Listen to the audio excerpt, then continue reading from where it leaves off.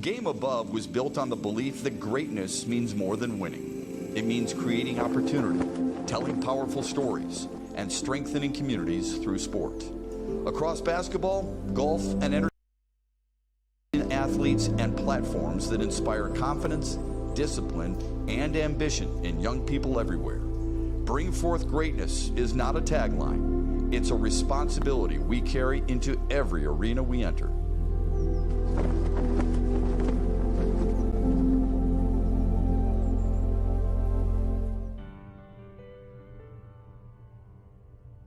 Hello everyone, and welcome to Championship Golf Network's coverage of the Game Above Invitational. I'm David McClay-Kidd, and it's a pleasure to have you with us today at Rolling Hills Country Club in Rolling Hills Estates, California. This classic Southern California course was crafted as a modern take on a traditional links golf, presenting a true championship challenge where strategy, precise ball striking, and creativity around the greens are rewarded. Here, every hole demands thought and every shot carries meaning. Today, a premier collegiate field steps onto this exceptional stage, competing for team success, individual honors, and valuable momentum as the season moves forward. Settle in, enjoy the scenery, and get ready for an outstanding day of golf.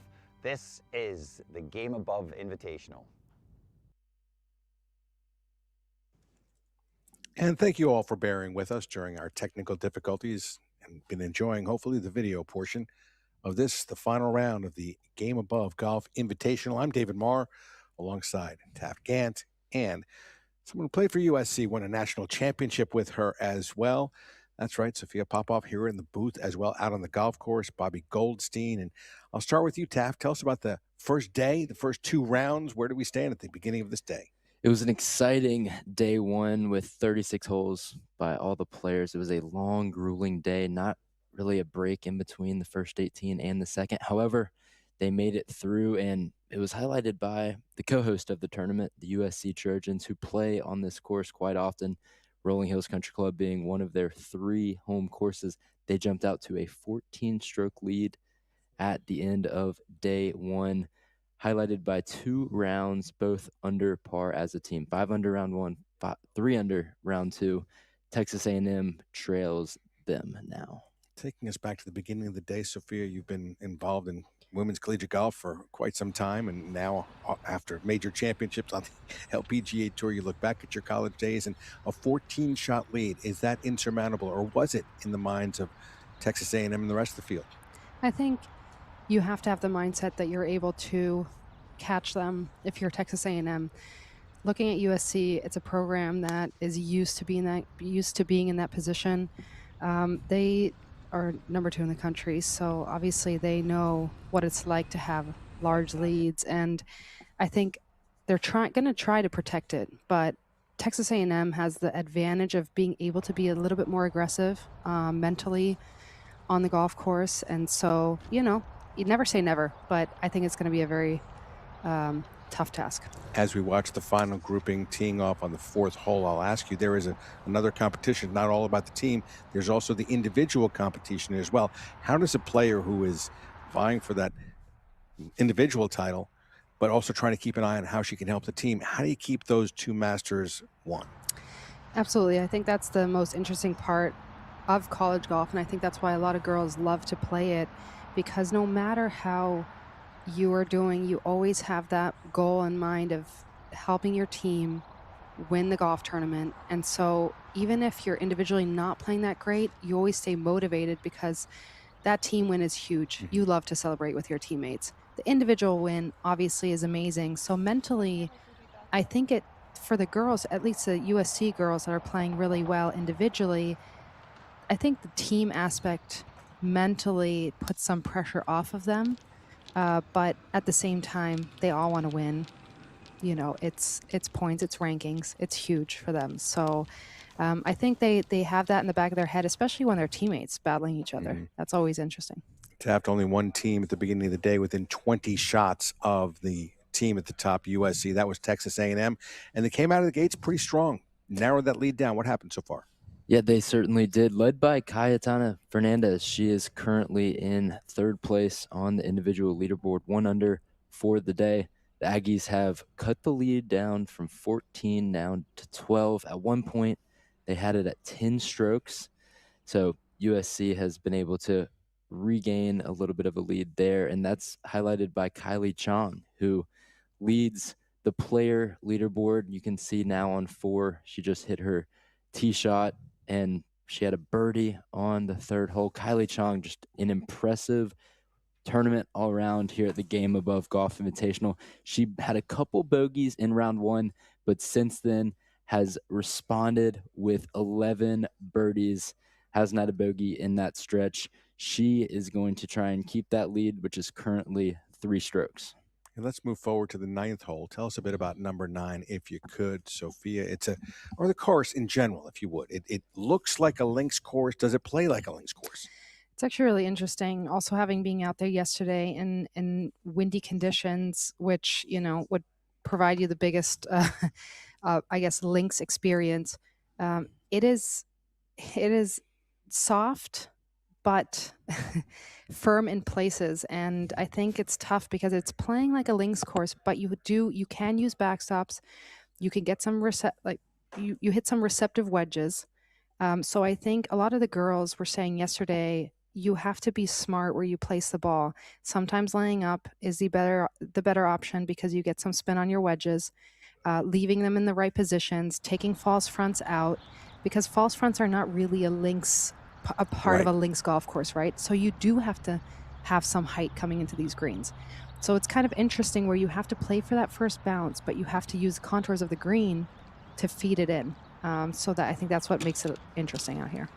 Absolutely so. When you talk about that 9th hole, as we're back on number 4, the par 3s are very interesting on this golf course. We'll talk more about that.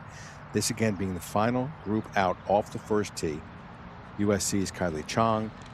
We got Cayetana as well, Fernandez from Texas A&M, Eastern Michigan University's Bayak Sukterm. And here's the thing that interested me yesterday was that Eastern Michigan had a very difficult opening round. Again, 2 rounds played yesterday, 1 round here today, but they came back as the co-hosts on the course, which is the home course of their fellow co-hosts. They're all the way, not all the way across the country, but at least halfway across the country, Eastern Michigan. So co-hosts in foreign land to a degree still.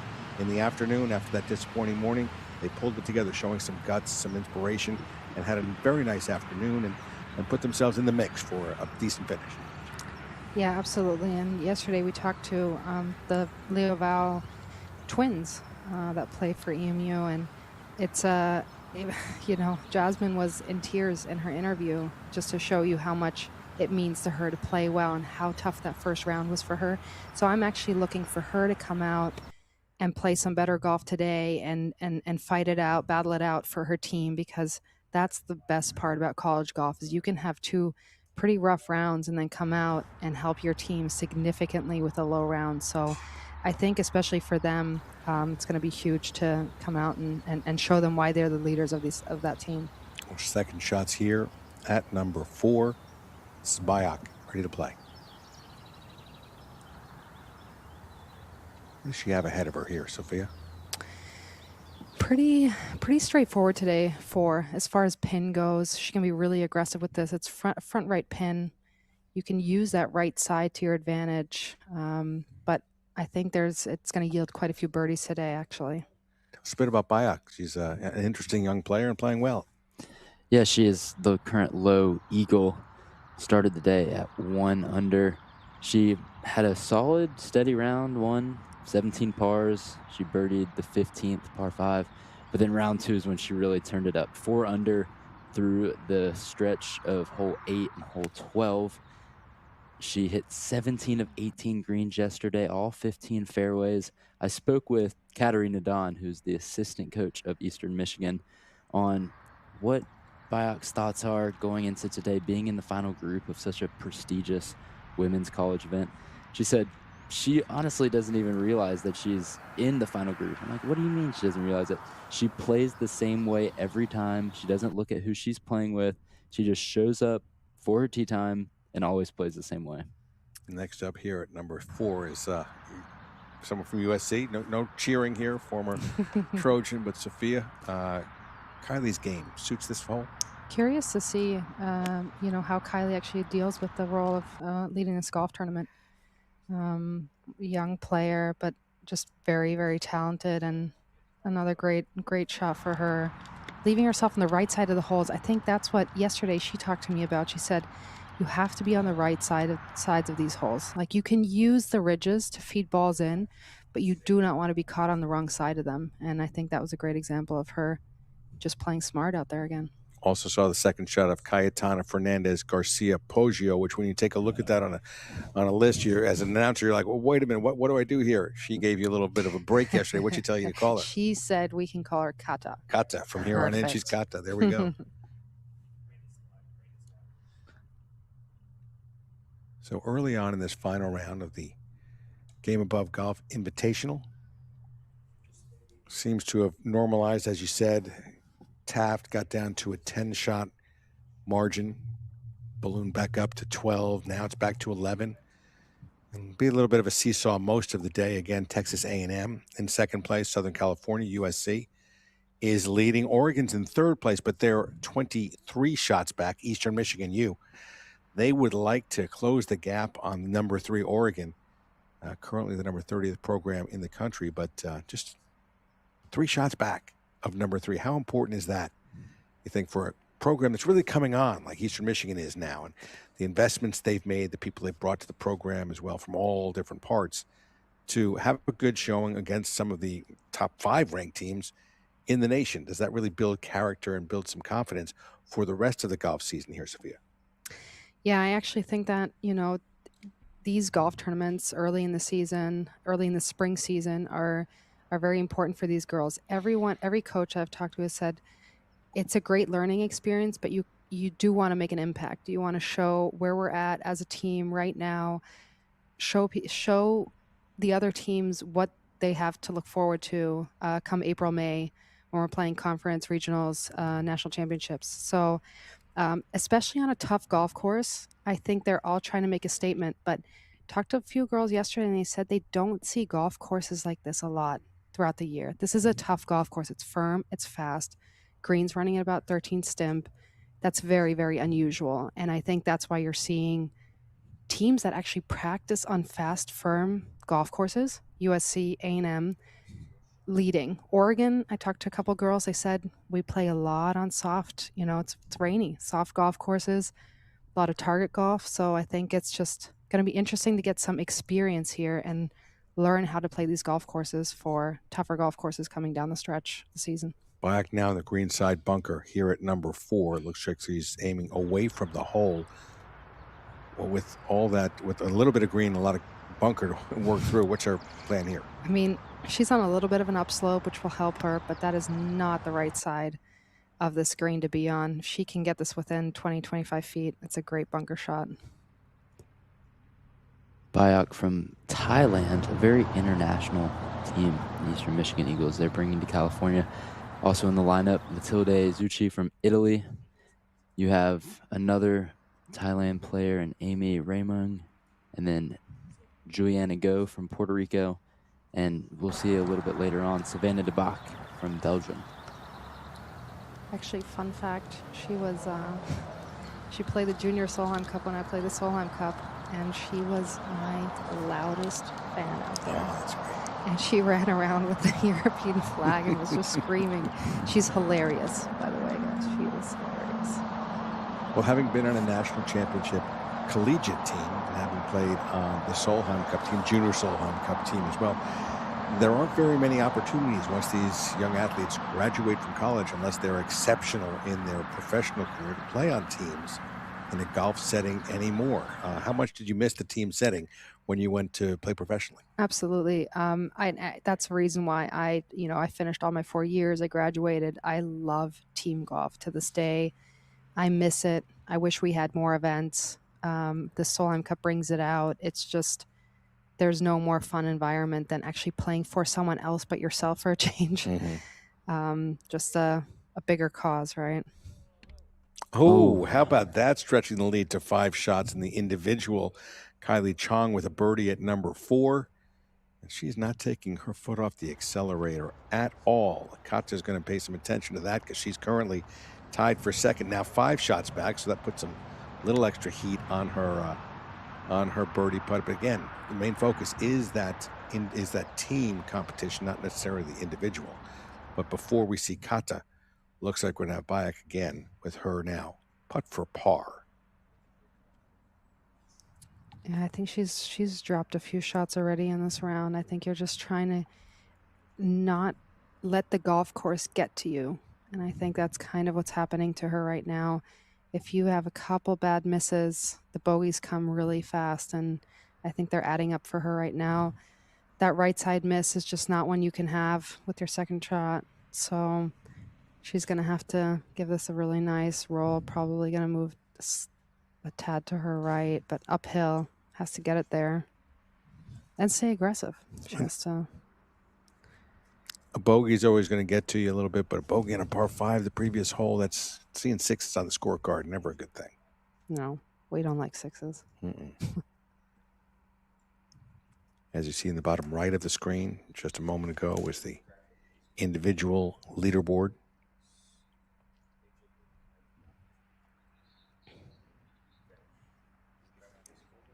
So Bayek will drop another shot. And now Kata.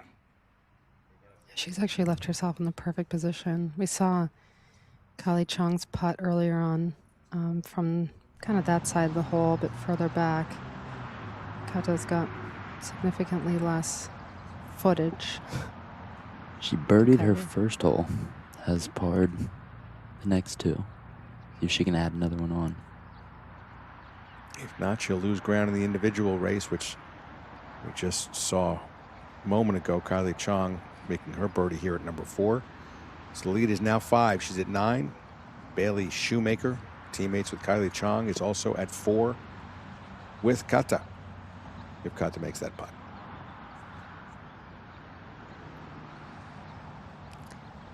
Well, they both misread that quite a bit. I think that's where that whole part about knowing this golf course, knowing these greens comes in. Because when on 12, 13 stem greens, let's say a 2-3% slope is a huge, that's a huge break right there. And I think sometimes the girls just aren't playing for that much break if they're just not used to it. So that's where I guess the course knowledge comes in, and knowing you have to give these putts 3-4 cups of break at least, and kind of playing them at dying pace a little bit more. Well, interesting stories around the hosting teams for this tournament. You've got Eastern Michigan, who's hosting a tournament 1,400 miles or so from their campus, and you've got USC. It's their home course, but the first time they've ever hosted a tournament. They found a venue that can support the tournament and a company like this and team like this to put together a tournament that will be of the level of USC. So when you find yourself in a position to have GameAbove and all that comes with GameAbove to support this tournament, make it one of the best in the collegiate game, USC can step forward and be that person to host such an event. Out on the golf course, we got Bobby Goldstein, and he is out at the 9th hole having something certainly interesting for us to say. Bobby, what's going on?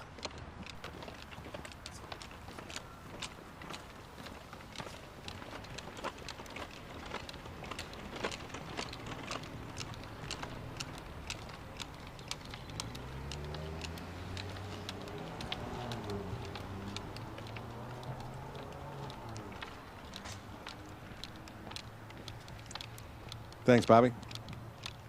As that final grouping heads from the 4th green to the 5th tee. Tell us a bit about number 5. After you go. Yeah, number 5. It borders 9, it borders 8, excuse me, which we've seen this week on the broadcast.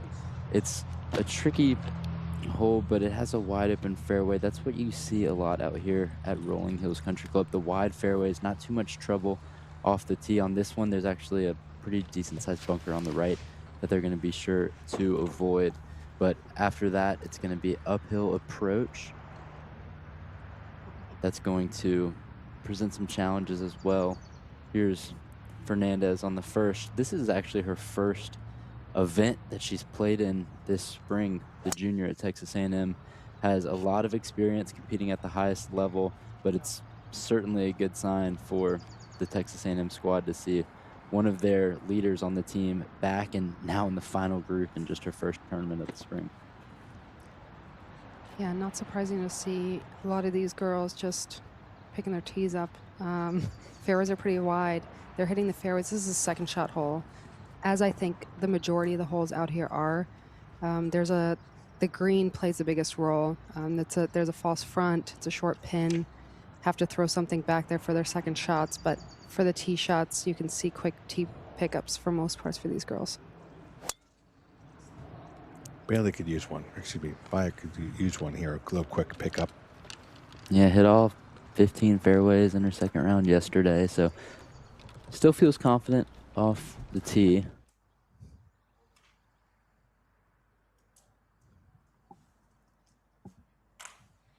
Out at the 9th hole, again, that par 3, 170 yards.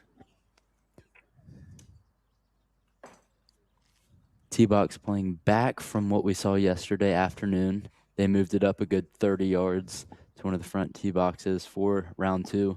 Now we're back on the tips, which is where the players hit from yesterday morning in round 1. So playing a good 30 yards longer, the longest that it's played this week, just due to the back pin location. But I do think you can be pretty aggressive with this shot. I think you can use that left side of the green to feed something in. They're probably going for something that's just lands a little short, 10 yards short of this pin, and feed something down there. But overall, sometimes it helps to hit a little bit of a longer iron into those hole locations to be able to feed something down versus getting too much spin on the ball. And this is the first par 3 on the course. You don't see it until the 9th hole. How does that affect you as a player, Sophia, to not have hit a iron off the tee most likely until hole 9? Yeah, it's actually really interesting because, some players, especially if you're basically hitting 8 full tee shots. So let's say drivers, 3 woods off the tee. Sometimes it's nice to have a par 3 if you're not super comfortable off the tee, but then I guess the opposite is you're having 8 drivers, 3 woods in hand, and then suddenly you have an iron in hand, and it's different. You're getting used to hitting those wide fairways. Now you have to hit a pretty small target on that green, so that's odd. It's definitely different course design than most that these girls play or any tour courses. Also unusual to have a 9, whether it's the 9th or the 18th, but have one side end on a par 3 as well. Absolutely. And here's this left slope that I was talking about. The girls are trying to hit it into and just let it feed down. This could actually be a sneaky little hole in one location. You think, okay. I'm not going to call it, but but that looked almost as well as you can hit it, kind of leaving it up, slowly moving on that left side as it breezes down to the right. But we will see how those turn out. This group, DeRay Chung from Oregon, Celine Chen from SMU, and Tulsa's Samantha Olson.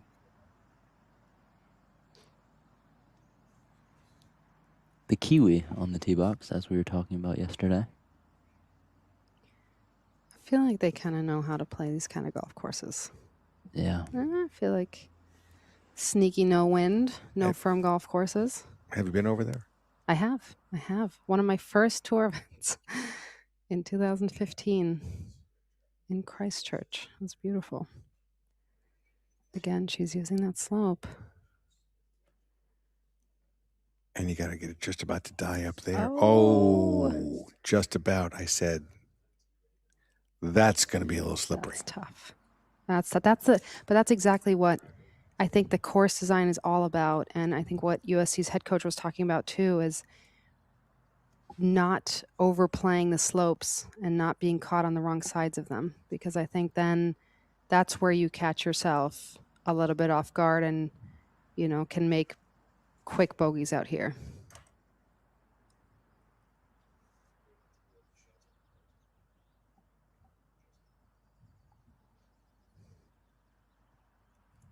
One thing that captures me about this place is almost from every hole, when you look around, you see in the distance, downtown Los Angeles, and beautiful distant vistas.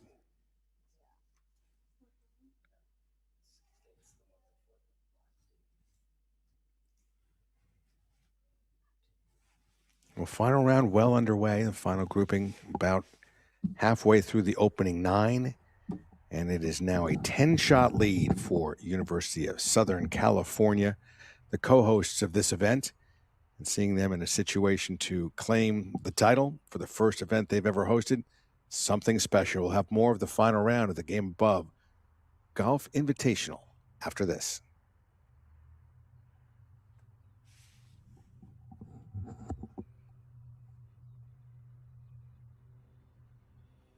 More than a degree. You want the job that comes after it. That's what we're built for. Internships that turn into offers. Professors who bring the field into the classroom. Career services that work for you. At Eastern Michigan University, real-world experience is part of your degree, with programs that have nearly 100% job placement. Because we're not just built to teach, we're built to get you hired. Eastern Michigan University.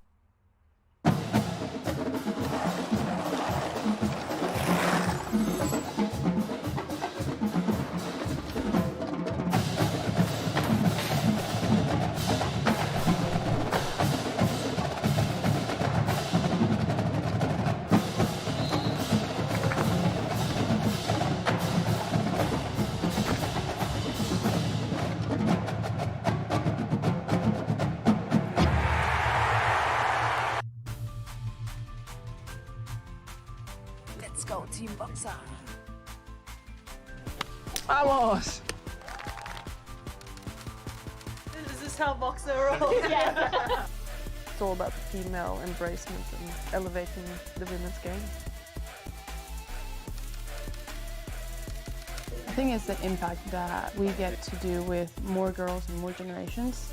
Perfect. Because one day I was one of those girls.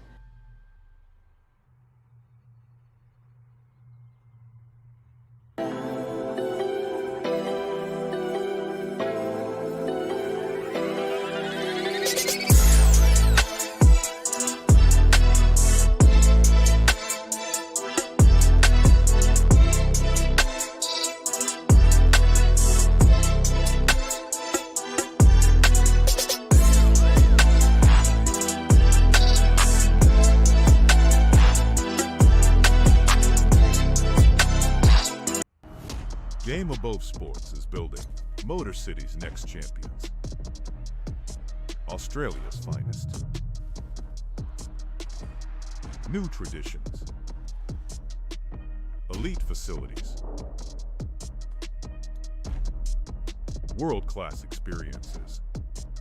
The next adventure. The next champions. The next generation. GameAbove Sports.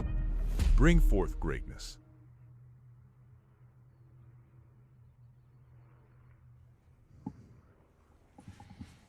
Greatness being brought forth here in this Game Above Golf Invitational.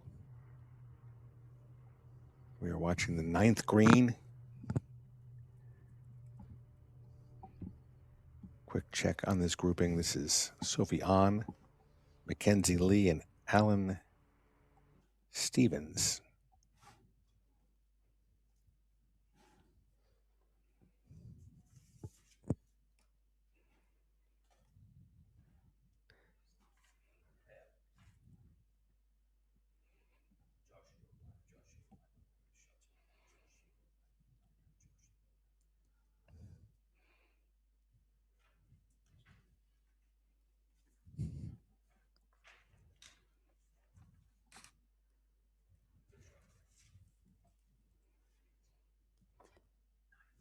Here's Aline Stevens, a transfer from Texas A&M. She was a redshirt freshman there a couple years back, now a junior for Tulsa. Rated the number 3 golfer in the Lone Star State, hailing from Houston, Texas.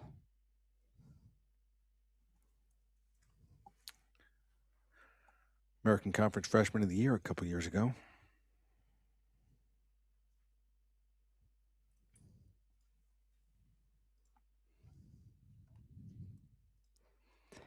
Here is Mackenzie Lee, who we saw win right here on the CGN network last summer in Pinehurst at the North and South. She added her name as one of the greats from SMU to win at Pinehurst. David, can you name the other two for me? Ooh, that's going to be tough. Can you help me out here, Sophia? Or With SMU greats that have won at Pinehurst. Mackenzie Lee being the most recent. SMU. As she makes Great. birdie right there. She's working on an even par round. She's in 1 under now, and that's huge for SMU as they're trying to catch Oregon in third right now. Bryson DeChambeau, 2025 U.S. Open champ. I should have known that. And he honored his win for his dad, but also for SMU grad Payne Stewart. There we go. Who hit the iconic pose on that 18th green of number 2. I should have gotten both those guys. It was a softball. No. I thought he was throwing me a curveball. Why do we always overthink these things? I know, exactly. See, that's actually a great example for other teams to see what happens if you miss that green on the left side. It just leaves you nothing to work with. Just a very tough up and down for her. Sophie Han, the freshman from China. She's one of the top international talents coming from the class of 2025. She's certainly learning every day out here. And for girls from Oregon and pretty much every team but USC and Eastern Michigan, the two co-hosts, they've only seen this golf course a handful of times. Played it in a practice round on Sunday and then 36 holes yesterday. So just 4 rounds on this golf course. Certainly learning every single day the greens and the bumps and ridges. I actually always thought that was something tough in college versus post-college, when you only got to see a golf course once with your teammates. The rounds were really slow, and you never felt like you actually got a great grasp on golf courses. Mm-hmm. I feel like a lot of the legwork came from the coaches and them just emphasizing where to be, where not to be. And then you learned so much through your first round, really. And that's actually what the girls said yesterday. They said the first of the 36 holes, the first 18, were very helpful for the second. That sped up play for them because they actually knew what was coming their way. So I think, especially on a golf course like this, that's huge. What percentage of a coach's advice, and it's tailored to you because the coach knows how you play, but the coach isn't you, inside your head, inside your swing, etc. What percentage would you say of what they told you actually fits the way you're going to play a golf hole or a golf course? I have to be politically correct, as I know that some of my college coaches are listening and are actually out here. Mm-hmm. But it's interesting because I think the coaches get to know you really well, but players are so different. Some are very individual. Some want to have all the input. I was always someone I liked to do my own thing. I knew how I play golf the best. And I had a few coaches that were able to feed into that and not give me too much input and go with what I liked. But it's super individual. Some girls just want, that was a fantastic shot. Some girls just want a lot of input. They want to know, tell me exactly where to hit this ball. Mm. And other girls say, I know my yardages. I know where I'm trying to hit this. Just let me know, what side of the hole I want to be on, and that's it. So very, very, very individual. Very individual, this game, as we are back on the tee at number 9, and this is Celine Chen. Curious to see how she's going to play this hole. Again, it's about a mid iron, should be about a 7 iron, maybe 6 iron for some of these girls. It helps to have a little lower ball flight, just to use that ridge on the left to feed it in. But we've seen a couple of very good shots coming in already, so this is a go-ahead pin. Correction, this is Samantha Olson. Who actually, she came off of a good finish yesterday. We can call it evening. Mm-hmm. It was pretty late, really helping out her team. Coming off a birdie at the 8th.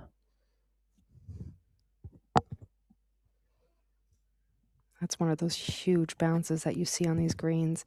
If you miss your spot by 4 to 6 feet, you get a completely different bounce. And I think that's where you see a lot of balls really close and then also really far away. So 4 to 6 feet, a step and a half or two. That's Yeah. about it.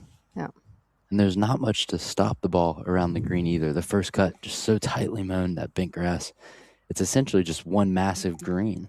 It's so tightly mown that they have to have red dots to distinguish between fringe and green, because otherwise you don't actually know whether I can mark it or not. Unfortunately, the red dots aren't going to stop that ball if No. you go long.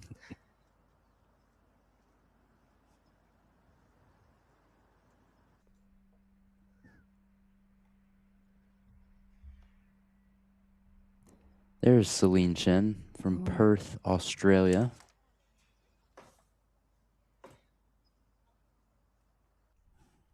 Never been over to Perth. So she's playing with New Zealander Terai Chung, who's from New Zealand. You'd Watch think out. that they would be pretty close. Oh, New watch out. Zealand and Perth, that's about as far as California to Florida, where I came from. Pretty far away, close, far away culturally as well. Don't talk to Kiwis about the Aussies and vice versa. Don't get it mixed up, because they'll let you know. They will. Actually, the LPGA producing lots of... Is Perthians a word? It is now. It is now. But actually, a lot of really good golfers coming from Perth. I don't know what they do there, what's in the water, but A lot of sunshine. I would think they'd come from the other side of the country, though, from more the Melbourne Sandbelt area. you'd think. But I think what happens is on tour, the Aussies are very close knit. And I think that, the girls coming from that area, they stick together. They're pretty tight. They travel together. They're big. And I think they really grow the junior game there too, and take them under their wing. Every time the rookies come out, you can tell the support is there for them. But Minji, Perthian, Hannah Green, Perthian. Now that I made it a word. It's much better than Perther. Perther, much better than Perther. Than a Perther. So both of those are from both those amazing players who have come off to great season starts this year are from there. So there's something in the water. And Terai Chung, her teammate, Shyla Singh, is from the Gold Coast, Australia. So Look at that. complete opposite side of the country. There's 3 Australians playing in this field. Just international game, certainly, women's golf. And you're the perfect prototype of that, Sophia. It's actually interesting you say that. I feel like it's the college game has changed so much. So many international players, a lot of Asian, Australian players coming in. Europeans have always been fairly prevalent, but it's more and more. I think just everyone is seeing college golf as a stepping stone to either the Epson Tour or the LPGA Tour, because the level of play is just so high out there at this point. Now Samantha's second shot.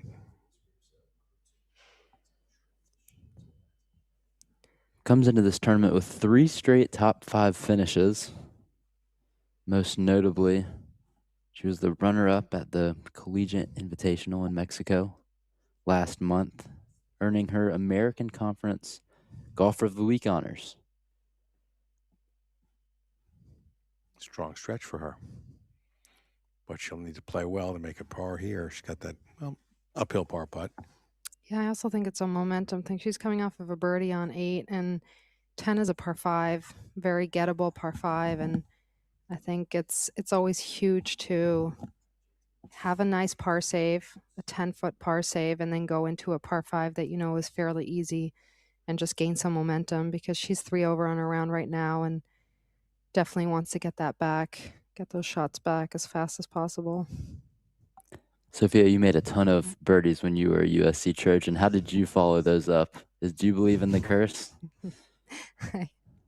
I was always that kind of a player, though. I would make a lot of birdies, and the rounds that I would shoot a lot of low rounds, but also, I took on a lot of risk. So bogeys were definitely part of my game also. But I always think that I always liked the idea of being able to make a lot of birdies, and some rounds it was just frustrating. You'd go bogey, birdie, bogey, birdie. But on the other hand, you'd have some rounds where if you just have bogey avoidance, you could actually go low, shoot 6, 7, 8 under, which is not just huge for yourself, but always just huge for the team, especially. Push all the way there. Celine Chen, top 5 in career scoring at SMU. Chung next to play. SMU, the 26th ranked team in the nation coming into this tournament. Lots of top ranked teams in this field. Oregon, we see right here, 3rd in the country, 1 spot behind co-host USC, who is 2nd.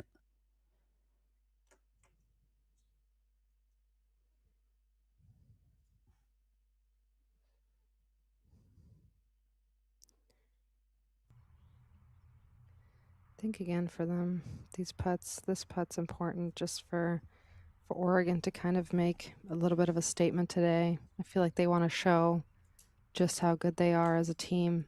But it's actually Duray that I talked to yesterday that told me we're having a little bit of a tough time out here because it's so much firmer than a lot of the golf courses that we play at home. Is that one on the low side? We'll go on to that par 5 10th hole, as you mentioned, Sophia. Now for her par, Samantha Olson. Yeah, and this is a huge momentum putt. Just looks like no more than 10 feet, and up the hill. So probably looking to be pretty aggressive with this. But like I said, if she makes this, it's definitely a different momentum for her going into that par 5 10th. And it's just to start the back 9 on a good note.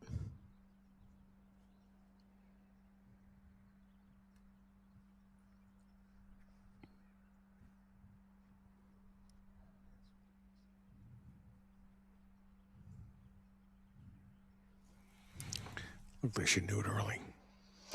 Yeah, and these greens are just so fast. So, you're trying to be aggressive with these putts, but I think if you just play them a little bit too fast, they won't take the break. And that's just something I think yesterday when we were out there watching, a lot of the girls were struggling with the pace and getting the perfect pace to make as many putts as possible.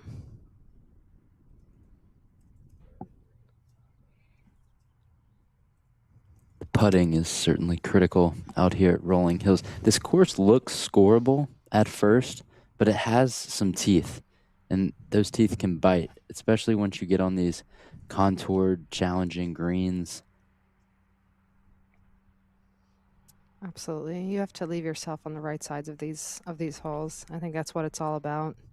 3-putt avoidance, huge. I think a lot of coaches were talking about that going into the tournament. That is one of the biggest factors on this golf course. Speed on the greens. Ask Ben Crenshaw what a putt's going to do. I'll always ask you how hard you're going to hit it. That's the speed is the most important thing. He always says. Dave Stockton, former USC Trojan as well. You won't miss your line on a putt by that much, but you can miss your speed, especially amateurs, by 10, 15 feet. You're not going to miss right or left by 10 or 15 feet. Absolutely, and I think it's very interesting when you go out and play. I would say as professional golfers, we get asked that question a lot. What can I do, in pro-ams especially, what can I do to just get better at putting, and what are the important things? And I feel, for me, it's always pace. Because if I give you a read, I am giving you my read based on how the pace that I hit a putt at, which is usually about a foot and a half over the hole. Now, if an amateur comes and they hit it 4 feet by, they often like to blame it on the read, but then the read is off, right, for that pace. So I think that's why it's so important to hit it at the right speed. And that foot and a half pass is just the ideal mark. That's the Stockton number. You want to be 18 inches past the hole and not much more than that at all, maybe a little less. Oh, he taught me that. Did he? Yeah. That was one of the first things we ever worked on. So he's like, if you can consistently hit it 18 inches past the hole, I then thought I heard a little Dave in there. we can work on the rest after that.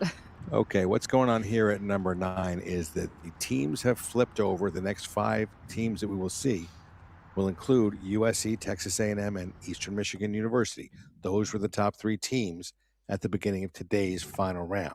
This right now is Eastern Michigan's Sarah Vidacek. Interesting story with Sarah as far as her opening round's concerned. Taff, why don't you tell us about that? Yeah, I believe that was Jasmine Leoval who hit her first. Okay. We'll see Sarah here in a moment. Sophia, you caught up with Sarah Hammett with something that popped up yesterday during her round.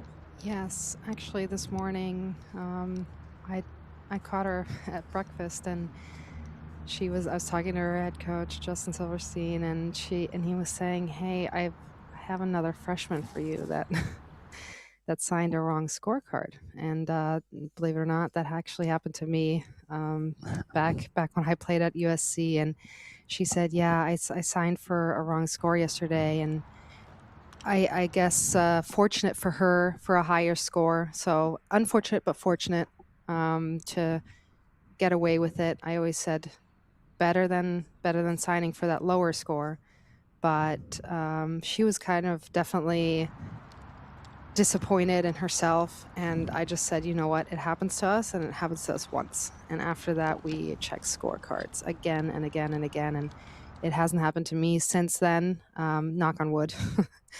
And I hope it doesn't happen to her again, but that can be tough. She didn't count yesterday for that round, and I think that's why she was taking it with a grain of salt. But if you do count and it makes a big difference, that can be tough in the team scenario. So I think she's trying to get out there and make a statement for her team today, because sometimes you feel like you let your team down with actions like that. Yeah, and when you're just a freshman, it can hurt even more because you put so much pressure on yourself. Just you're idolizing those older veterans on the team like Jasmine Koo, Catherine Park, and so many other greats in this USC squad. But Sarah has really stepped into her role as a freshman. Coming from Australia, she played right away in the fall, filling in for Bailey Shoemaker, who was out with a wrist injury. It's good to see Bailey back in the lineup as well, but you can see now Sarah, she's not going anywhere. She has earned her spot on this 5-player roster for the GameAbove Golf Invitational. And showing it today. She's 1 under today, just coming off of back-to-back birdies on 7 and 8. So looking to keep that momentum going and, like I said, help her team out after what was definitely a disappointing second round for her yesterday.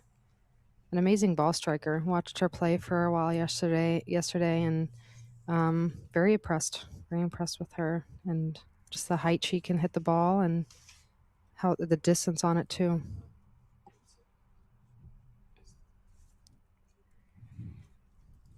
Again, the format of this tournament, 11 teams. Each team has 5 players competing in the tournament as part of the team. 2 host team have extra players, but they're playing in the individual. Of those 5 players, the best 4 scores in any round count towards the team score.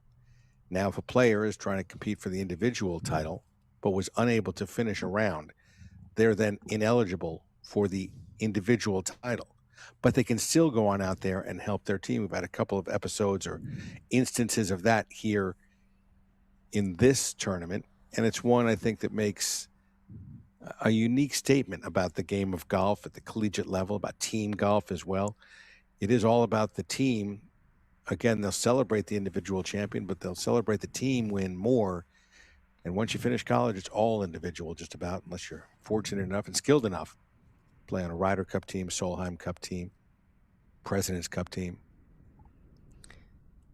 Well, exactly. And I also think, just because Jasmine was in the picture just a minute ago on that same hole with her interview yesterday, and she was flustered by her round, and it was not because of herself and her individual play. It was because she said to me she felt like she let the team down.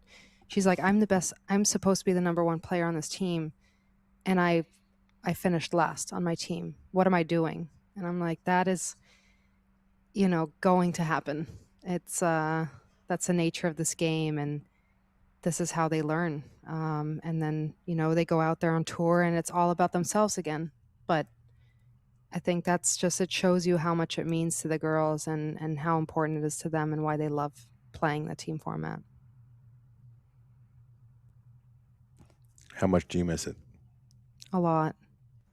I think watching this week has been A little tough for you. reminiscing a lot, and I just always loved it. I think in Europe we grow up playing a lot of team golf too. We have the European Team Championships and European Masters, a lot of tournaments where you play in a team format. And I think that's why, as a European, you also love the college golf format a lot. And once you get out on tour, it can be pretty lonely. It's just you, yourself, and doing your own thing. Not sure about Germany, but in Scotland and Ireland, sometimes in England as well, a lot of junior golf is team-oriented as well, whether it be the clubs, and the clubs don't have to be associated with an actual golf club itself. There are golf clubs that are just bands of young people out there playing against one another, and it's pretty neat to see the camaraderie, often playing foursomes as opposed to four ball, where it's the alternate shot format around there. What was it like in Germany? Was there a good, robust junior program? Absolutely. From a young age, you play for your club team, you play for a regional team, and eventually you play for the national team. And you always still play for that club team, and you play for the national team. You don't eventually play for the national team, right, Taft? I mean, Sophia, eventually you're going to play for the national team. Taft and David, I'm no. talking about these girls that are out here. They will play for the national team, and it's amazing because the programs you fly together to tournaments, you become best friends, 5-6 years of traveling to all the international tournaments together, and it's a huge part of the game in Germany is that team aspect. And then you play for your club team too, which is fun. You have what we call like first league, Bundesliga in Germany. A lot of people know the soccer version of that. We actually have that for golf too. Oh, and it's fun. We have five game days or 5 weekends that are played out, and then at the end of those 5 weekends throughout the season, you have a Final Four, and then you have a winner. I know what Bundesliga means to those in Germany as far as football is concerned, soccer here in the U.S., but that's a mighty, to take that name and put it in the golf league. I played in Bundesliga. Oh, really? Okay. Well, some good putts here at number 9. That was a huge save from that left side for Jasmine, and she knows it, because I think off the tee, that hole is actually interesting because the left side is cut so short that looks like green to you. It looks like it's usable, and you can use it to your advantage. But if you're a little bit too far left, as she was, it just stays there. It doesn't take that ridge down. So I think visually, actually, it's playing tricks on the girls from back on the tee box. And do you get fined if you don't wave back to your teammate on the tee? Because I've seen every single girl. You get your stipend cut. There you go. At the end Cut of the it month. down. Great camaraderie among these teammates and picking each other up, lifting them up. That was funny. We just saw Jasmine do it. Janae, her identical twin, did the exact same thing yesterday on this 9th green. It's huge. It's huge for momentum. It is. You like to see it. Teammates doing well. I'll do well. Do you have hand signals and things when you cross fairways and things like that? I'm 4 down, 4, couple fingers up, I'm 2 up. I'm those kinds of things. I was actually never a huge hand signaler, but what I did get into at some point, my coach was like, you got to do it, is every time you make a birdie, just wave back to your teammate. Funny thing is, I was so fast as a player, I never even saw anyone behind me. I'm waving into nowhere. But you're waving a lot, which is good. I was just waving around. I said, if some of my teammates, if they could see me, then they know we're doing well. We're good.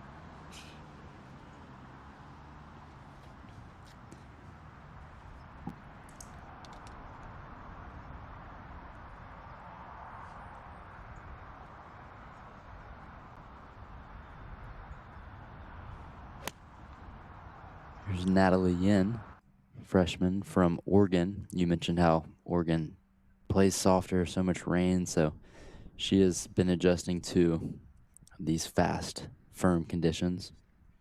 And I would guess playing out at Texas A&M with the breeze you get in Texas, different kind of feel to it. A lot of hard ground surfaces in that state, as at least Lee gets set to play.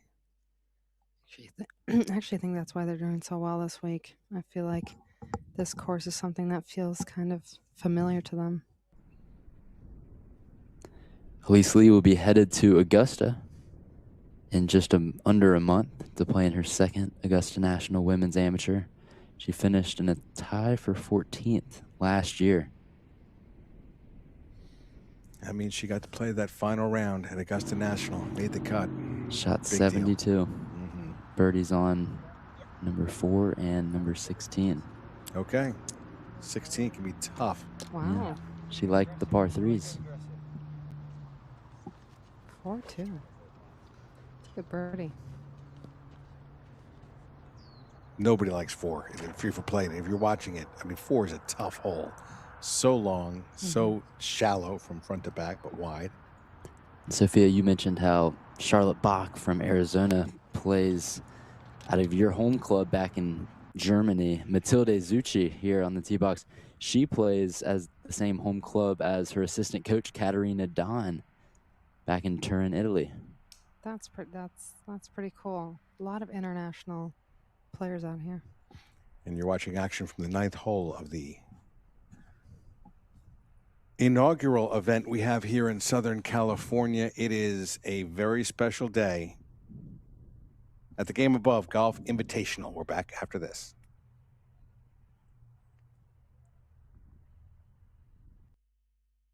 Platform golf, the only system that lets you hit full shots from uneven lies and step forward and sink a real breaking putt.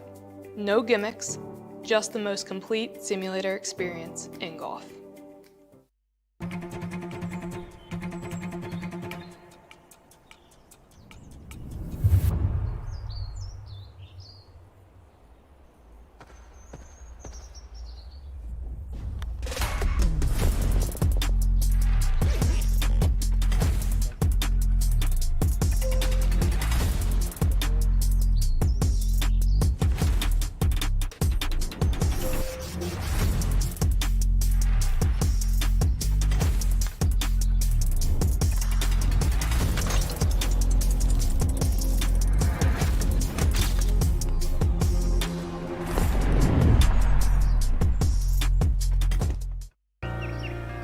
Shall we give this a go? Yeah, nailed that one. This is designed to be the fastest driver we've built. Ball speed is crazy.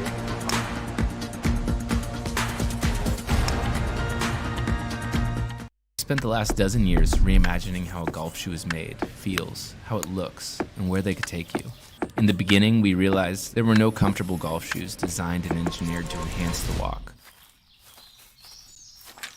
Iteration after iteration, we continued to release products that we always wished existed. But at the end of the day, we simply hope our gear moves you. So get out there, explore, travel, play the game, enjoy the walk, and know we've got your back.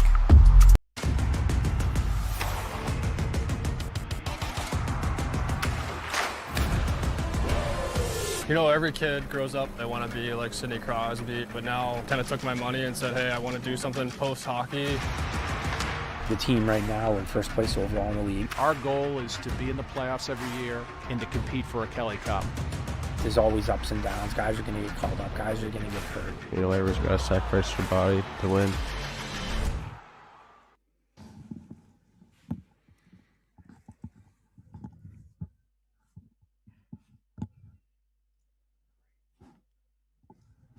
Welcome back. That looks like fun. ECHL Unfiltered, produced by GameAbove Entertainment.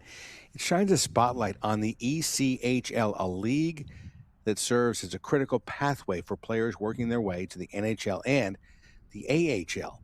Through behind-the-scenes access and personal stories, the series highlights the determination and passion that define this level of hockey. Stream it now on the ECHL Unfiltered YouTube channel. So much fun to watch. It doesn't matter the sport. If you're a golf fan and you see that kind of humanity as far as what was going on, I'm kind of glad I'm a golfer, not a hockey player. There were some hits going on in that commercial there, even more so at the ECHL Unfiltered YouTube channel. But love seeing how players, regardless of the sport, work their way to the highest levels of what they're doing. And these young athletes, collegiate women golfers, are doing the same here at the GameAbove Golf Invitational. You're watching the 9th hole. There are 3 more groups to come through this hole. It's not as rough, huh? Not quite as rough and tumble. Look at this putt, Lisa's putt. She basically hit a perfect putt from that left side, and she still has about, 5 feet left for her par. So it's just not the side you want to be on, but it's not what it looks like from the tee box. You hit it a touch softer, and you're in an even worse problem there. You leave it above the hole. I'm not sure it's possible to do so, but if you did, you don't want that for par. Absolutely, and I think it's just from the tee that it looks like you want to avoid that right side, but it's, oh, look, they're I think they're actually calling groups up now on that hole. A lot of times when there are more than 2 groups that get stuck on par 3s, which in college golf is very common, they will call up, as soon as everyone's on the green, they'll call up the next group. So Bryn Court gets the tee box for Texas A&M, the 53rd ranked player in the nation. And amateur players, I think, should pay attention to this as well, because as they hit the golf ball and walking from the tee to the green, that's when the group ahead can finish and go on off to the next tee. And it really does speed play up. absolutely, they're gonna save a lot of time, because I remember playing and being caught. That was a phenomenal shot she hit. Being caught on a tee box for 45 minutes plus. Oof. Because my whole team was on that tee box.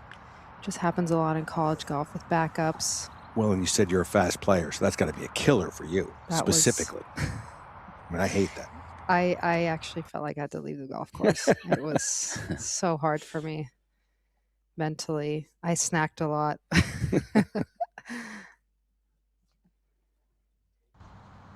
Again, this is the 9th tee up on the green. We've got USC's Elise Lee, Natalie Yan, Matilda Sokji. And then that was Catherine Park. That was Catherine Park in the group behind from USC. And she had a exciting second round. She bogeyed the first, but quickly bounced back with birdies on the second and third, and ended up shooting a 69, 3 under out here at Rolling Hills. Catherine Park just has done so many great things for the USC Trojans. This Savannah DeBach. Very high energy personality. She's great and a really good player. Coming off a birdie at the 8th. Also getting caught on that left side. We've got a couple more groups to come through this 9th hole, at least from the tee box. And I'm still looking for that ace that you didn't promise it, but you said it's a potential with the way the green slopes and landing area, the way these athletes can control their golf balls, put it up on that left side, let it sneak down to the right. But if you leave it up on the left, then you've got some problems. That's the problem. So I think it's tough to take on that left side that much, even though it's your best chance of getting it close. If you tug it just a little bit where Catherine is now, or Savannah Bach, it's going to be a tough up and down. And I think that's why we're seeing a lot of probably slow play here, because a lot of girls grinding it out with par putts that miss those greens on the left side. Yeah, it's making Mackenzie Lee's birdie from a few groups ago look even better. And now we'll get to see Natalie Yen's putt. She's 1 under for the day. Well done. She actually missed that landing spot, same just by a couple yards. I think she would have the ball would have fed closer to the hole, but putt from there was actually a good spot to putt from. So good chance to walk away with par here. moving her mark, is there anything special you did with yours? Tiger Woods for a long time was just random placing it down. Then he almost lost the U.S. Amateur to Steve Scott because he was about to putt, not having replaced his ball. And now he was always, after that, he was always heads up, but tails up. If he moved the ball, it would remind him. Correct. I flip my coin, and I have a little sparkly coin. So the flip side is just silver. It's really boring. Okay. I know it's not supposed to be that way around. Sparkly, we're in good shape. If it's dull, you got to change that thing. And it's huge because it is one of my biggest fears is to not replace my ball mark. I think about it. It's the only thing I think about. I look at my mark the whole time and I'm like, gotta put it back. You don't think about those snacks you're gonna eat on the next tee box because you're playing so quick. Or the line that the other player can give you, right? You can get caught up in looking at someone else's line. But then I just look at my marker all the time because I said, whatever, the line is the line. I'll figure it out, but let's not lose a shot here. Matilde? I think that's for bogey. She was cut short of the screen. Speaking of the international team programs, Matilde is a member of the Italian national team. Also strong squad.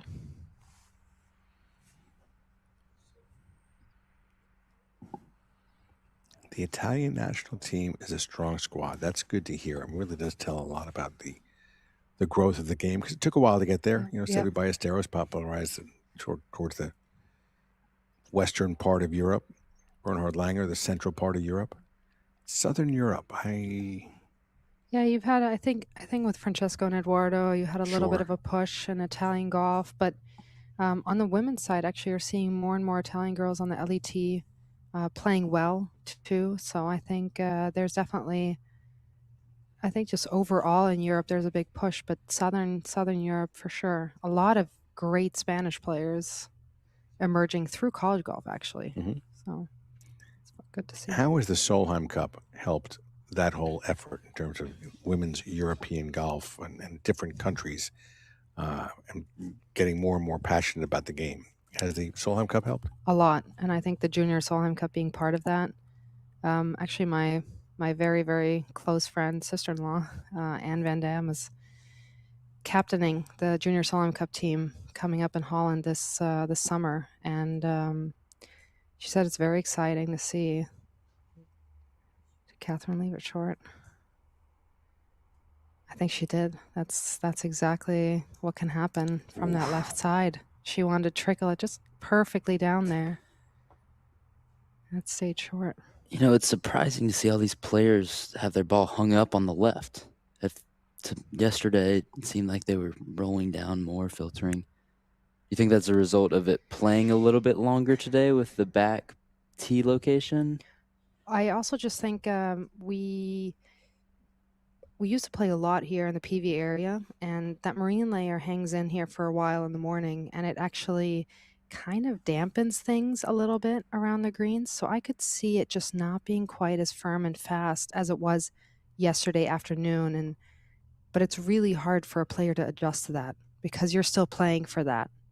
And that's tough because, I mean, Catherine is that was her par putt, right? And she races it by and has to wait for it to call up the next group before she hits her bogey putt, which is also not rough one. Thing. Yeah. Rough one. The next group is Bailey Shoemaker from USC, also Texas A&M's Sky Sudbury, and Janae, the younger of the twins. She's the younger one, right, by a few minutes. All I know is she wears a pink whoop. That's how I know it's her. Shoemaker, one of two players in the field to have under par rounds in both round 1 and round 2 yesterday. Yeah, with the eagle on 15. Yeah. Kind of bringing that one over to 1 under. Her teammate Kylie Chong being the only other. She's currently chasing Chong 4 back. She lost that to the left too. That's surprising for a team that I would think knows that left side is not good. Dead. Dead is a harsh word. But, But you're it's kind a of dead on pretty that accurate left one, side. yep. I know she's not going to like it, especially considering she birdied this hole in round 2. That's interesting because I think it's just a pin that you can theoretically be fairly aggressive with, but then it feels like the visuals are catching the girls off and they just really want to use that left slope and not able to overdoing it a lot. Well, you see the individual leaderboard back to 4 shots to USC Trojans at the top, Kylie Chong and Billy Shoemaker.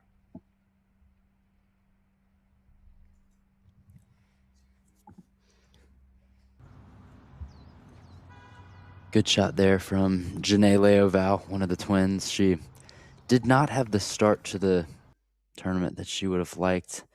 Her coach, Katarina Don, said she was a bit nervous. Maybe it was coming back home to California, playing in a home event with her former team, Long Beach, also being in the field. But she settled down and got it together. Katarina was very confident about how Janae would play today, thinking she could go low.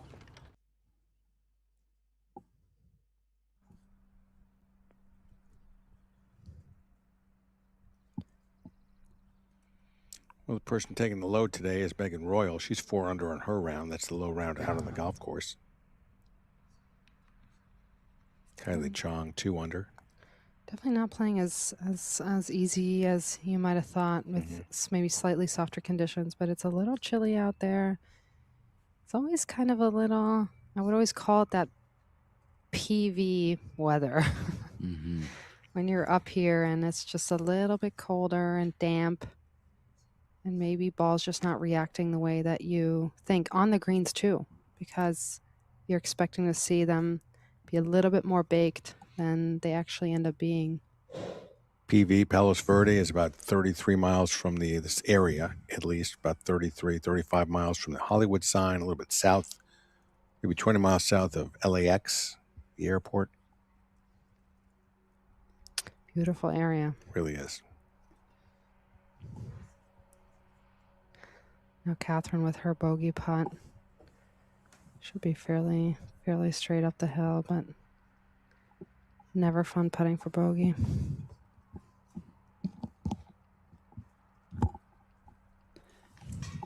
Park followed up a 2-over round of 74 in the morning yesterday with a 3 under 69 in those 36-hole days. That's really encouraging to see.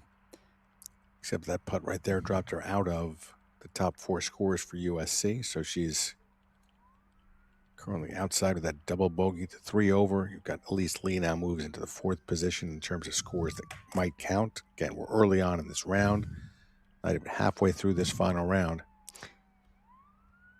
Scoring can be a total nightmare for coaches, by the way, because the fluctuations are so extreme throughout the round with so many players counting that my coach would always say, don't look. Don't look at any of the leaderboards. They change every three seconds. Don't look into it. Don't read into it too much, and it'll be fine. As a player, how important was it for you for your score to count? I mean, huge. I think you were always bummed when it wasn't your score counting. I think it's very disappointing and actually something where you have to really work on to not let your teammates feel that. Because I think sometimes you would be so disappointed with yourself that you would just have a bad attitude, and attitude is everything in a team environment, right? So just knowing, it can happen. It is what it is. And almost having the mindset of, I'm happy that my teammates had my back today. Because that's really what it's all about. It's like, I didn't show up, but my teammates did, and tomorrow I'll do the same thing for them. Individually, you do poorly, you can go home and smack your caddy. Happens to be your husband, so go ahead and do that. But you've let the team down there as well, so I certainly do understand how devastating it can be. Yeah, especially I think in postseason events and bigger events, when it counts and you're expected to count. I think that is sometimes tough. If you're the number 5 player coming into a tournament, I think your expectations are not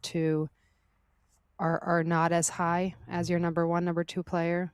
Catherine's obviously coming out and expecting to play some really good golf for her team, especially at home. So I think that's, it's an extra bummer in that sense, just disappointing.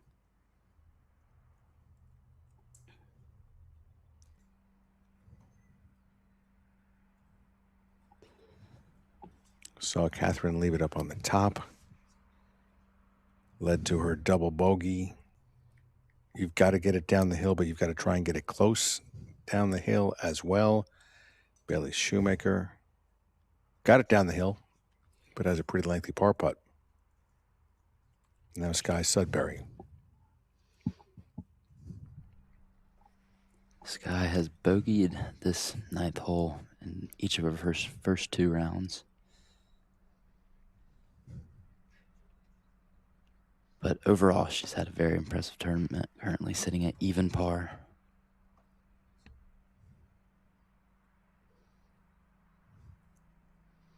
I just feel like if you can give yourself a look, I think that was a smart play by Bailey too. Just getting it past the hole and then putting back up the hill for your par. I think the tough part is when you want to be too cute with it around this golf course. It's never going to serve you well. Bailey knew, okay, worst case scenario, I'm going to make bogey, get out of here, have a great birdie look on 10, not a par 5, but it's never, but she was just coming from a side of the green that's almost impossible to hold the ball from. And she can't know it, but the lead has ballooned a bit back up to 13 shots, but going to be impacted by the flip-flopping of scores. Catherine and Elise dropping a shot as well.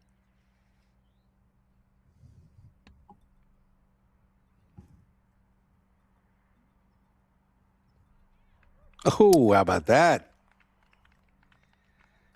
Awesome putt.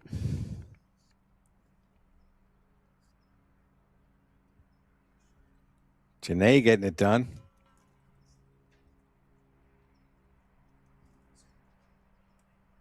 Good to see her kind of showing up for the team today. I think yesterday she was trying to just have her sisters back a little bit, and then today coming out and playing some really good golf. Team has slipped a little bit. 3 over par today. Drop back into a tie for 5th.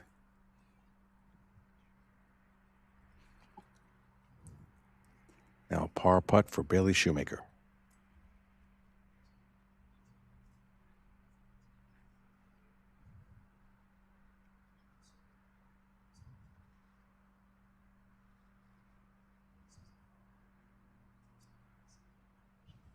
Oh, well done. Solid. She knows it. USC head coach Justin Silverstein just so happy to have her junior Bailey Shoemaker back in the lineup, having missed the fall with a wrist injury, but she is back and better than ever. Had a 9th place finish a couple weeks ago at the Allison John Wallace Women's Golf Classic. And she is in store for another top finish this week.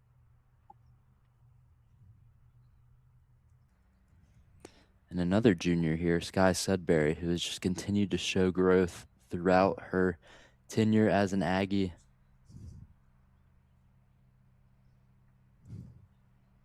From Woodlands, Texas.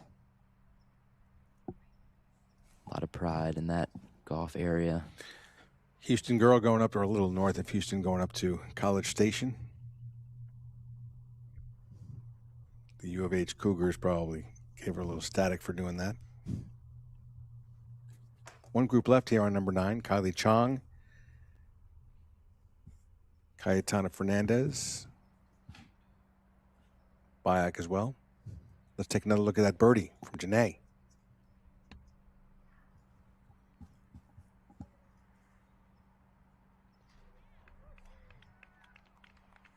And just a great putt there. Not too many twos on this 9th hole. Janae, the 68th ranked player nationally. She is going to be one of them.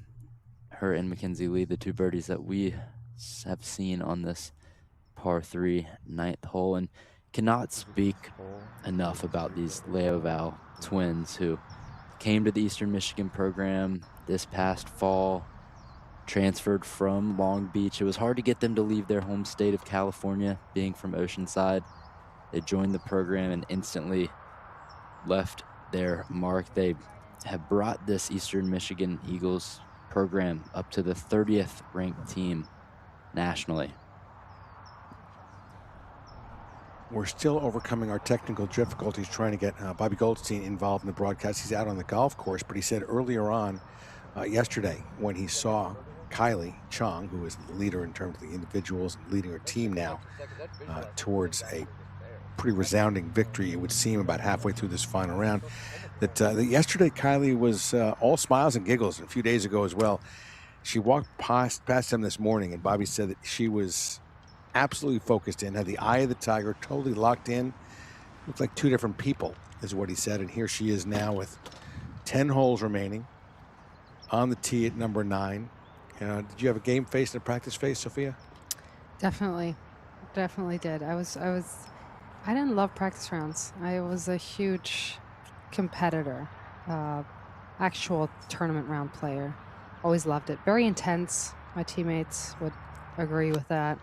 But then off the course, I was the silly one. So I kind of balanced it out pretty well. University of Hawaii golf coach Scott Simpson, when I told him we were playing or working together here on this, she said, I love her. Because, I mean, typically a USC alum is going to love another USC alum.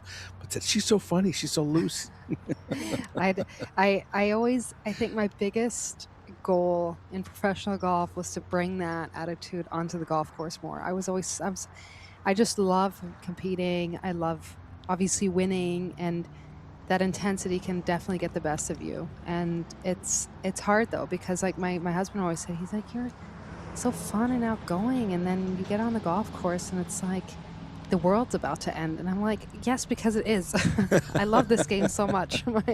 I want it to work out so bad, and I think if you can find that intensity but still be nice to yourself, I think that's the key out there. So how about in interacting with your teammates? Were you able to infuse them with some of the fun? Yeah. Or did sometimes that rub them the wrong way? Fuzzy Zeller might have gotten some people out of their games, Lee Trevino as well on the men's tours. But in terms of collegiate golf, were there those that needed to not be silly or needed to not be intense? Yeah, I actually think that throughout my college career, that is something that I worked on a lot, and it was completely different from freshman to senior year. So junior, senior year, I was definitely the one to lighten everyone's spirits off the golf course, no matter how I played. And I think that went really well for the team. My first 2 years, intensity often got the best of me and wasn't liked by my teammates very much. And not as a person, just when I was on the golf course, they just didn't love that intensity. So I worked on that, and I think as long as you are still their biggest hype man, and here you can see Kata with some intensity too. A little intense right now. She made a bogey at number 7, so Kata now at 3 under par is 6 shots back. She was at one point within 4 of the lead, now 6 back in the individual, and finds herself, of course, the team play is the most important, but you pay attention to your score as it helps the team. Sometimes it will put you in a position to claim a tournament title, but that seems to be slipping away. 6 shots, 10 holes left. Yeah, she definitely she struck me as a fairly intense player yesterday already towards the end of her second round. And I think sometimes you definitely have to reel it in. There's a lot on the line. And I'm actually just seeing that miss on the left side for Bayok. I'm a little bit surprised to see that. You can tell the wind. You can see by the flag, the wind's coming off that right side. But they had pretty long, intense conversations with their coaches, all of them. Justin with earlier on with Kylie, sorry, and I'm surprised they are missing on that left side, to be honest. I actually thought Kata hit a great shot because she's right, a little bit long, but she's right of that pin. That's actually a nice place to putt from, and she's unhappy. But I think if she'd seen the last 8 groups come through, she'd actually be Not pretty happy so with that. unhappy. Exactly. Just 3 birdies on this 9th hole today. 13 birdies throughout the tournament. It's playing as the second most difficult par 3, only behind hole 17, which has been playing as the most difficult hole on the golf course in all 3 rounds. So it'll be really interesting to watch the leaders come through that back stretch of this golf course. It doesn't get much easier out here. Par 3 is no breather on this golf course. When you take a look, you mentioned the breeze. Do you think it's strong enough to be holding those balls up on the left side?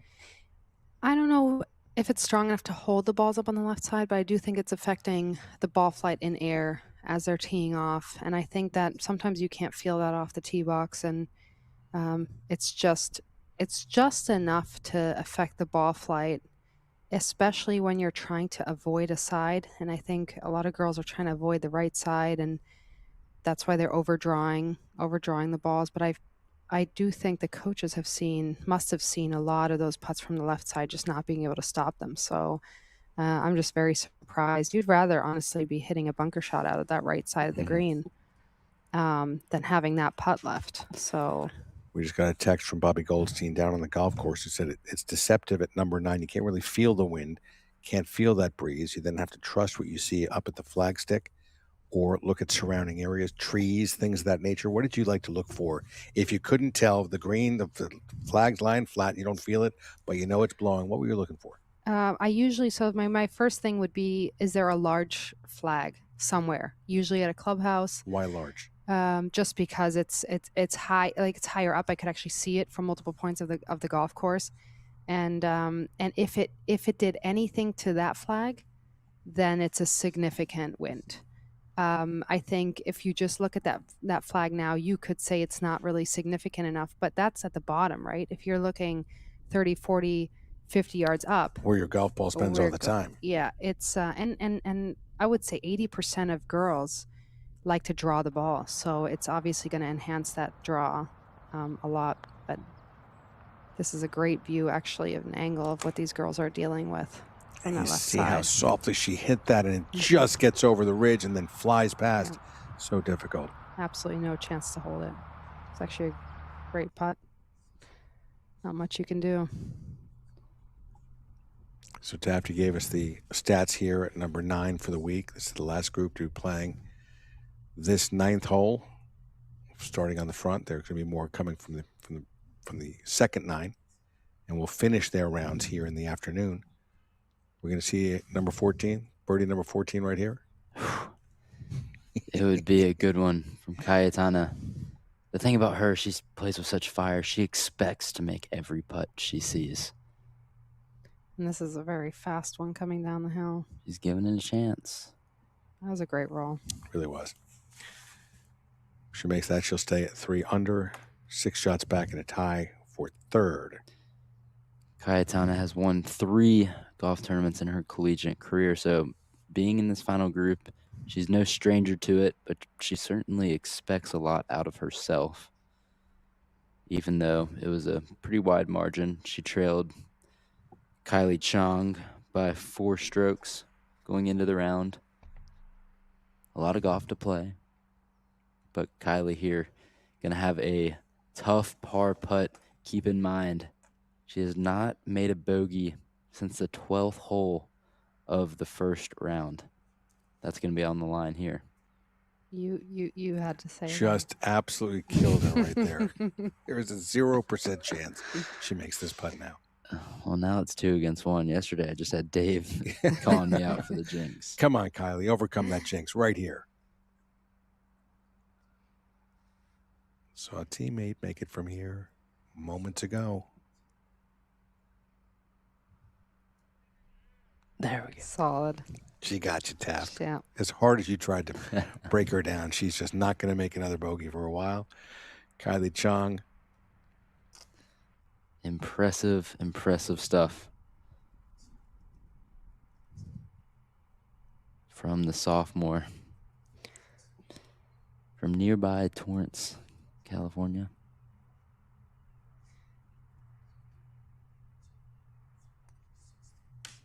Those are the difference makers too. Those 2 putts from Bailey and her are such just momentum upholders. You can feed off of each other, maintain that lead. 3 nice putts there. Yep. 1 for par, or 2 for par.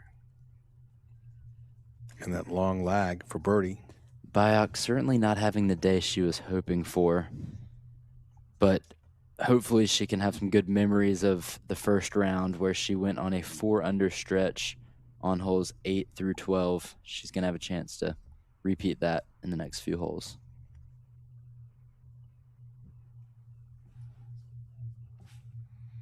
You know, Game Above's Matt Shepard has been on site all week and had the opportunity to chat with a number of key players involved with the staging of the Game Above Golf Invitational, the inaugural event.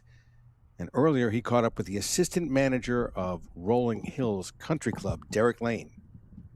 All right, guys, Derek Lane is the assistant general manager here at beautiful Rolling Hills Country Club. And Derek, thanks for the time. We appreciate it very much. What are you most proud of with your beautiful place here? Well, it's funny. It was an old neighborhood club, and it was existing just kind of on the same land a little further up the road. And one day they finally, the grandfather said no, and the son said no, but the grand said, yeah, we'll sell. And then they sold what's exactly behind us. And when the club brought David Kidd in to do the architecture, they called me, and they were really trying to kind of establish something different in LA. They were looking for a different golf culture. They wanted to, have this kind of Shangri-La, but make it feel like a resort as a private club. And I was intrigued for that. Most of my life was in the desert in La Quinta. And when they called, I came up here and they took me around, and I just absolutely fell in love with it. I did not expect this type of a golf course in LA.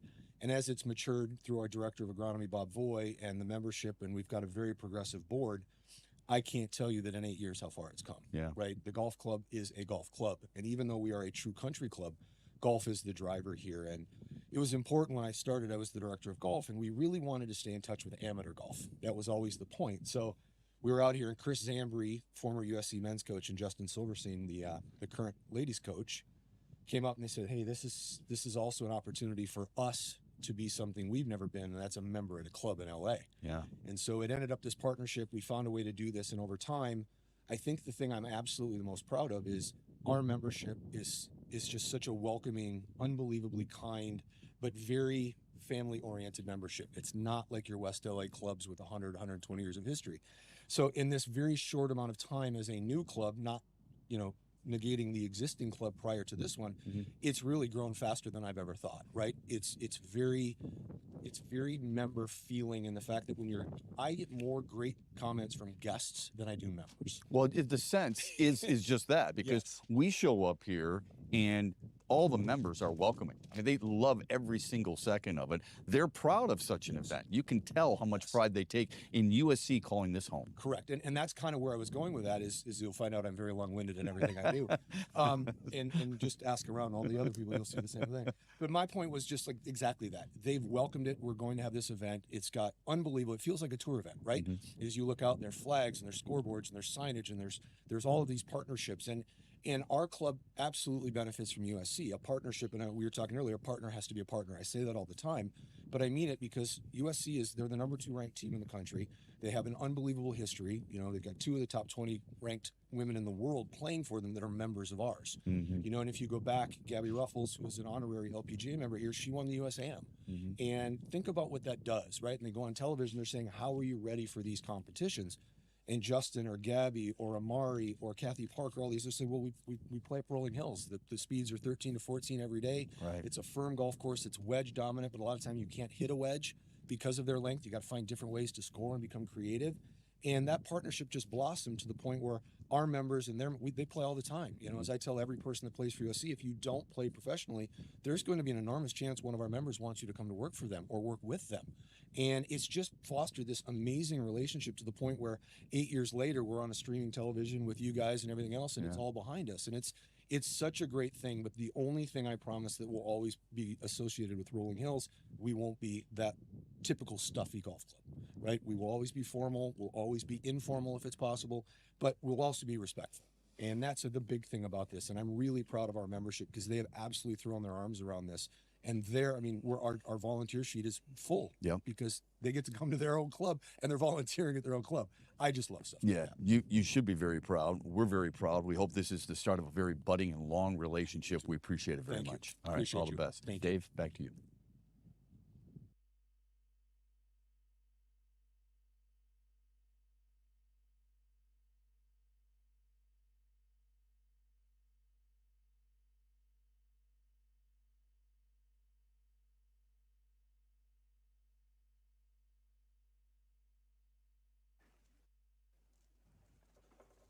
Thanks, Matt. As we take a look at this wonderful venue, again, about 33 miles from the Hollywood sign, maybe 20 miles south of LAX, the airport, out towards the coast, Redondo Beach, to our west. Heady competition here. It's a tight one for, not as tight as it was, but tighter than the team competition. The individual team competition has a 13-shot lead for USC over Texas A&M. A&M is 2 under par, 11 shots clear of the number 3 ranked program in the country, Oregon. So numbers 2, 3, and 4 are 1, 3, and 2 in our leaderboard. Then we have Arizona at 12 over, just 1 shot north of them is Eastern Michigan University, the co-host of this event, and the 30th ranked program in the country, SMU. Couple shots behind Eastern Michigan, UCLA, crosstown rivals from co-hosts USC, 20 over par, 5 back of SMU. Tulsa just 3 back of UCLA. Colorado is 12 back of Tulsa. Long Beach State 4 back of Colorado in 10th place. And in 11th place, University of Hawaii, the Rainbow Wahine. Texas A&M started the day +1 as a team, now in red figures. It's no surprise to see that this final round is their best of the tournament. They were 3 over round 1, 2 under in yesterday afternoon's round, and then today they're already 3 under par. Talking with the Aggies head coach, Jared Shadwell, he said it's going to take them a few rounds to get used to this place because of how new it is for them, having not seen it until Sunday. So in this final round, already to be 3 under as the leaders make the turn, he's certainly going to be happy to see that.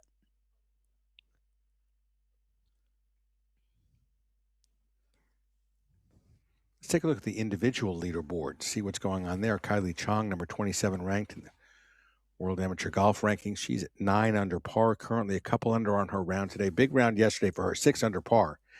She leads her teammate, Bailey Shoemaker, by 4 shots. Bailey is 2 clear of Celine Chen from SMU.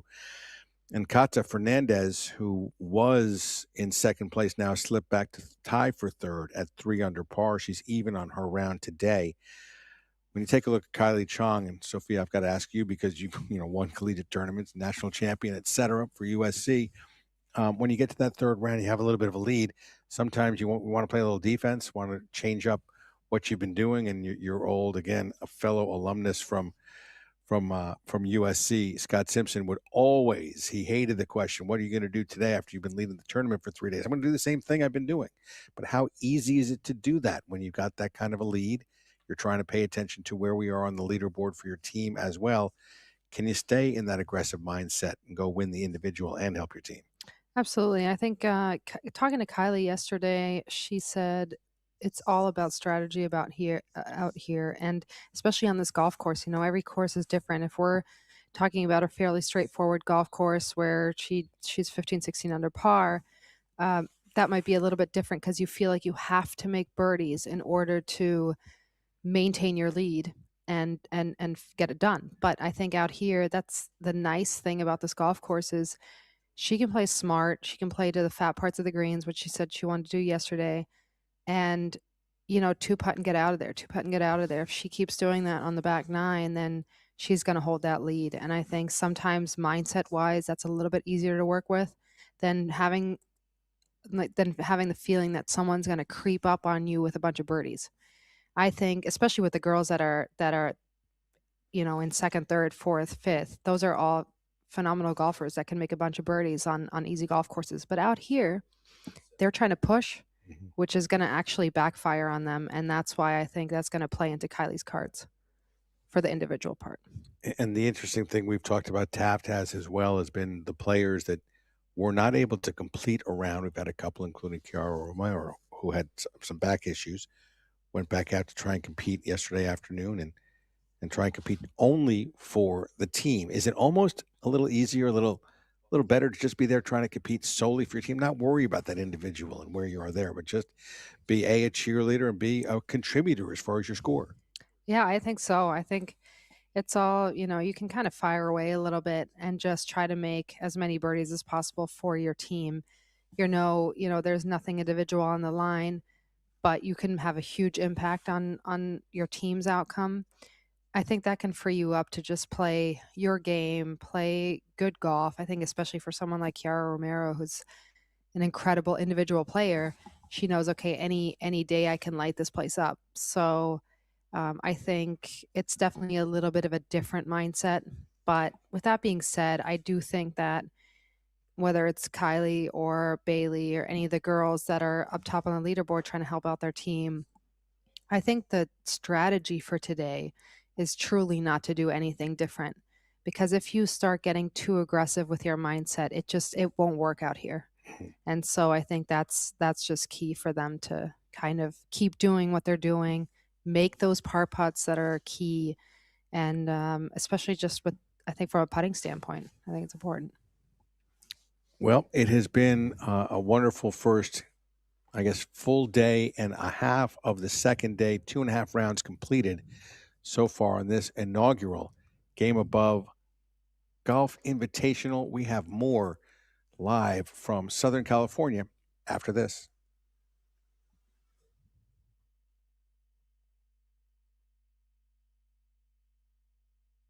The True Slope platform, with real-time ball tracking and full integration with the top simulators in the game.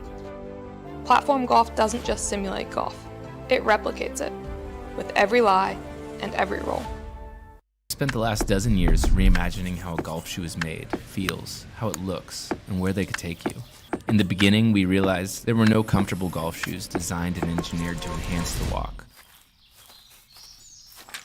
Iteration after iteration, we continued to release products that we always wished existed. But at the end of the day, we simply hope our gear moves you. So get out there, explore, travel, play the game, enjoy the walk, and know we've got your back. Let's go, Team Boxer. Vamos! Is this how Boxer rolls? Yes. It's all about the female embracement and elevating the women's game. I think it's the impact that we get to do with more girls and more generations. Perfect. Because one day I was one of those girls.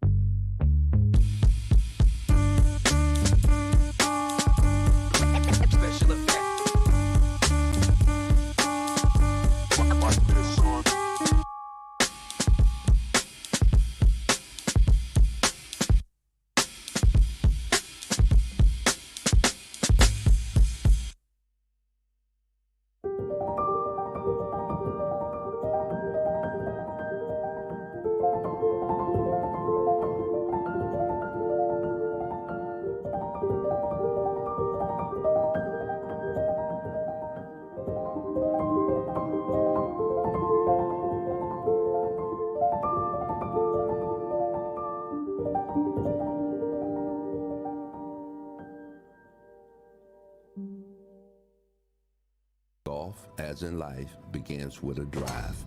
You aim far, swing with purpose, and chase success. This game, this life, starts with your drive. Are you ready for greatness? GameAbove, bring forth greatness.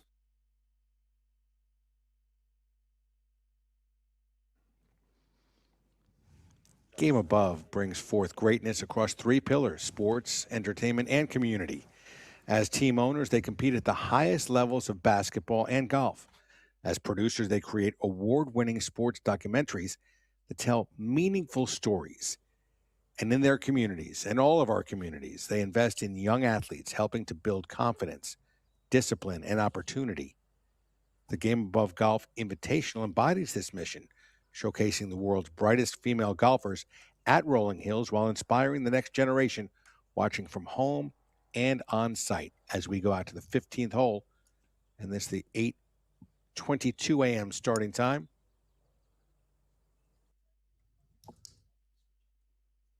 Looks like Tong An from Oregon. Speaking of Oregon, not in our broadcast window right now, but at 18, Kiara Romero, the #1 ranked amateur golfer in the world, is finishing up. And Taft, you have some notes about her? Well, we mentioned a couple players in this field who had to withdraw from one round but fought their way back into being able to play the next two, Kiara Romero being one of those. She wasn't able to play round one. She ended up playing in the afternoon yesterday and posted the best score for Oregon, shooting an even par 72 today, getting ready to tap in her final putt of the tournament to shoot a 2 under 70, which is the best score again for the Ducks, and she has gotten them into solo third place, currently sitting at 9 over par. Well, we just saw Jennifer Roller's second, and I apologize misidentifying Tong An. That was just her second here at number 15. Grace Jin was the first player we saw here at the 15th. And number 15 is an interesting hole. Tell us a bit about how this one plays. Yeah, absolutely. I think wide open from the tee box, par 5. Everything funnels right to left. It's actually interesting. If you stay a little bit on the right side of this fairway, you're a little bit, you're not hitting up on the green as much. You're a little bit more level, but your angle's not as good. You're trying to leave yourself a tee shot from the left side of the fairway. And then with today's wind, I'm not sure you can see it's not quite reachable. Yesterday, it was blowing straight downwind. The girls were only hitting 5 irons, 4 hybrids in. Today, I think, there are a lot of 3 woods, maybe even girls laying up. Pin is a little bit tougher. I would say, well, actually, no, yesterday was a pretty tough pin too. But I think it's one of those pins where you just have to be very careful on which side of the hole you leave yourself. Below, ideally, but it's perched up on a little bit of a platform again. So hitting that wedge shot in is not that easy. You want to leave yourself a really good number.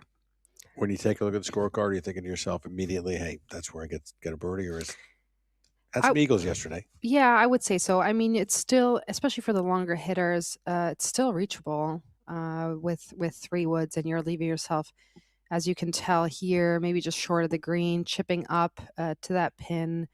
It's definitely a birdie hole. I think yesterday it was almost a birdie must, but still today, I think that's where you feel like you can get one back. And you can be pretty aggressive with this pin too. I feel like it's receptive. It's not, you're not trying to, you're not hitting a wedge straight downwind. So I think just a very good opportunity for these girls to get one back. 6 eagles, 46 birdies yesterday in 2 rounds on the 15th. Haven't seen an eagle yet today, though. Yeah, I think that pin's just it's also on a little bit of a, like I said, just a platform. So I think if you can get your ball to stop, if right up there, I think the hard part is you're a couple paces short, you spin your wedge down.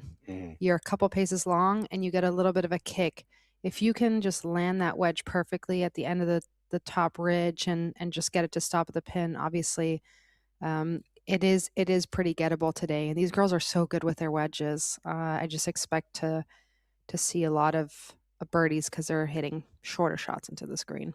And a look at number 15, it's just wide open off the tee.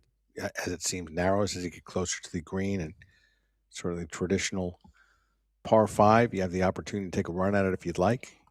But as you get closer, if you lay up, you're going to be using more of a scoring club, so not as much opportunity. Exactly. I think it's one of those where you just have to be very accurate, leave yourself with a good yardage. I think, some girls like to have those 40, 50 yarders, play something a little bit lower, maybe into that bank and let it, kick up. Other girls might leave themselves 80, 90 yards, full wedges, just What was your leave? 85 yards. Ideally. Yeah, those 40, 50 ones can be a little scary. And then you get up there and you're like 94. Oh no. But that was actually a great example of just playing a shot a little bit lower and just chasing it up that ridge.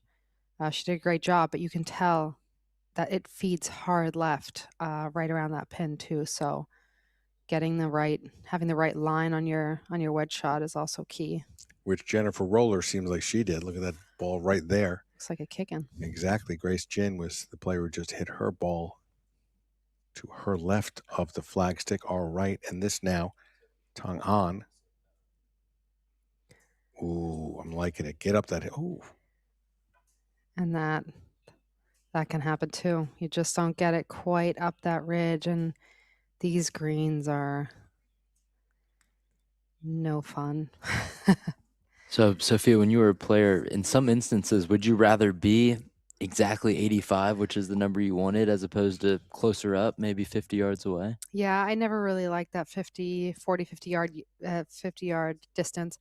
But I think it really depended a little bit on the type of shot. If you're coming 50 yards and have to stop it on a dime behind a bunker, that's just not a good yardage. I think in this case, it's a little different because what I do like is I always love to chase something lower into a green. I think that's kind of a little bit of a European thing, but I would take a pitching wedge in the instance from 40 yards and just pitch something low and let it chase up. So I think it definitely depended on the situation, the pin. But if you could roll something up there, then getting closer to the green, I think, is definitely beneficial. You say playing it on the ground is a European thing, but there's so many different types of. You're from Germany versus the Italians, the Swiss, always playing at altitude and always parkland courses. Then you've got the British Isles where so much of it is linksland course. You've got to play it on the ground. It's so interesting how wherever you came from in Europe, you have that understanding of playing it on the ground. I think so, and I think a lot of it has to do with the green contours. We rarely see green contours like this in Europe. This is a lot of American golf courses have different plateaus, 2 to 3 plateaus per green, where you need to hit your targets. You need to hit it into certain areas. A lot of times in Europe, and especially in Germany, you don't find golf courses like that where you have to be able to hit it really high. You have to be able to spin it. If you're coming in, you have a lot of flat greens, and it's more about being able to, you have a lot of bad conditions, right? You have wind, you have rain, you have all that stuff. So I think it's you're battling conditions more than you are usually out here. And it's just the perched up greens. That's not a huge thing in Europe, right? Here, it's a lot of times you can't see the tops of greens. I think that's an American design factor for a lot of golf courses that we play. So it definitely changes the way you hit your approach shots, how your short game is around the greens. Something you have to get used to as a European player coming out here.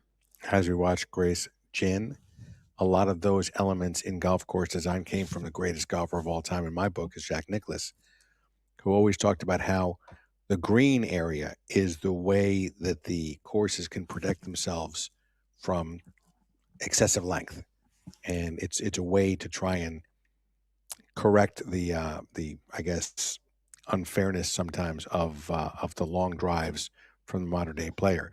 Still, can be a difficult thing to overcome. Difficult green complexes. It is, but I think especially last week, Bay Hill was a great example of that. Not the longest of courses, but the greens and the firmness make a huge difference. So definitely challenging for the players. Tong An able to walk away with her par. A nice second putt. I mean, first one wasn't technically a putt from off the green, but just misjudged that ridge. Now Grace.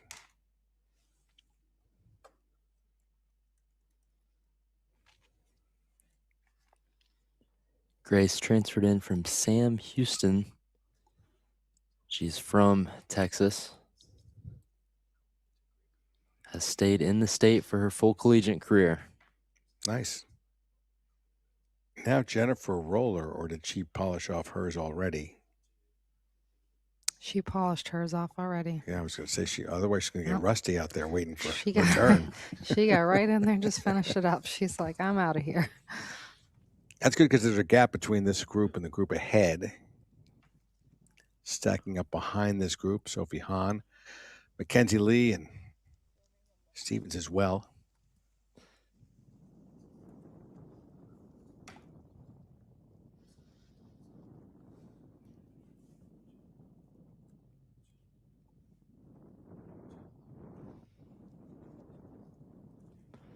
We just saw Tong An go through that group. She's the 60th ranked player nationally. So many top players in this field. You have 9 of the top 50 ranked players around the country in collegiate golf. You have 3 of the top 4 teams. Those 3 schools all at the top of the team leaderboard, led by USC, the number 2 team in the nation, Texas A&M, who is 4th nationally, and they have a 15-stroke lead ahead of 3rd place Oregon, who ranks 3rd in the country. The Aggies are making a move. They're doing what they can. They're currently 5 under, about halfway through this round, a little more than halfway through this round. But USC, just tough, holding them off. They're 3 under on their round. And again, that lead that started the day was been whittled down a little bit, but now it's still 12 shots. Pretty good to have as you're pretty significantly into the second 9. And that was what my prediction would have been, is just you have to go so low in order to really, and you have to hope for them to make some mistakes, right? They're just playing solid golf. They're doing their thing. And if they don't make significant mistakes out there, then you can go as low as you want and you're going to have a hard time catching up. And you got 3 players on that team playing well. It's like there's no weaknesses, no areas to try and hope that the lead dog comes back to the pack, because there are 3 of them and they're all playing strong. Now Mackenzie Lee.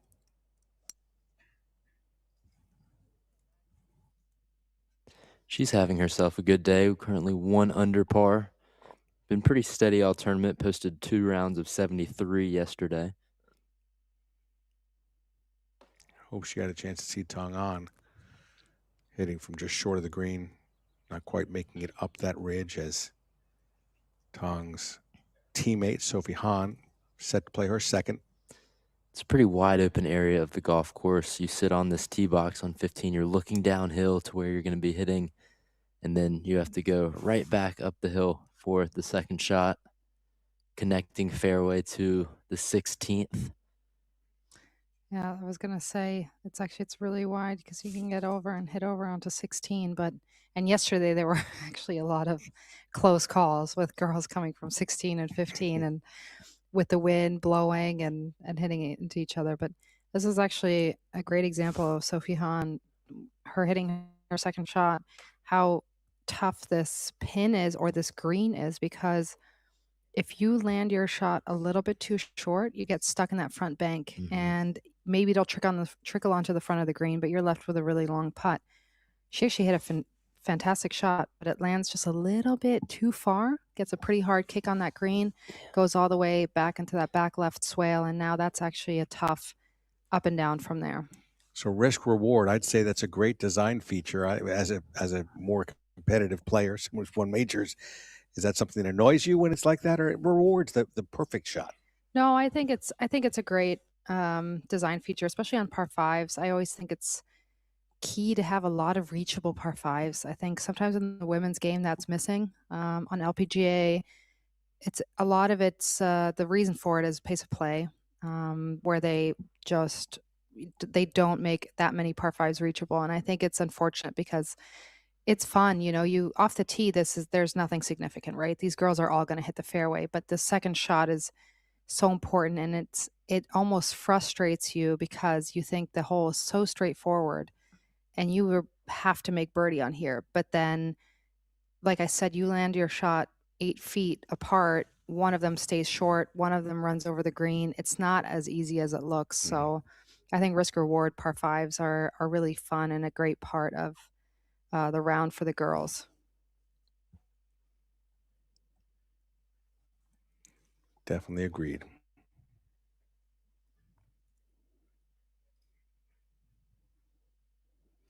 A couple players in this field that transferred to the team they're currently on from a team that's also in the field, Line Stevens being one of them, having played her first year as a Texas A&M Aggie. She's from Texas, but now playing in Tulsa, Oklahoma. I got to tell you, going across that Red River that separates Oklahoma and Texas, you've got to be ready for when you come back home, because that's a big breach of Texas etiquette.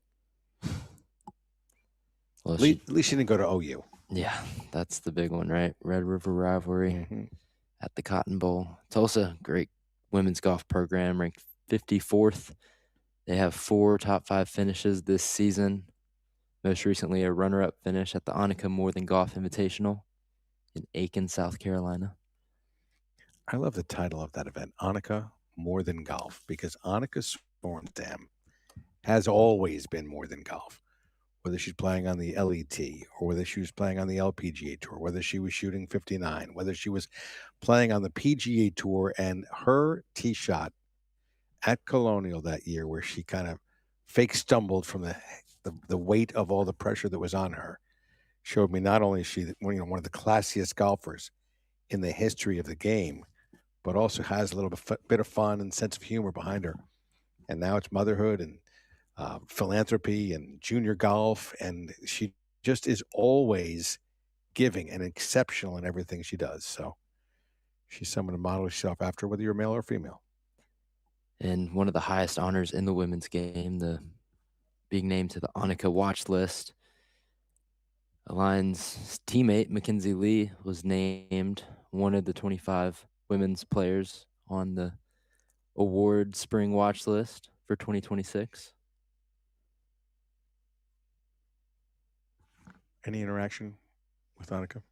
Yeah, I think especially over the last few years, she's a lot more involved in the women's game and the game in general. But I think she's making a larger impact now. I think obviously the kids were little and life comes at you full force, and I think now that her kids are a little bit older and Will's also playing, and I think it was a great time for her over the last probably actually more like 4 years to actually come out more and put her name out there a little bit more again, and support the events and be a factor, not only on the LPGA, obviously in college golf, amateur golf. She has in every stage of of girls to women's golf.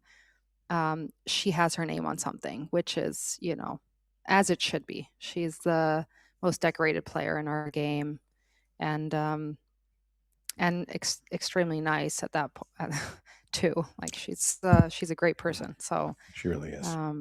It's I've kind of done a number of events with her and clinics, Q&As, things of that nature, and I love watching the young girls look up to her. It's like as if they've seen a superhero, literally in their eyes. And I had wondered, I mean, she wasn't competitive in their lifetimes, but they still look up to Annika and the big smile that she has, the knowledge she has, and like I said, just the manner about her with awe, really. I think that's when you know that what an impact you've made, when the generations of players that haven't even watched you still look up to you. And I think that's the lasting impact that she has. This is the same as on the men's side when you're looking at your Nicholases and Arnold Palmer, Jack, Gary, obviously Tiger. Tiger was more, but I grew up with Tiger. But even the older players that still have probably the biggest impact on the game, other than obviously Tiger, just because it was generationally spanning, really, to for over a decade that he played incredible golf and just changed the game of golf a lot to it being very athletic. But I think especially when it comes to honor and and discipline and what golf stands for. I think, the big three are still, they have made such a meaningful impact. Great putt right there. Yes, Yeah. very meaningful impact, as you said. Mackenzie with a nice putt right there. And I was with Butch Harmon here in LA actually about a week ago at Riviera, and it was a little Q&A, and someone asked him about Scotty Scheffler and in relation to Tiger Woods, which is, it's always a tough thing to put on somebody. But he said, he's great. The accomplishments have been fantastic. Ask me when he's done it for 20 consecutive years, and then we'll have that conversation, but not until Yeah. then. Absolutely. I mean, just how long his dominance lasted is unheard of. And in terms of changing the game and inspiring others and then working outside of the game, because Tiger Woods' foundations aren't typically golf oriented. They may try and use the game of golf to help with education, but they're meant to really help young people in their lives, education, give them better chances. Exactly. Speaking of chances, what's the chance of Sophie making this putt? Hi. I think so too. For birdie. She's seen a couple different angles now, so she's going to get it there. It's downhill. I always liked putting downhill. Don't have to fear not getting the ball to the hole. Especially when you're a top 100 amateur in the world like Sophie is. Exactly. And there we see the fist pump. She called it. You called it there, Sophia. Great putt there from Sophie. We also saw Mackenzie Lee make a great birdie putt prior to that one. That got Mackenzie to even par, now at a tie for 6th in the individual leaderboard, showing why she is on that Annika spring watch list.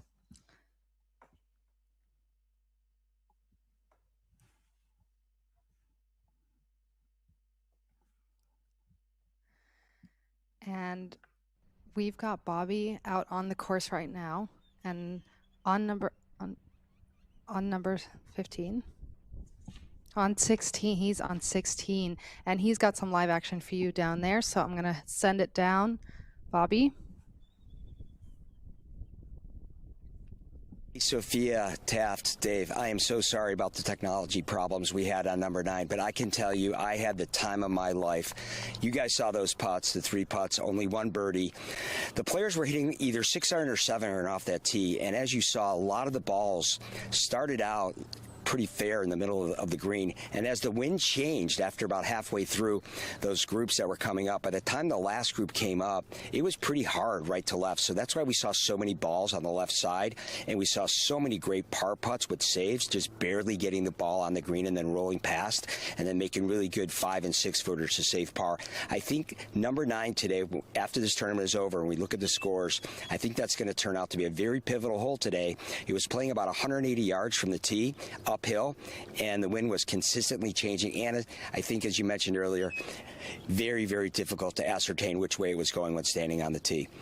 I'm on 16 and 17 right now. Looking forward to picking up some more action here for you later. Back to you.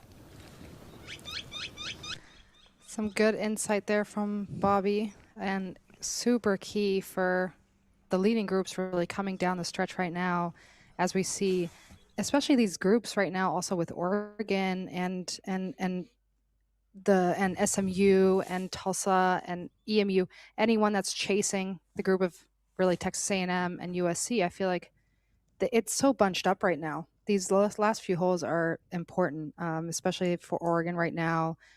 That's why you could see the girls fist pumping on that last hole. Those birdies are huge. And with 16, 17, 18 not playing very easy, it'll be interesting to see how that plays out down the stretch. Lead is now 10. A&M's gotten to 6 under par. And you see lots of low numbers out there down the board. Players starting to finish their rounds, their 54th hole of the tournament as they come into the 18th green. But you look at the team scores specifically, and there's a lot more under par than what we saw yesterday. UCLA's 2 under for the day. You have Arizona 1 under for the first time this tournament. Texas A&M and USC both well under par. No surprises there as they did the same in round 2. Just more familiarity with this golf course is only going to do you more favors.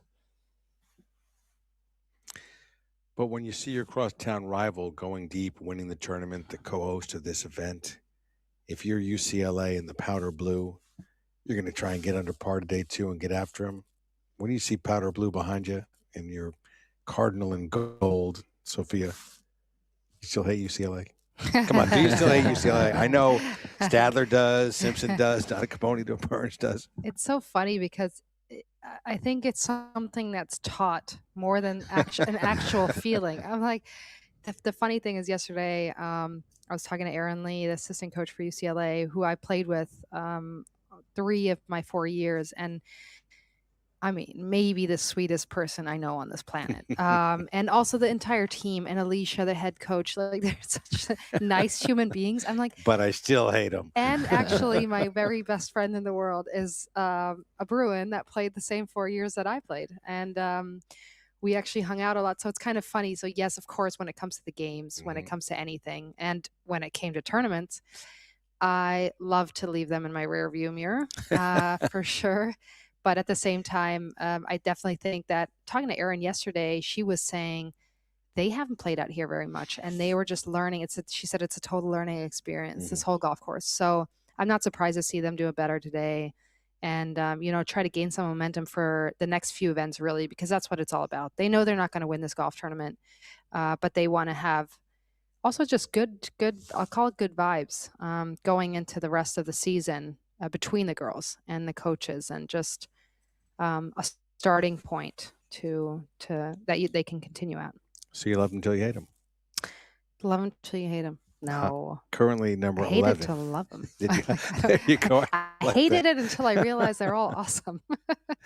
So they're the number 11 ranked team, yet they're currently 7th on the leaderboard here, behind teams like Eastern Michigan University, who's number 30, number 22, University of Arizona, SMU's number 26. I do like seeing the co-host, though, that Eastern Michigan University, unfamiliar with this golf tournament, but a golf course, but certainly very important as far as the golf tournament is concerned. Being able to, I guess, overachieve, outperform their 30th ranking, being in front of UCLA and Arizona, SMU, all looking up at all those rankings during the season on the college rankings, but now looking back on the leaderboard towards those programs. I actually think it's interesting what Coach Brewer did with that team too, because he was actually my assistant coach for 2 years at USC, my freshman and sophomore year, and he would always make fun of me because every time I would hit certain shots, he would call it Euro trash, and then he said to me a couple years, that's pretty harsh, huh? Harsh. But a couple years later, obviously, he was the head coach at University of Georgia, and I saw him recruit all those Europeans, and I was like, I see what you're doing here. It was jealousy all those years. But it's just it goes to his recruiting and him as a coach. He's a great coach, and I think he sees the talent everywhere. He's obviously looking in the U.S., but he's looking abroad, and I think he's just getting a great mix of players into his team. And, trying to build that program. And you can see here, I mean, it's a tough golf course in there, and they're really performing well. When we started this morning, there were 5 groups that went off of one Oregon player, a SMU player, and a Tulsa player, followed by 5 groups of USC, Texas A&M, and Eastern Michigan University, how they were all stacked up on the leaderboard. This is the final grouping of that Oregon, SMU, and Tulsa set. The best players for each of those teams. This right now from Oregon is Ray Chung. It's going to be a tough shot. I think she's going to have to fight that bank on the right side of this green. It's going to want to feed very hard to her left. And she's obviously got to get the right pace on this chip, try to get it up there and not let it feed back down. So not the easiest of chips from that right side. Also chipping from that Bermuda fairway as opposed to the bent grass that runs right up to it. Took it up high. Yeah. Oof. Just moves so quickly on the surface. There it goes.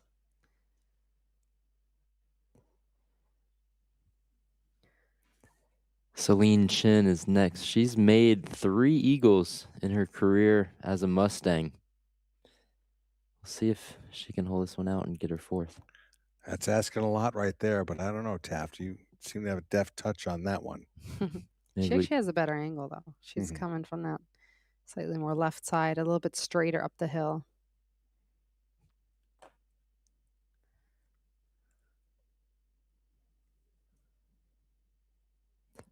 She's currently at 3rd place in the overall individual leaderboard at 4 under par. And she's not going to be happy with that at all. I think it looked like she just chunked that a little bit, but it actually speaks for that pin. It's not easy to get to. You have to have perfect pace on it, and otherwise everything feeds down. I think some of the girls are also a little bit afraid of going long past this pin, just leaving themselves a tough putt.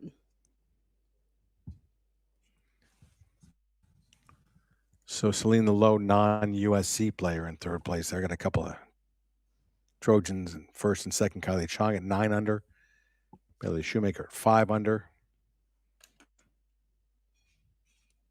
And I think it's actually a key hole because it's a last par 5. So their last real scoring opportunity. I think maybe, mentally they put a little bit of pressure on themselves to take advantage of that, knowing, okay, 16 is playing a little bit tougher. 17 and 18 really too, especially now with the wind maybe kicking up just a little bit and the greens getting firmer.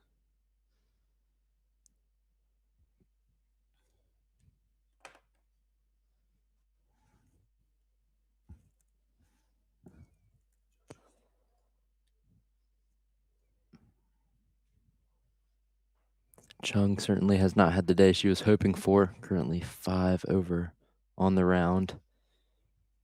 Had a stellar 69 on Monday in the 1st round, where she got a birdie on this hole. Here's another look.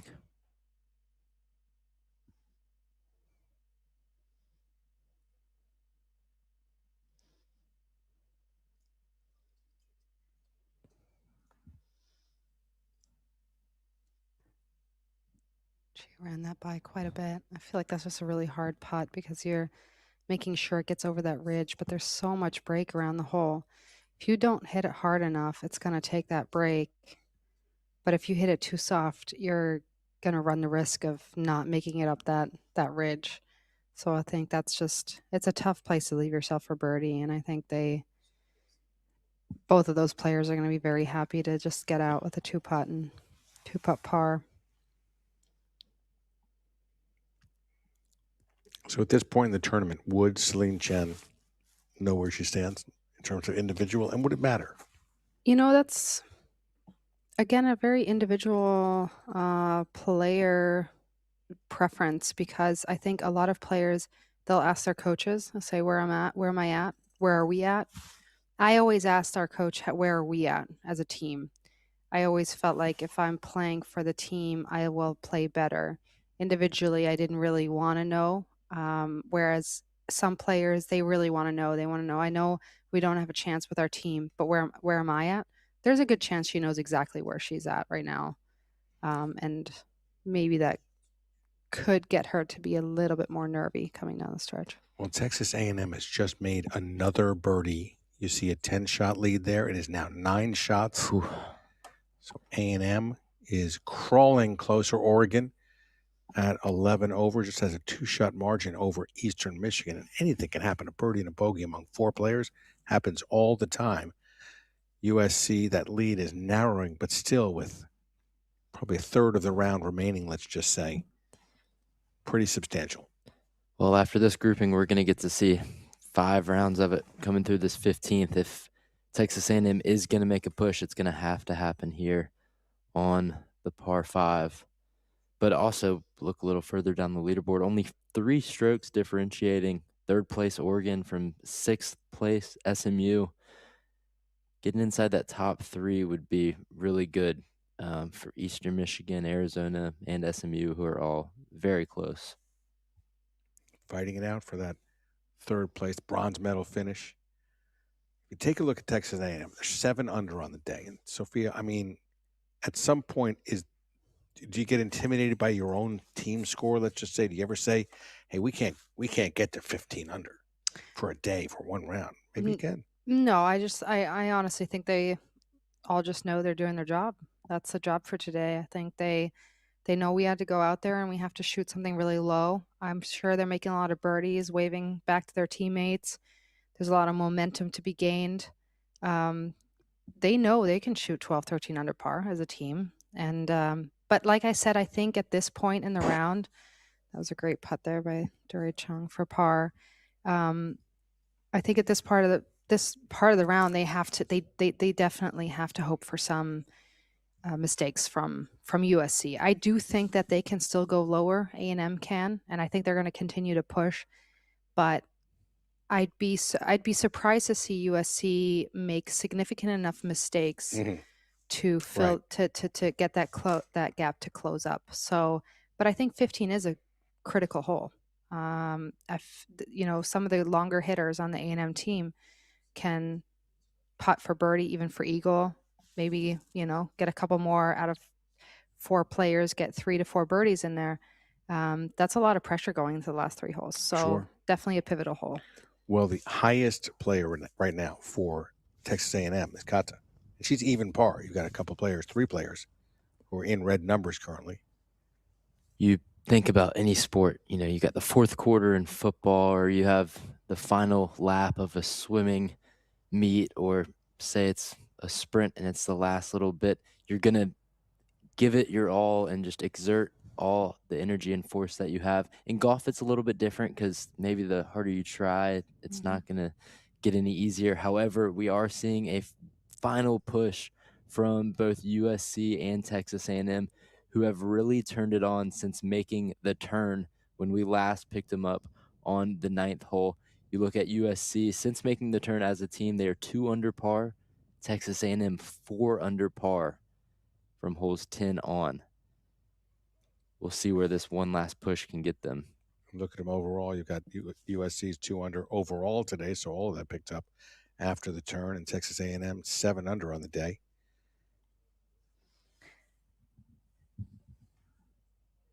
Yeah, I think it's interesting to see. I think I would have probably predicted that push from A&M for sure. I think they just had 1 bogey, so they're back to 6 under for the day.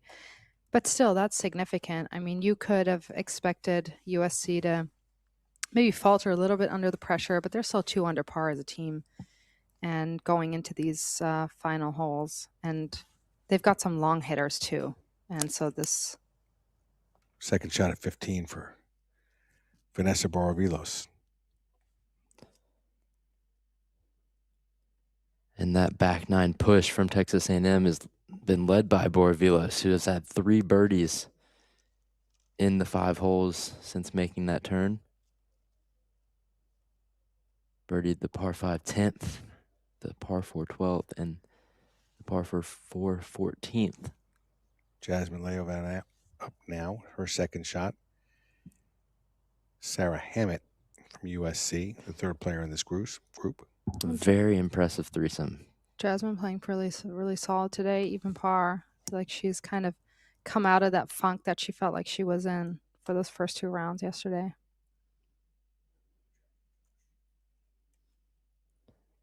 Jasmine, the 63rd ranked player in the country.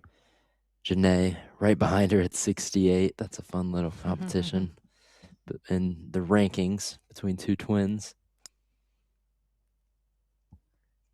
I think that was actually earlier on Sarah That's that Sarah. hit. This That is was Vanessa. Yes, this is Vanessa. Speaking of Sarah and USC, basically the only hope that A&M has, they're putting a nice showing on, but they need some help from USC.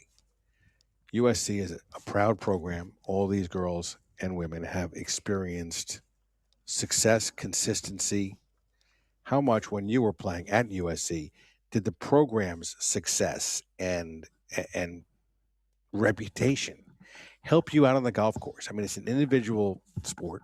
It's individual shots are being taken and made, but did that idea of excellence help keep you from falling apart at times? Yeah, absolutely. I think that it's key in being able to just hold your head high and know what you're representing out there. I think you always walk around with a different level of confidence already going into a round. So I definitely think it was a big factor.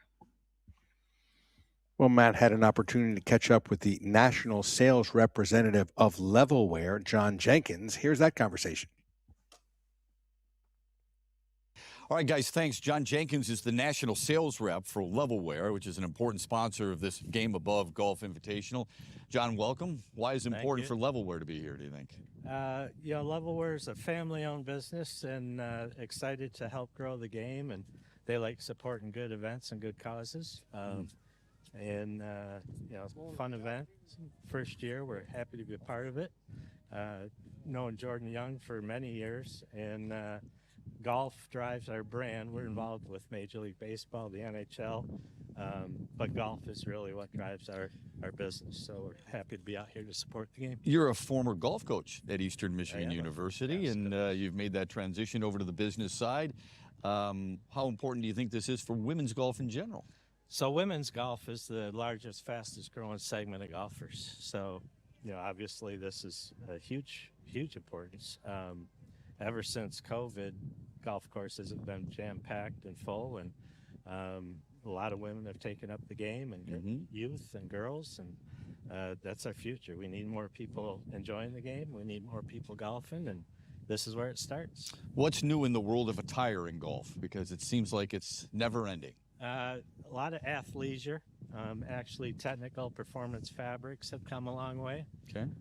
But it's getting more casual and more athleisure, things you can wear on and off the golf course. People don't necessarily want to change outfits when they leave the course or come to the course. So much more versatility in the apparel. Well, guys, you want to look sharp when you're playing golf, because oftentimes our game isn't. His game is, as is yours. We got some freebies coming your way to the booth. Back upstairs to you, Dave.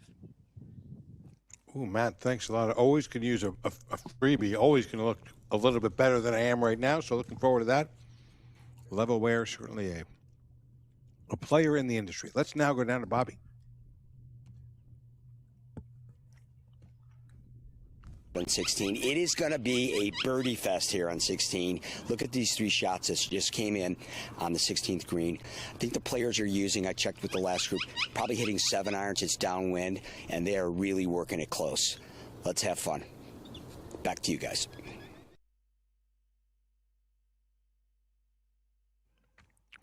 Thanks, Bobby. Back at the 15th here.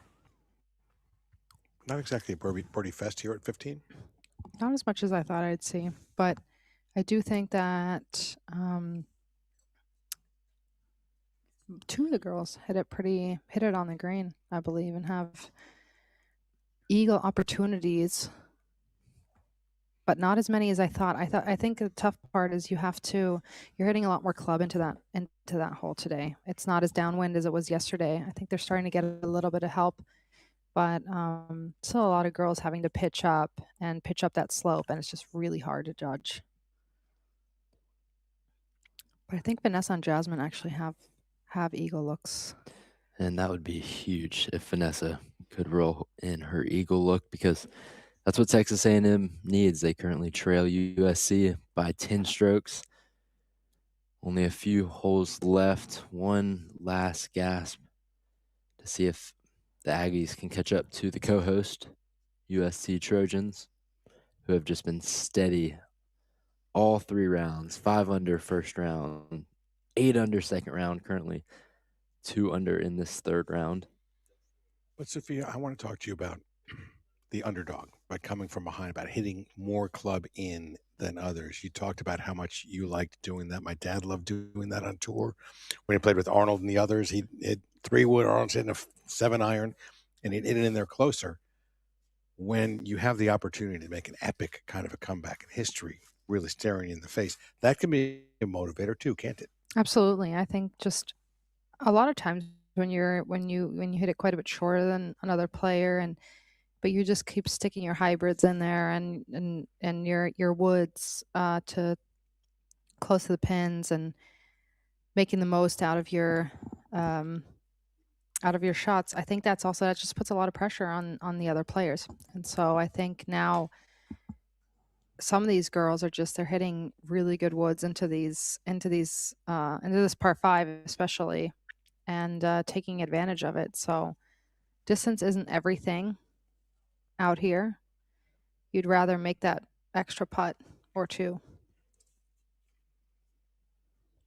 And this might not have been the homecoming that Jasmine was hoping for, but just a solid season that she's going to continue to build on moving forward. She already has 16 top 10 finishes, multiple top 3s, and a bright, bright future for Jasmine Leoval. Now, Vanessa actually got a read from Jasmine for that putt, but we saw it's pretty tough. Matching speed and line on that putt is extremely hard. If you want to make it, you have to give it some speed, but I think right now she's thinking more about just lagging something up there and getting out with a solid 2-putt. Not sure that's going to be a solid 2-putt. If it's a 2-putt, it's a knee-knocking 2-putt. Made 7 on this hole in the first round. Followed it up with a birdie yesterday afternoon, so she might have some PTSD at first of this 15th green. However, finishing off with 2 birdies would erase those bad memories. And that's frustrating. Getting 7 yesterday, you see the line right there, and you leave it that short.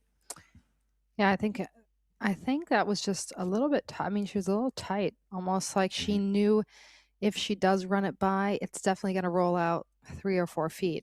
But now she's got 4 feet coming from the other direction, and I'm not sure that's the easier putt to have. So I think now coming down the stretch, she knows what's on the line, and she knows she's also their front runner, and so making those putts is key if they want to have any chance of catching a C.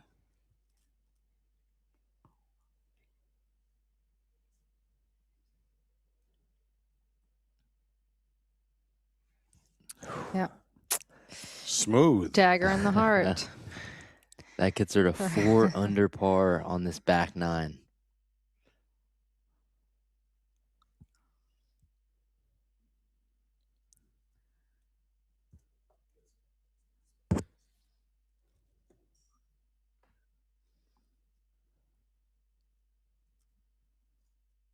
Excuse me, this will be Vanessa's opportunity here with birdie to get to 4 under par. Mm-hmm. That was Sarah Hammett, but that was also very, very important. She's working on a 2 under round today, so that's going to get her to 3 under for the day. Really, really impressive grouping here, especially considering they're the first off from their team, which generally means it's the 5th seed as opposed to the 1 seed. But when you have rosters as stacked as these here with some of the top programs in the nation, all 5 of your golfers are going to be able to go low. Absolutely so, and that was a solid 2-putt right there. As we take a look at where things stand in the overall, again, a 10-shot lead for USC here at the inaugural GameAbove Golf Invitational. We'll be back to Southern California after this. World of opportunity. An anything is possible world, and a smaller world. Or at least a more connected one. People from every corner of the globe collaborating, creating tomorrow together. At Eastern Michigan University, a global classroom experience awaits you. A campus rich with people from unique backgrounds and perspectives. Classrooms that mirror today's global workplace. It's a brave new world. Are you ready? Be true. EMU. Meet Launchbox, the all-new Go Anywhere launch monitor by TrueGolf. Shoot lower scores by dialing in your dispersion and optimizing your equipment. Engineered for accuracy and designed for ease, Launchbox by TrueGolf makes golf easy.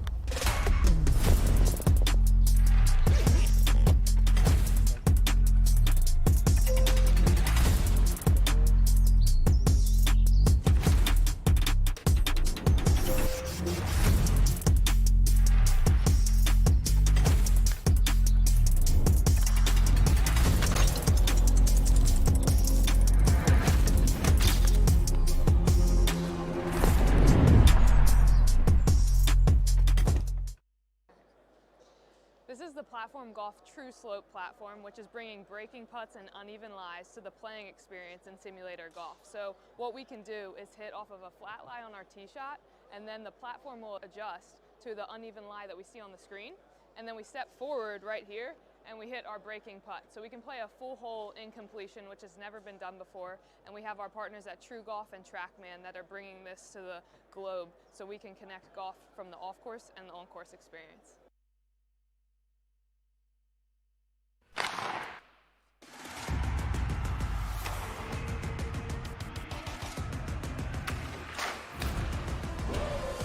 I don't give a if you make mistakes.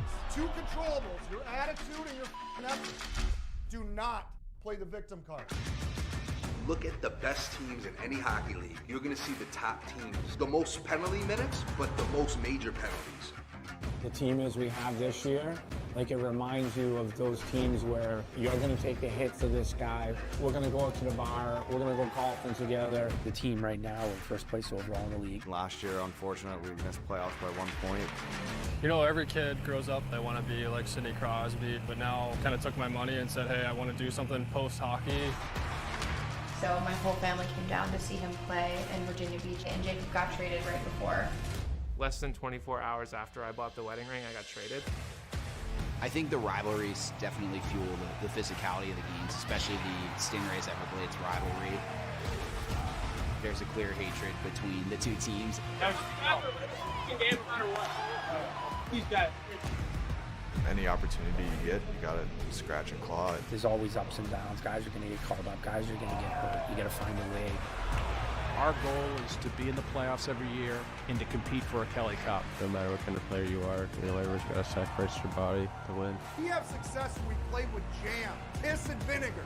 Show the crowd, show each other that you care.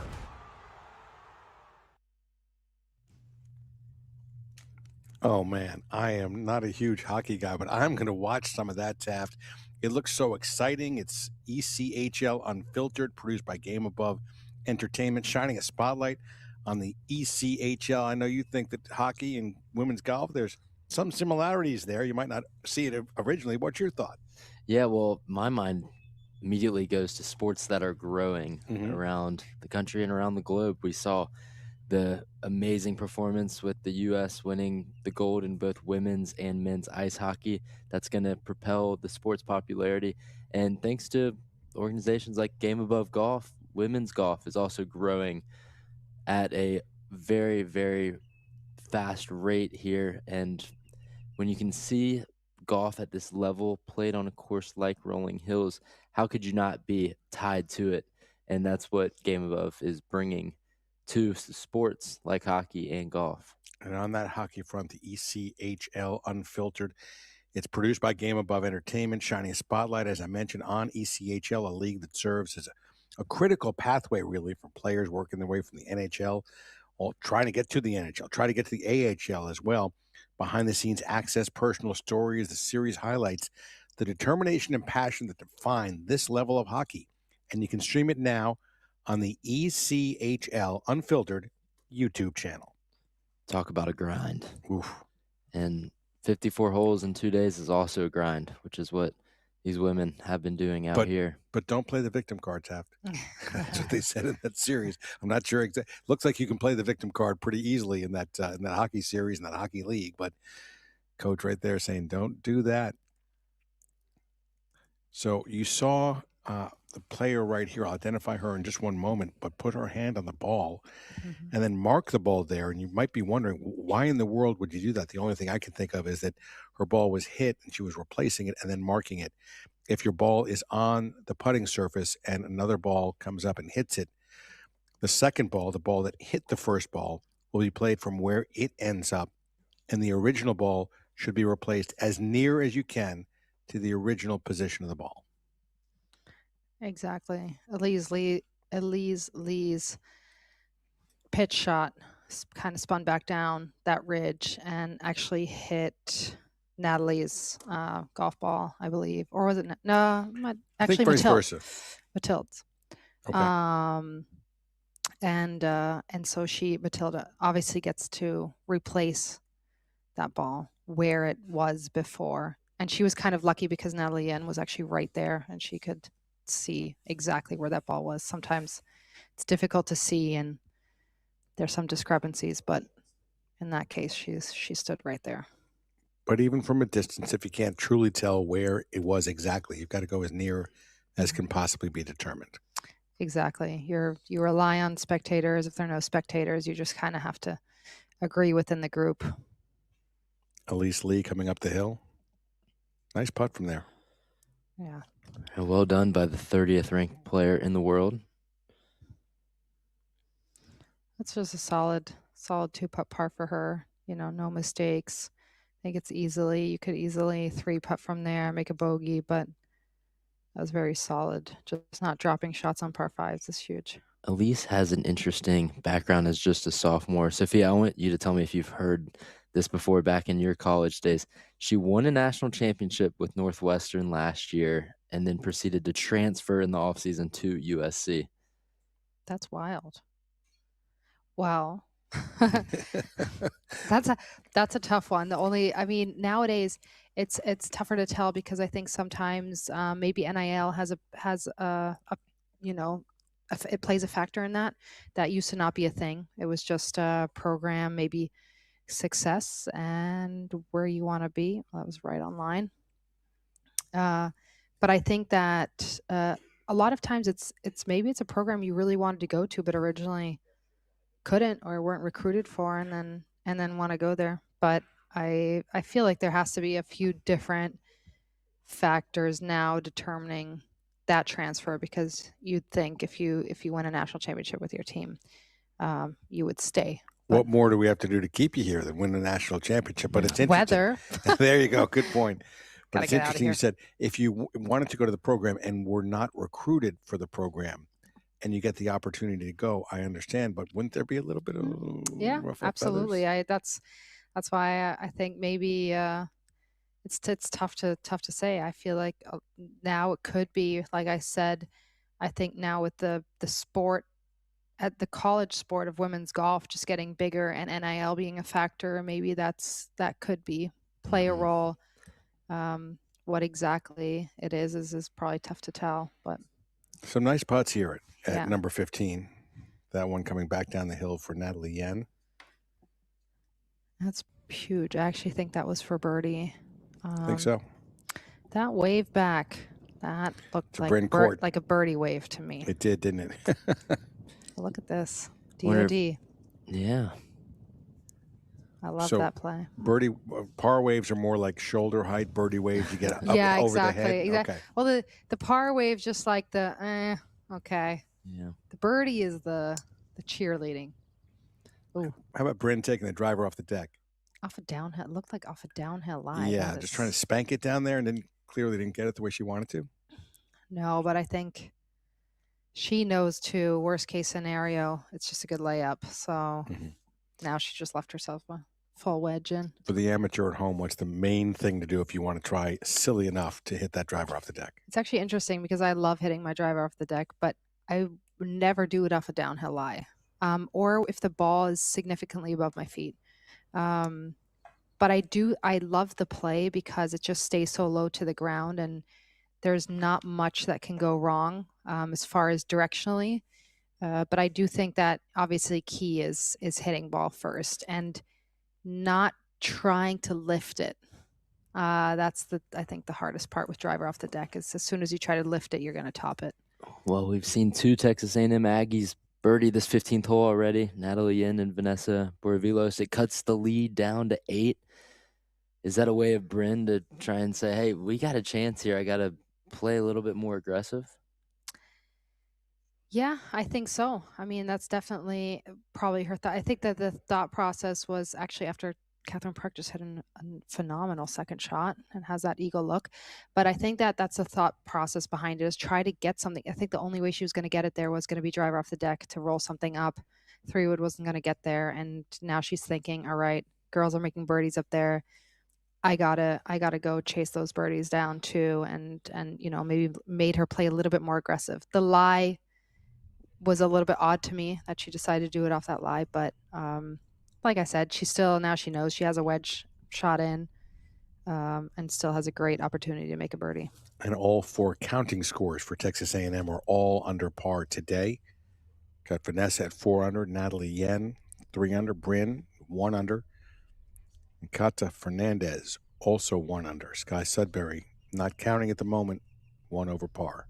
But that second shot for Catherine Park is huge too. If she just 2 putts for birdie, she's back counting for USC too, and gains them a shot on A&M again also. But you can start to see these individual, head-to-head competitions starting to form here between Texas A&M and USC. If you're Jared Chadwell from Texas A&M, you can go to your players and say, look, if you can, in these last stretch of holes, if you can be 2 strokes better than the USC player, and he can have all 4 of his counting scores do that down the board, we'd have a tie ball game. Oh, that's a big ask. But yeah, that's mathematically how it turns out, and it's possible. it definitely is. I think it's tough. It's also interesting how you approach that as a coach. Do you say that? And basically, I wouldn't call it like put that pressure on your players, but or do you just not say anything and just let them kind of do their thing? That was a great roll. Great roll. Wow. Can't believe that stayed out. And Vanessa really feeling the putter. You can tell that would have been her 5th birdie of this back 9.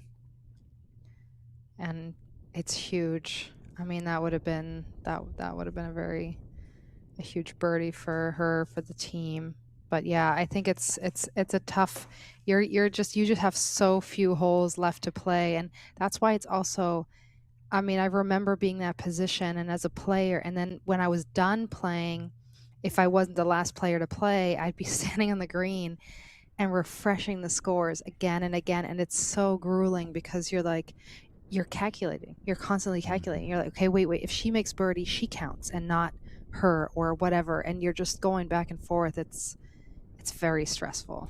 So you build up the calluses on your palms and Yeah. also calluses on your swipe finger trying to get Exactly. those scores regenerated. Wow, great putting all around here on the 16th now.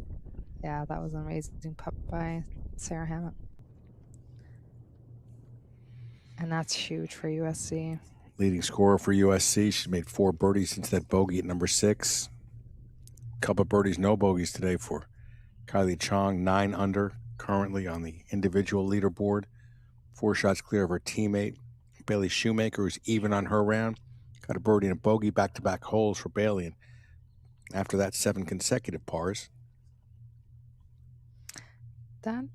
That one score for Sarah Hammett yesterday on number 9 could actually kind of come to bite her back in the you-know-where.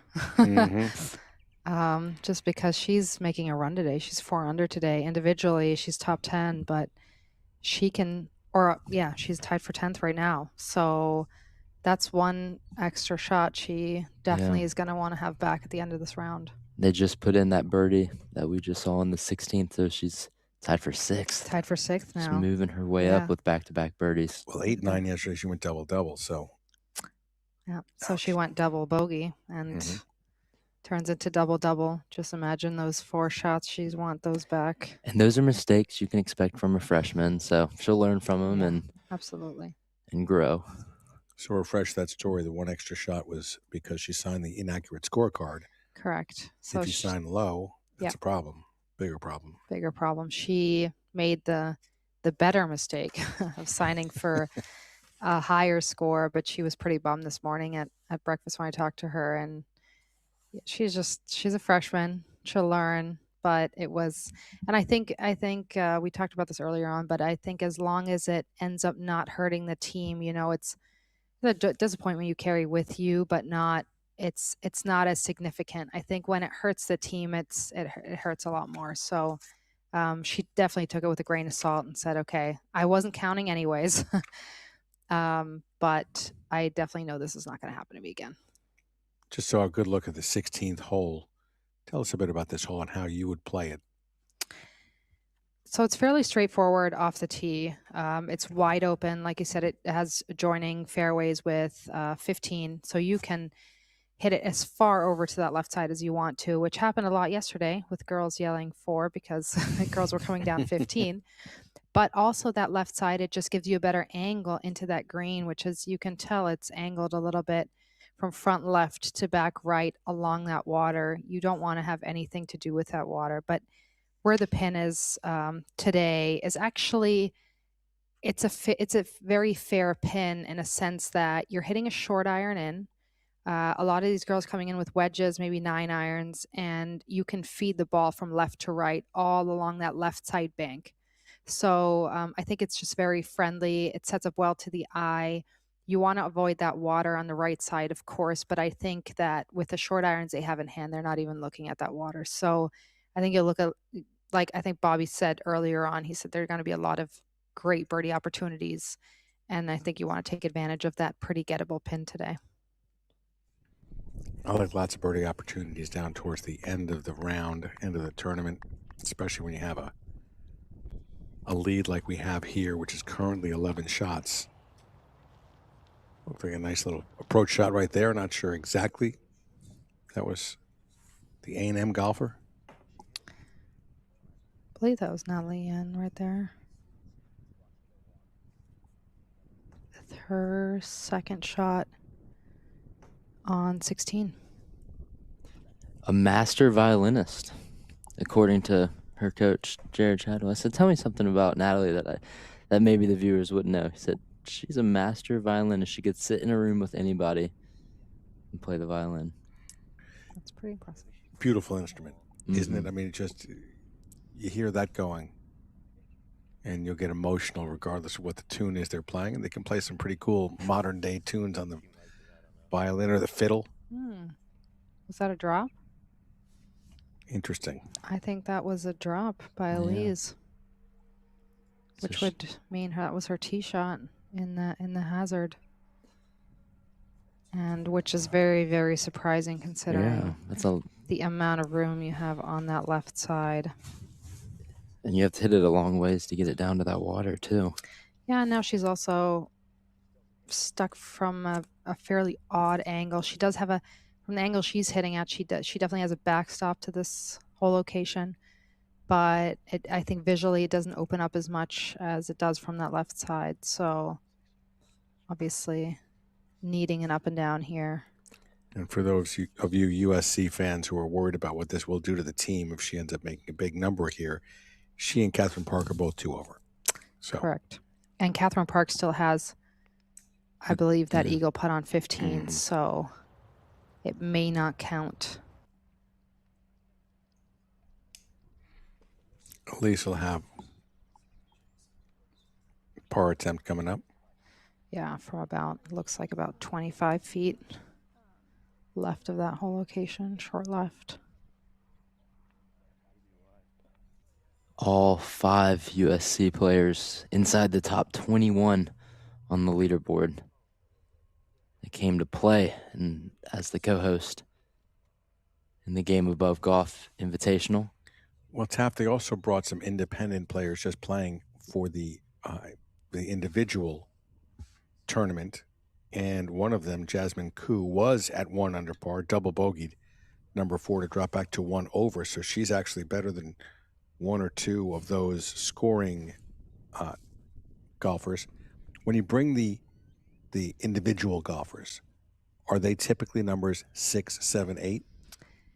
No, Jasmine especially isn't. Jasmine Koo is actually she's been one of the better players on the team, and she's a super solid player. But I think that sometimes you come out and you qualify. We didn't do it as much back in the day, but I know with the team being a little bit bigger now, they go out and they qualify, and they take the girls that qualify, regardless of how they've been playing or their stature or whatever, how well they're ranked. And I think it's interesting to see, especially on the USC side, because they are all great players. You see the individuals scoring well also, so they could just as well play for the team. Sometimes that's tough for them to take. I appreciate it. Yeah. 4 USC players ranked inside the top 30, Jasmine Koo being one of them at 23rd. So it could be anybody that makes that top 5 when you have a roster as stacked as this one that Justin Silverstein has. They're qualifying for this event in particular, as the co-host was 90 holes of golf out here at Rolling Hills. So they got their fair share of seeing this place in this past week. And that's surprising, a top 30 player not being in the lineup. I think that, I'm not even sure if that is happening for any other program. But that's how they, you know, they stick to their, you know, method of picking players. And I think obviously you could decide as a coach, say, you know, my top 5 ranked players are just the ones that I'm going to take. But sometimes, you know, qualifying just brings out a competitive side in some of the other players that haven't played as much. And a lot of fire in them too. They got an opportunity to shine and Exactly. hopefully take advantage of it.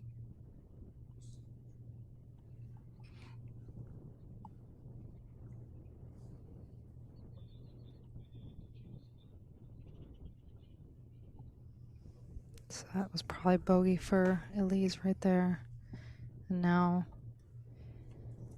Natalie Ann has that fairly short putt, probably 6 feet for her birdie.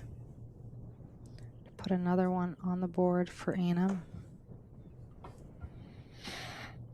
But again, running out of real estate here. We're on the 16th hole. Some groupings already finishing up. Catherine Park made her birdie at 15.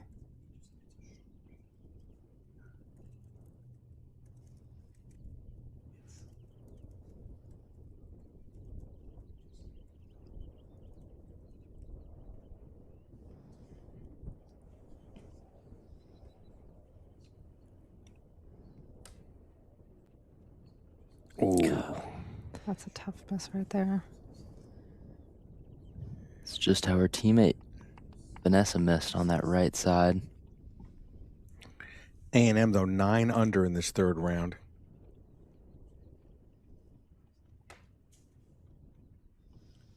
Would be the low team round of the week if they stayed there.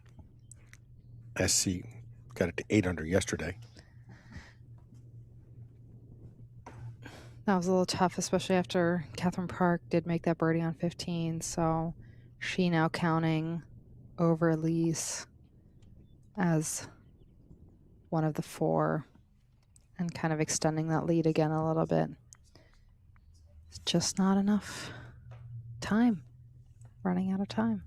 Yeah, running out of time, running out of holes, especially as they don't get much easier after that 15th. You look at the course totals by hole. 15th is playing the easiest this week at just under a third under par, and then the toughest hole is 2 after at 17.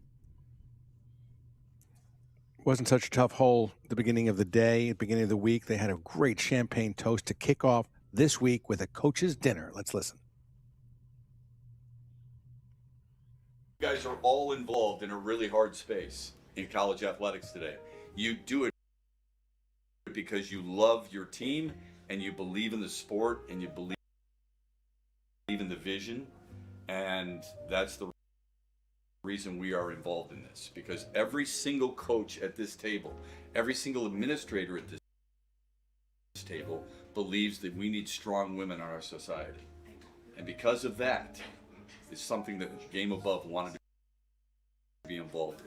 With that, and just as a small sign of our appreciation from Game Above, I want to present this to Derek and Rolling Hills Country Club. Wow.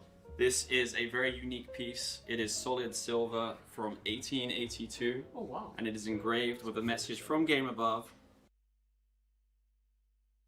with 3 very special bottles of champagne. Oh, thank you. Our biggest thing is we want to be different than anybody else. And we want to make this a regular thing. We believe in amateur golf over professional golf.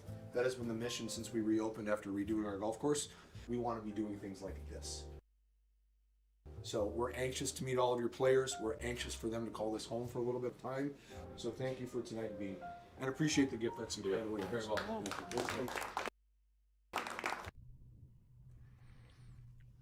You know, great events really have traditions that they begin that maybe others don't. That coach's dinner, the toast to the champions, the toast to the coaches and the administrators as well. from Game Above one way that they're going to start this event, the inaugural, and try and make it different than others. And those end up becoming sometimes established in golf lore, from the Masters Club dinner on Tuesday night with Masters champions all the way through to so many other ways that try and have events be outstanding. This one certainly is one of those. Yeah, absolutely. I mean, for the coaches, it's really nice. I think a nice gesture too for the things that they do for their programs throughout the year. And so it's a nice way to kick off a week. I always feel like a lot of times there will be banquets for entire teams, entire coaches. So, but there's nothing really like that. So it's kind of neat to see. The players had a great dinner a few nights before round one with a live band. They were out on the dance floor having a good time, interacting with not just their team, but also their other competitors. And it's just on and off the course been a great week here in Los Angeles for all 11 of the teams in the field. And whoever throws a tournament doesn't have to do those small things to try and differentiate themselves from other tournaments, but it's a way to become unique in a crowded landscape of collegiate golf. And this event, from the venue itself to how it's been put together to the quality of the teams, it's the inaugural Game Above Golf Invitational.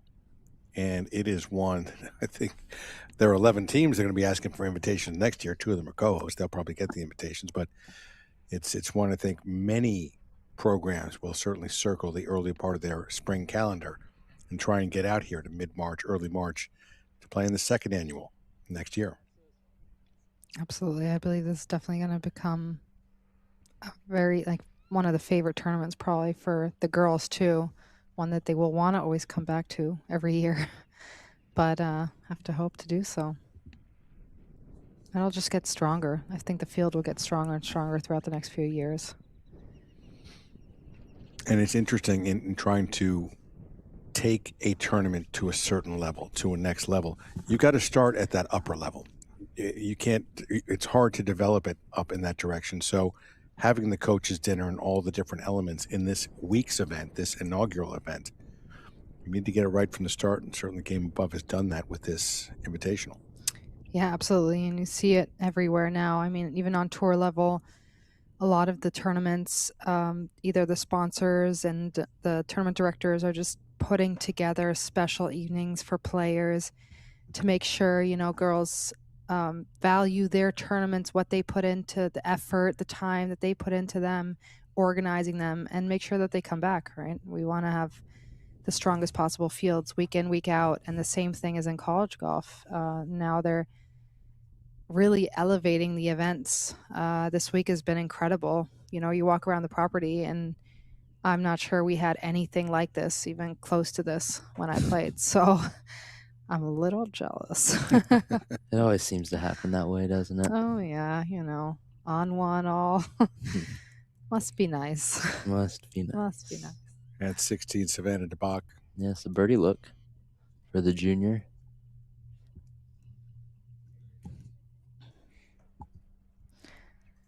And we have talked a lot about the top 2 teams, USC and Texas A&M. But again, that battle for third, you pointed it out earlier, Taft. You got 4 teams within 3 shots of one another. Oregon at 11 under, 2 shots back. SMU in Arizona and the co-host Eastern Michigan, 5 over today, but 14 over for the tournament. 3 out of that third place spot. They'd love to get there. And look at the fight from the Leoval twins, both under par for the first time of the tournament. And just, they didn't have the start to the tournament they wanted to yesterday, but woke up this morning and said, today's going to be a better day. And it has been. And that can carry over. I mean, if you finish off the way you want to after having a start that you didn't like, whether it's a tour player, whether it's a collegiate player, it makes the bus ride home, plane ride home a little bit better. You can have a positive mindset as you're getting ready for the next tournament. It's a huge deal. Absolutely. There's nothing better than flying home, having had a great week, because the next morning you're going to have to go to your 8 a.m. class. And trust me, if you come in second by 1 shot, that 8 a.m. class just hits really hard. But Sophia, your 8 a.m. class is USC. I mean, it's an educational institution too. You're not taking basket weaving at 8 a.m. on Tuesday morning. What was your favorite ride home? One really memorable to you? What did the team do? What did you do? I would say tough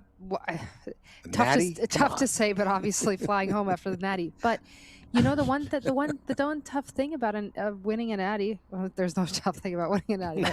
But, carrying that trophy. The one thing you wish you had is that it was a regular week where you would all fly home together. After a natty, everyone goes in different directions. Usually, I flew straight back to Germany, and some of the other girls went back to California or home. So it was.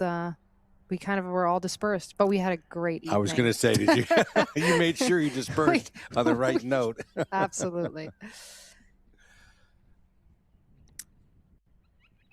This is the 16th. And again, this group of Park, Court, who we see right now, and DeBach, coming down towards the tail end of their final rounds. Next hole is at par 3, 17th.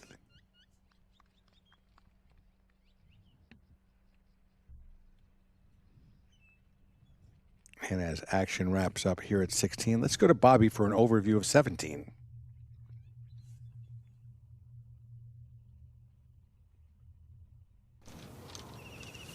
Hey, Bobby, down here on 17T. Just had a group tee off. It looks like they're using anywhere between a 6 and an 8 iron. The wind has picked up a little bit. It's probably close to 20 miles an hour. And actually, it's turned a little bit. It's anywhere from a hurting wind to a little bit right to left. Most of the players seem to be hitting draws in. It's in a relatively front pin position, easy to hit, not a lot of shape on either side and slope on either side of the ball. So I think we're going to see some good birdie opportunities on 17 as well.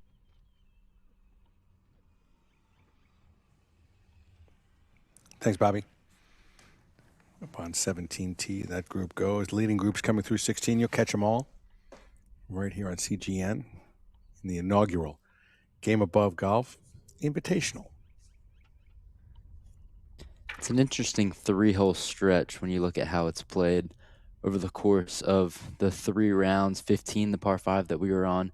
It's the only hole that's playing under par, currently at a 4.69, and then all the rest are above their respective pars. But the 16th, the par 4, that one is the 4th most scoreable so far, just slightly playing over par. However, you take those 2 easy holes and then you have to lock right back in for the par 3 17th, currently playing at over a third over par.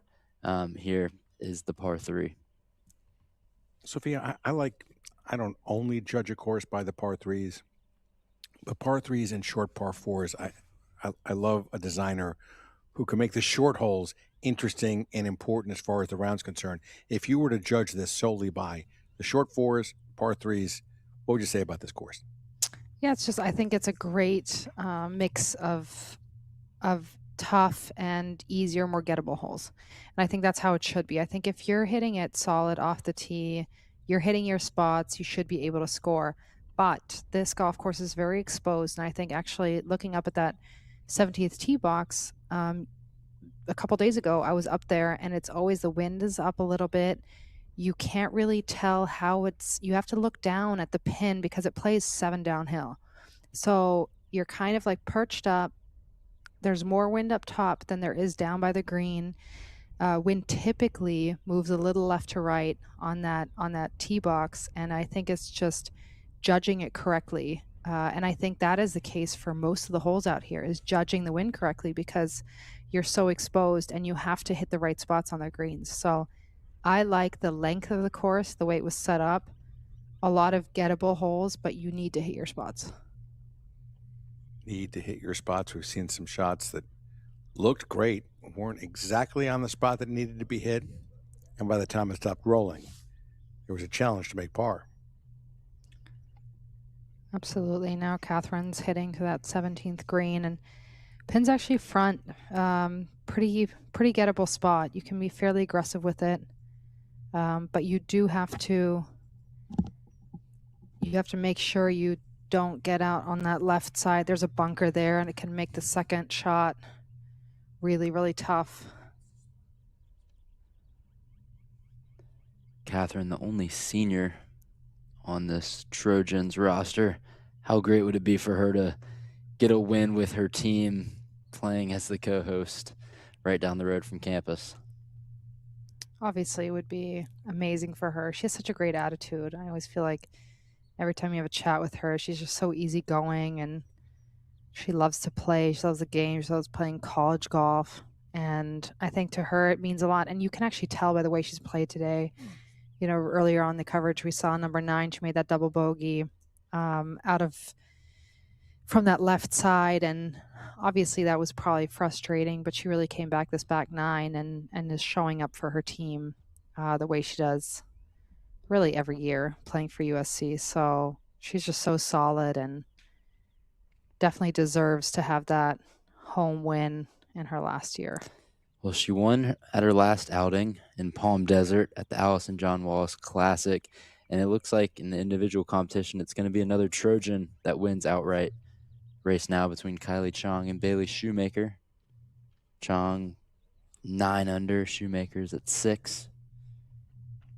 And in the team competition, the Trojans lead Texas A&M by 10. I think that's very significant at this point, considering most of the girls are through 15. You've got 3 to 4 holes maybe left. That's going to be tough to close that gap on them. But Sophia, it's what you said was going to happen at the beginning of the day, that you might have somebody, Texas A&M, playing well. Well, right now they're about to post the best score of any team for any single round this week. They're currently 10 under. You take a look at USC. There were 5 in the first round, 8 in the second round. They're now 6 today, but they've held off that charge by A&M. Yes, 4 shots have been whittled away in that lead, but it's still double digits. And again, running out of territory. There's just literally not enough holes right now. You almost got to start making eagles. Absolutely. It's not going to happen on these last few holes. I think that's what we were saying earlier on. Is it's A&M was definitely going to make a charge today, but USC is just they're that championship caliber where they're in that position a lot and they know how to hold it off. They've got the 2 individual, honors winners battling it out between Bailey Shoemaker and Kylie. So I think them battling it out actually helps USC because they are not putting their foot off the gas pedal, right? So it's kind of that's actually probably helped them to just kind of stay steady. 6 under par today. That's a great round so far, and I don't think they're going to let down. That's just kind of what they do. Well, everyone likes to use that Mike Tyson expression, everyone has a plan until they get punched in the face. Well, Texas A&M took a big swing, and USC has a plan. Block it and keep going, doing what you're doing. And again, double-digit lead with 4 holes remaining or so. Some of the players only have a hole and a half remaining. So, again, running out of real estate, USC would really have to start posting some scores that are not just uncharacteristic for this week, but uncharacteristic for these players in their collegiate careers, for this thing to become tighter than it is right now, or really be any kind of a competition down the end. But I still do want to take a look at Oregon, SMU, Arizona, Eastern Michigan. Love that the Eastern Michigan team is still out on the golf course. The other 3 have finished. So basically EMU knows they need to pick up 3-4 shots. If they can pick up 4 shots, they're outright 3rd place, and they don't have a lot of holes remaining. So those twins, the Leoval twins, certainly need to, put on their super person capes and go on out there and try and make some birdies. If anyone's going to do it, it's going to be them. Oh, yeah. I think Janae actually just hit it really close on 16, so she has a great birdie opportunity from about 3 or 4 feet. Here's Sky Sudbury. They got to make just about any putt coming in right now to have any chance against USC, but that battle for 3rd is very exciting. Also,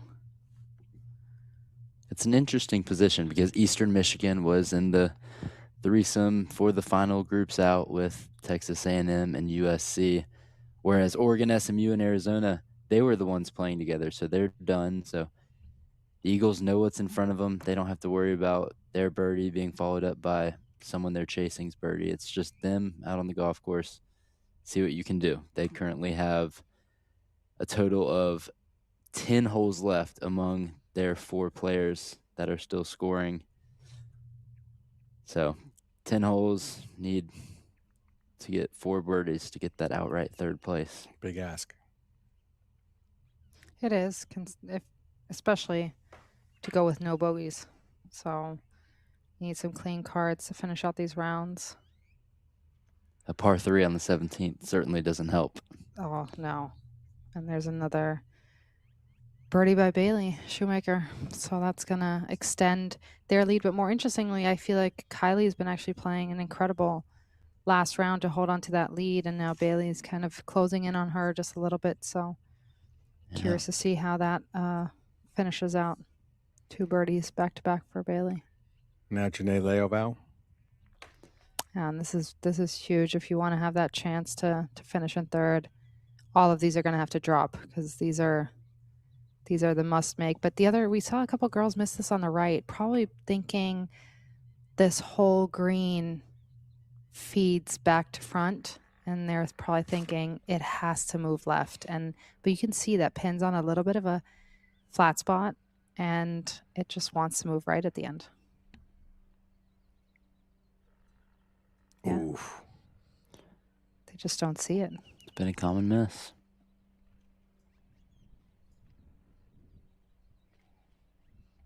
It is getting intense down in the final few holes of the inaugural Game Above Golf Invitational. We'll be back after this.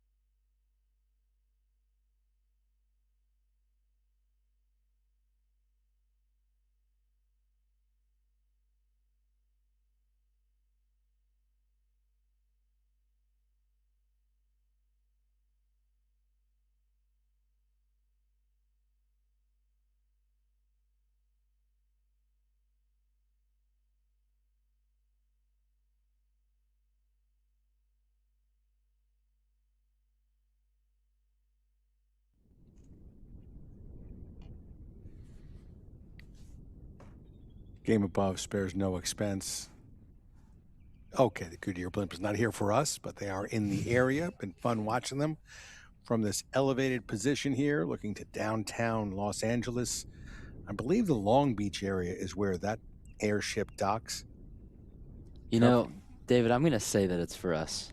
I'm going to say it's for us, too. There we go. And if it's not, they've certainly been giving us the friendly flybys throughout the week. I mean, yesterday there was a point they were directly over the third green. It got so close to the clubhouse here at Rolling Hills. So much fun to watch and see them. Let me just reset where we are. It is the inaugural GameAbove Golf Invitational, Southern California, USC, SC, however you want to refer to the alma mater of my co-host here and analyst, Sophia Popov. They are leading right now by 10 shots over Texas A&M.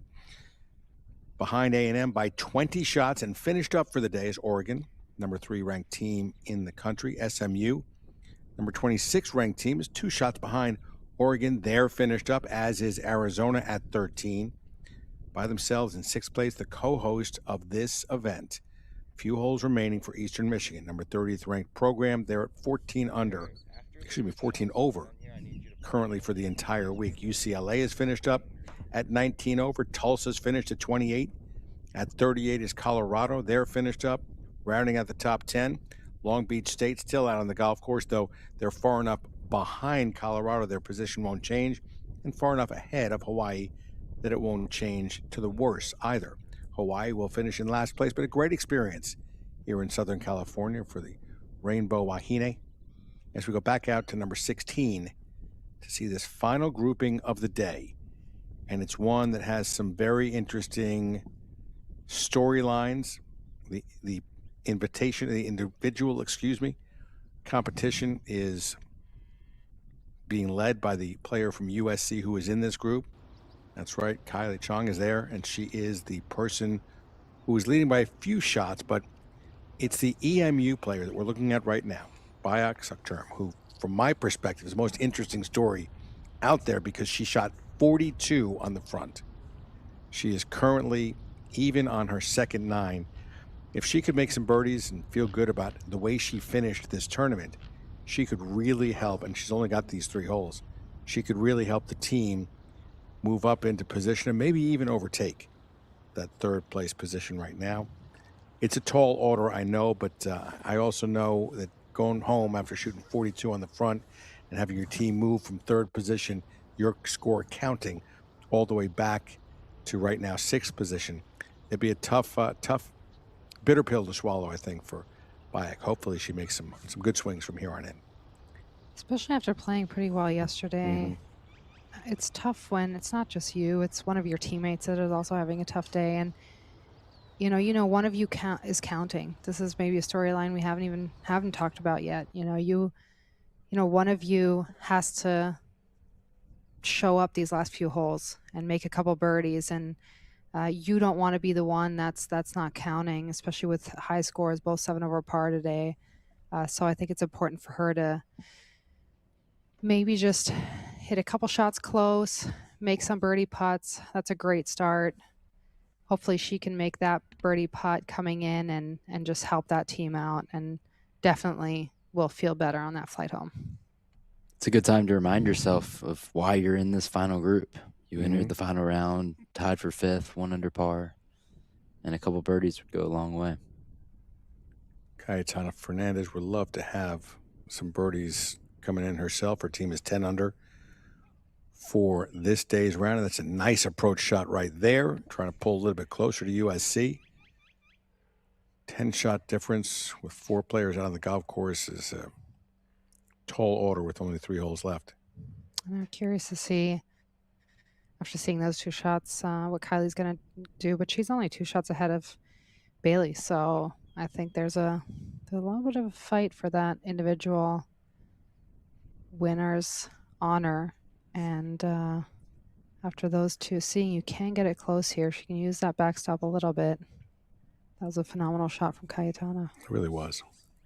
And Vanessa Borovilos from Texas A&M just finished her round. She shot a 5 under 31 on the back 9, 5 birdies, and then all pars elsewhere. That's the lowest 9-hole stretch, or not lowest 9-hole side, rather, in this GameAbove Golf Invitational. So a really strong final push there from the sophomore Aggie. Some fight left in the Texans yet. There's the way it stands in the individual competition. Ken Chong now with a 2-shot lead. 3 holes remaining for her. Oh, that was a really good shot on 16. So if she could take advantage of that, make birdie, that'll give her a nice buffer going into those last 2 holes. But that putt's been tough to read. Curious to see if she can actually read that one correctly.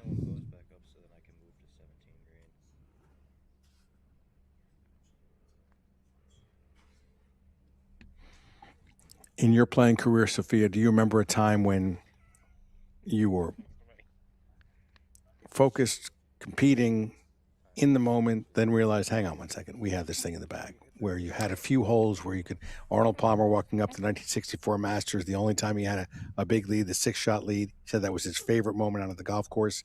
What's it like to be a member of a team where the team victory really is salted away? Yeah, I mean, I'll probably go back to our national championship. We ended up winning that by 21 strokes. That was, I think, the largest winning margin ever in women's NCAA history, golf history. When it was still stroke play, they changed it to match play in the meantime, but because of you guys. Yeah, they were like, we're sick of these girls. No, but it was fun because I remember us entering that last round and thinking, okay, we have this really large lead, maybe 12 shots, 13 shots, but you still have to go out there and you have to get it done. And I remember Duke was in second, and Duke was always our toughest competitor at the time, or one of our toughest competitors at the time. And so it was, don't let go of, just keep doing your thing, keep plodding along. And I remember with about 6, 7 holes to go, we were waving at each other and we kind of knew we had it in the bag. And it was fun because you could already, you weren't celebrating, but you were walking up that last fairway. You were celebrating. Just a little. A good place to celebrate, too. She was in Athens. In Athens, That's right. Yeah. I had a little celebration after, but that was a comfortable walk up the last hole for sure. But I will say you don't need to win anything to celebrate in Athens. You just go be in Athens. You're celebrating being in Athens. I did it for 4 years. I would know better than most. You just celebrated just to celebrate. Yeah. Just celebrating being in college. The thing is, we were still celebrating your national championship. Were you? Yeah, we had to catch up to celebrate for all the strokes that you guys won by. Exactly. 21 years of celebrating. Okay, here now for celebration would be Bayak Sukterm, who, again, difficult opening 9. Her team needs her. This is maybe as good a birdie look as she's going to get the rest of the day. Could be. Yeah, the only thing is you can see from this angle the change in grain in this green. And I think that's what's throwing girls off, is that the grain actually at the hole goes from left to right for her. And so curious to see if she's actually going to play for that or try to just hit it hard enough to take that out. Same thing. Everyone's missing right. I think it's a very awkward read because I think the read is definitely right to left, but then that grain is just pulling the ball right at the very end. You look at this Eastern Michigan scores down the board. The Lehovals both 1 under par. Great way to finish off their hometown event. Then Savannah DeBach played well in her own right. She's at 1 over with a couple holes to play.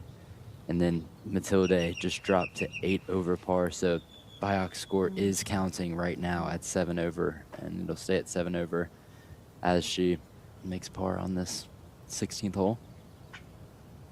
Yeah, so that's key for her to just have some solid holes coming in just to count and not lose that 6th spot. But EMU, 2 birdies from here to the house, and they finished 4th behind those top 4 ranked teams, top 4 in the nation. It would be a great hosting. Yeah, absolutely. Stay up, and it did. Yeah. That's a huge putt for Kylie. That gives her a 3-shot lead going into 17-18. 17-18 is probably fairly gettable today, but 17 is a little bit of an uncomfortable par 3 towards the end of the round. Now Kata.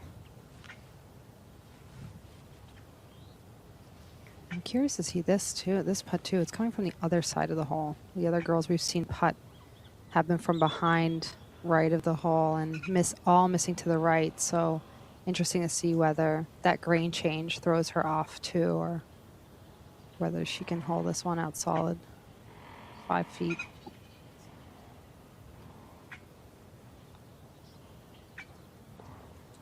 Here you go. Well done. Two nice birdies right there. But how about A&M, number 4 in the country, and all 4 of their players that are scoring, the counting right now, which is Vanessa Borovilos, Natalie Yen, Bryn Court, and Cayetana Fernandez. They're all under par today and even par or better for the week individually. So good playing. It's a really solid showing for them. They did everything they can. Mm-hmm. Have to hand it to them today. They came out pretty hot. And not only were they chasing down a top-ranked program in USC, but also the co-host. Co-hosting as well, that par 3 17th. You can see it right here. We'll have action from number 17 in just a moment.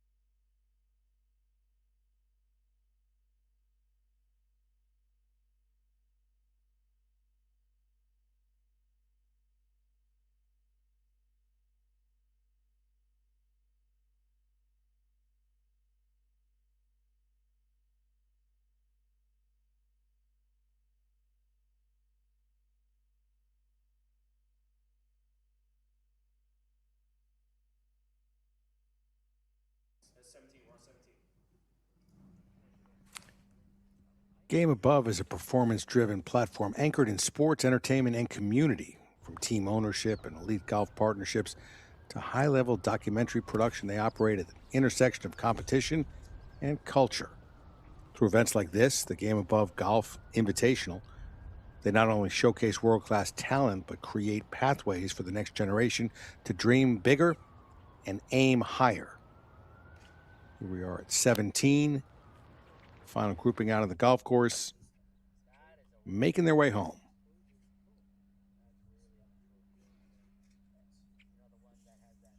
Bayat going right at the pin there. Everything on the screen will funnel to the right, as you saw, but pin high. Going to give herself a look at birdie. Maybe not as good a look as the last hole. Missed that one also on the high side and running out of room to help her team. Just a couple of birdies by her and the players in front of her will be able to move the co-host Eastern Michigan University team into a top 4 finish.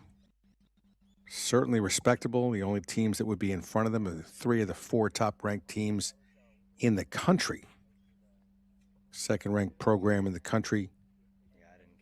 USC currently leads by 11 shots. The team competition is virtually over. Texas A&M, the Aggies, are 4th ranked. They're the closest to USC and the only other team under par. As we take a look at number 17 off the tee, you've got those bunkers. You don't contend they're more aiming bunkers. Pretty big green. It's a very big green, and it's gonna be all about the bounce on the tee shot, because if you miss just a few paces one way or the other, it can bounce straight to the right. It can bounce straight back in your face, and in order to get to that pin location today, it's kind of tucked in the front left. You're going to have to really find the gap in between the middle part of that green, but then also on the green, the furthest left part of it as well. It's playing 160 today for the players.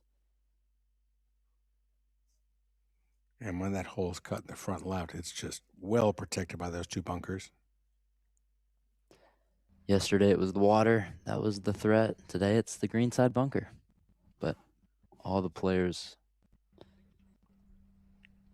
approaching the green now.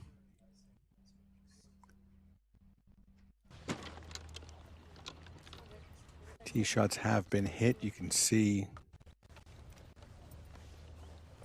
some caution being taken, flying it over those greenside bunkers, those protecting the front of the green. See if you can make your putt coming back down the hill.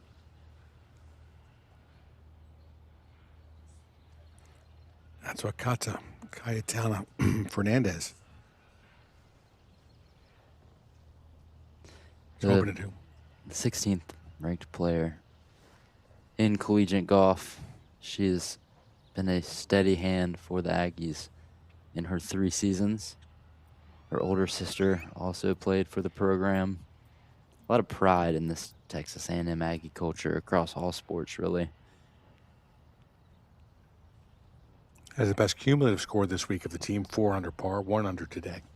Vanessa Borovilos has finished up her round. You talked about the 31 incoming. They went out swinging, that's for sure, and they still are swinging as Katza prepares to hit this birdie putt. But, I mean, you look at Vanessa Borovilos and Natalie Yin coming in at 5 under and 3 under on the back stretches. Just really impressive stuff from Jared Chadwell's squad. 67, 68 from those 2.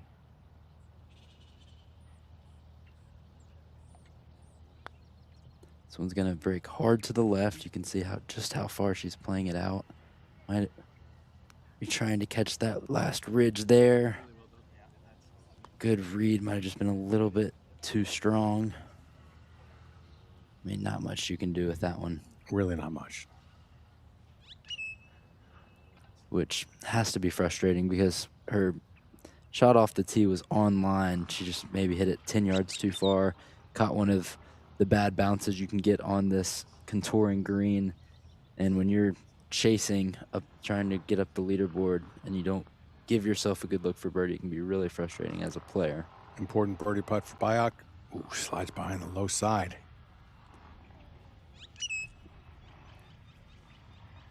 Just a couple opportunities, and 18 is going to have to be a big hole for Eastern Michigan if they're going to move out of 6th place. Try and leapfrog those 2 in front of them. At 15 over now. The best you can legitimately hope for at this point is a share of 4th with SMU in Arizona. Yeah, I know Bayak was really hoping to have a better performance today, being one of just a handful of players to be under par going into the 3rd round. Just a phenomenal 2nd round yesterday to get to 1 under. She hit 17 of 18 greens. It's been a opposite story today. Really has been struggling off the tee and with her approaches. She's kind of been battling for par for most of her round. And now our leader. Coming off of a birdie. leading by a couple. Gave it too much. No, she didn't. She perfectly timed, perfectly read. And another birdie for Kylie Chong. Man, how about this finish from all the Trojans? You look at Kylie Chung now back-to-back birdies as she heads to the 18th tee. Bailey Shoemaker went back-to-back birdies on 15, 16. Sarah Hammett back-to-back birdies on that same stretch. Just a lot of red circles on the scorecards for all the Trojans. How many blue squares? How many bogeys on that scorecard for any of them in the back nine? Absolutely zero. Sophia has gone down to check in with some of the players as they finish. We'll get some interviews from her at the 18th. As this thing is pretty much salted away. A USC Trojan will win the individual, and the team will win the team competition. The only question is, will it be Kylie or Bailey? Kylie just went to 11 under, with that putt. Now with a 4-shot lead on the 18th hole. That's pretty safe, as Tatiana Fernandez now with her par putt.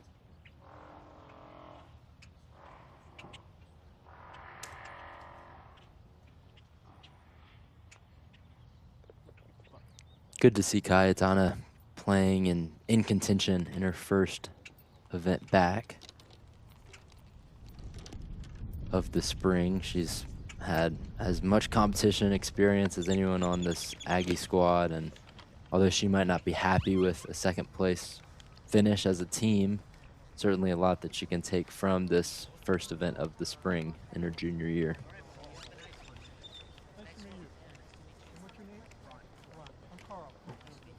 And a great way for teams to start their spring season. Some have already played already in the spring season, but some have not. And coming out to Southern California, playing an event, the first event ever hosted by USC, co-hosted by Eastern Michigan, at a venue that's only been open 8 years. David McClay Kidd, this design is beautiful. The views all around are spectacular. The neighborhood is something special. It really has a big feel to it, this tournament. Not many inaugural tournaments do. And GameAbove, Eastern Michigan, USC, in putting this tournament together, trying to, as you see on the sign behind, bring forth greatness. It's trying to establish this event from the very start with the coaches' dinner, with the level of competition, with this venue that is going to catch some people's attention and only become more and more acclaimed, I would say, as a club and as a golf course. A lot of pride in this USC program. Justin Silverstein, in his 8th year as head coach, he's been looking forward to this week in particular for a long time, getting to host a regular season event for the first time at one of their home courses of Rolling Hills Country Club. Just a beautiful golf course, and also beautiful practice facilities that they're able to use every day if they want. They have a whole side of their range at their disposal, a elite short game practice area. They're hitting Pro Vs on the range and get treated very well by the incredible staff here, and getting to show it now to 10 other of the best programs in all of college golf is certainly something that they're going to hang their heads high on and hope that it can be something to continue for years and years to come.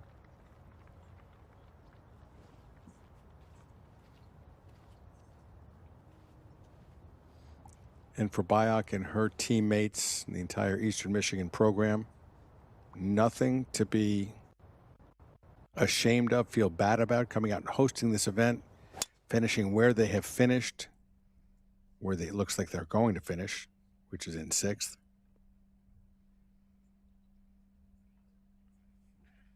Unfamiliar golf course. They'll be familiar with it next year. They've had a good stint here in California.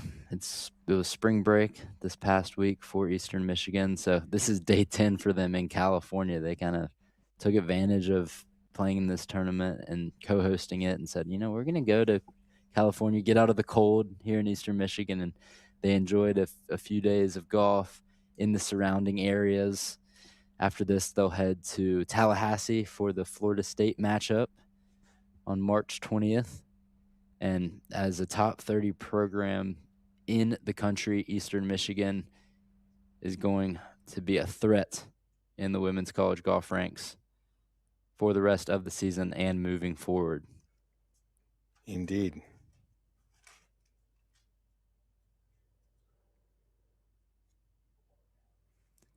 In terms of the University of Southern California Trojans, after this, they go to one of your stomping grounds, David, Hawaii, for the Dr. Donis Thompson Invitational.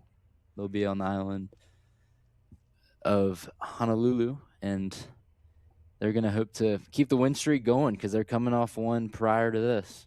Very nice. Let's go down to a couple of USC Trojans and an alumnus, Aaron Sophia, with Catherine Park.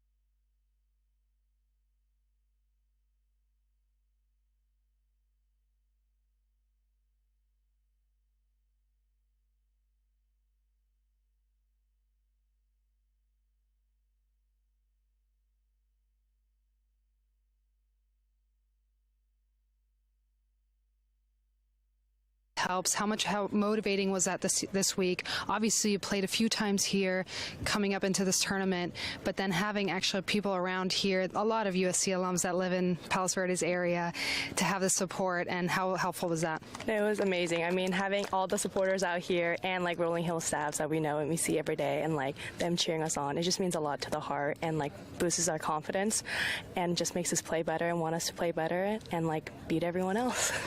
I love that. Also, you're coming off an individual win. Obviously, you've had a solid, super stellar college career so far, but sometimes you're playing for more than just yourself. This week, you know, you didn't have your best stuff, but still you did your best to get that team win. And what does that mean to you, you know, team versus individual? How much more do you enjoy the wins more, or how does that work for you? No, I do enjoy the wins more because I'm wearing USC and I play for USC. Yeah, I'm playing for myself, but I play for USC, and it feels good in the heart when we have a win and I can contribute to that win, and just like cheering us all on, especially Kylie right now, who's gonna, fingers crossed, gonna win, and then it feels great. It feels good to the heart. It's good to the heart. For sure. And classes are going to feel better tomorrow, right? Oh, for sure. Congratulations, and thanks for your time. Appreciate it. Thank you. And so that prediction already made, it's certainly in the bag. Kylie going to win, but here we have Baitak with her final full swing of the day, approach into 18.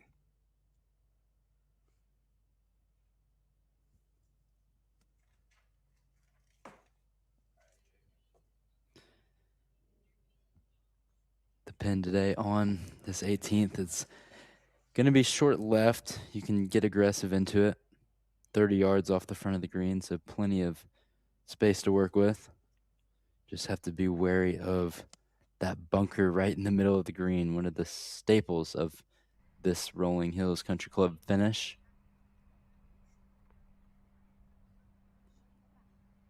Takes a big bounce. You can tell the course is starting to firm up as we go through the day.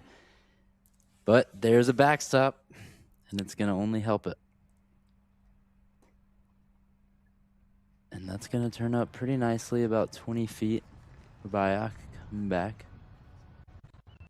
Taking that front bunker out of the way. Out of play, excuse me. Now, Cayetana Fernandez. Shot a 4 under 68 yesterday afternoon.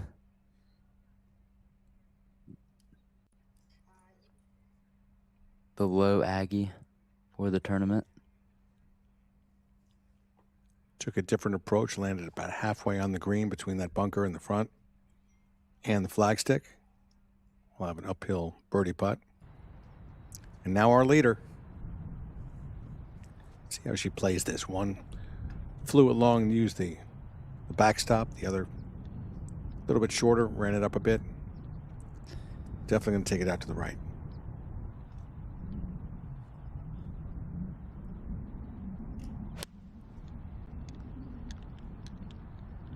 Anything that bounces right of the pin is going to work towards the flag. That's what Kylie has done here.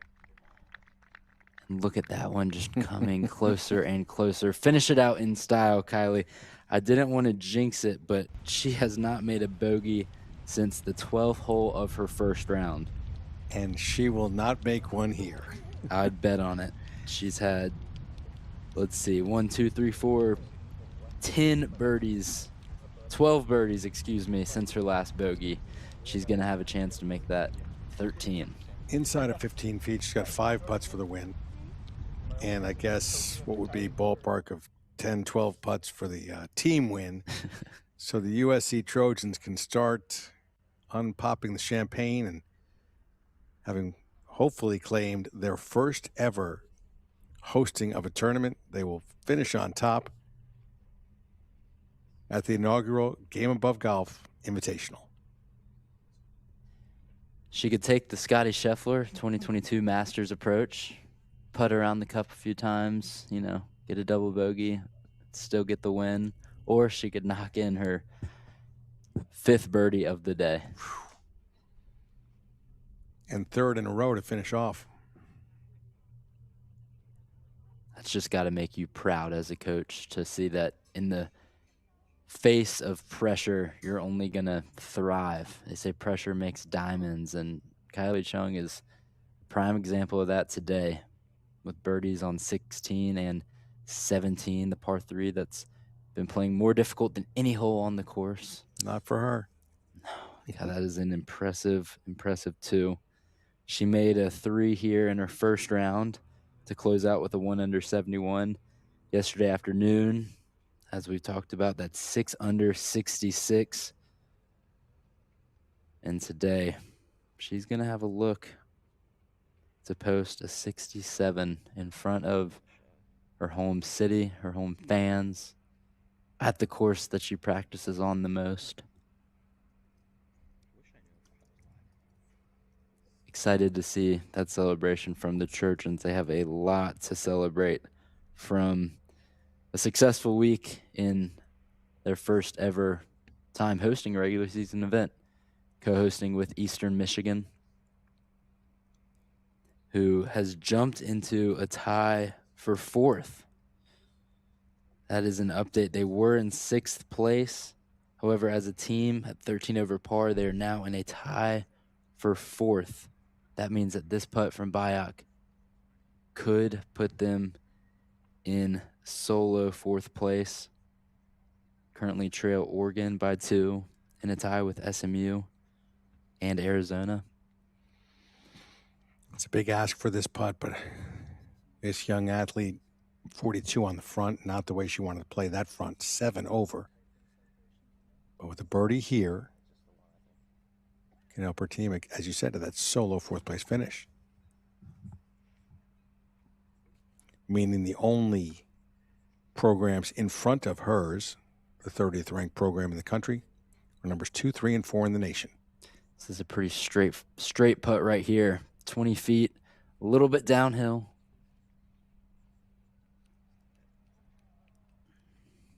Snapped right at the end, but not until it got past the cup. She gave it a good look, and she did. That's going to be a short par putt for her to keep the Eastern Michigan Eagles in a tie for 4th. But gave it a nice run, had a good read, put it on the high side, so it had an opportunity to fall. We have a look down on the 18th green from the clubhouse. You can see Josh Brewer and Katarina Don, 2 of the coaches for Eastern Michigan, both, you know, bend down a little bit as it got close to the cup. They wanted that one to go in to finish out in style. It's been such a fun week for them to co-host this event here in Los Angeles. Well, and I get wanting to have that finish where you have solo 4th rather than a tie for 4th, but a share of 4th still, where you're, again, the only people who beat you are top 3, top 4 ranked programs in the nation. Cayetana Fernandez, referred to as Kata by her teammates. Uphill putt. Slight break left to right at the end. If you get it there.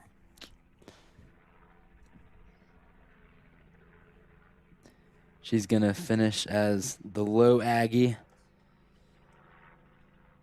with a make or a miss on this putt. She leads Natalie Yin by 2 strokes, her teammate.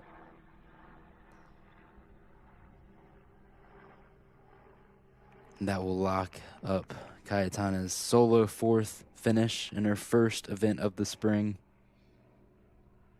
Runner-up finish for the team. This is an important putt here, though, for Bayak. Again, she makes this. She's got to share a 4th. At least the team does. And if you need to add any pressure to it, pretty much everyone that's out here at Rolling Hills is surrounding the 18th green right now. No pressure needed. Come on, Bayak. Snuck it in that left side. Still, it's a make. It's a par. And it's a tie for 4th. All that's left is the coronation of the team championship and the individual championship, both USC Trojan team with a big win. About 12 shots. More if this putt drops. And this, the individual leader, Kylie Chong, for a 5-shot win.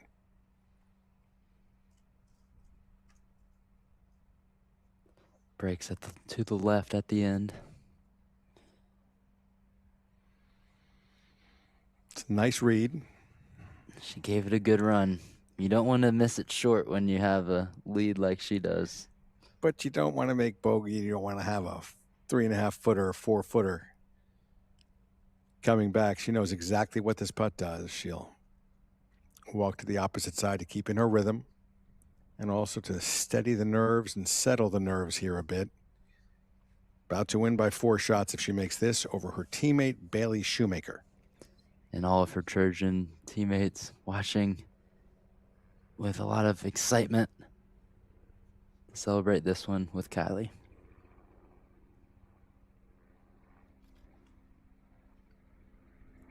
Left edge with a little pace.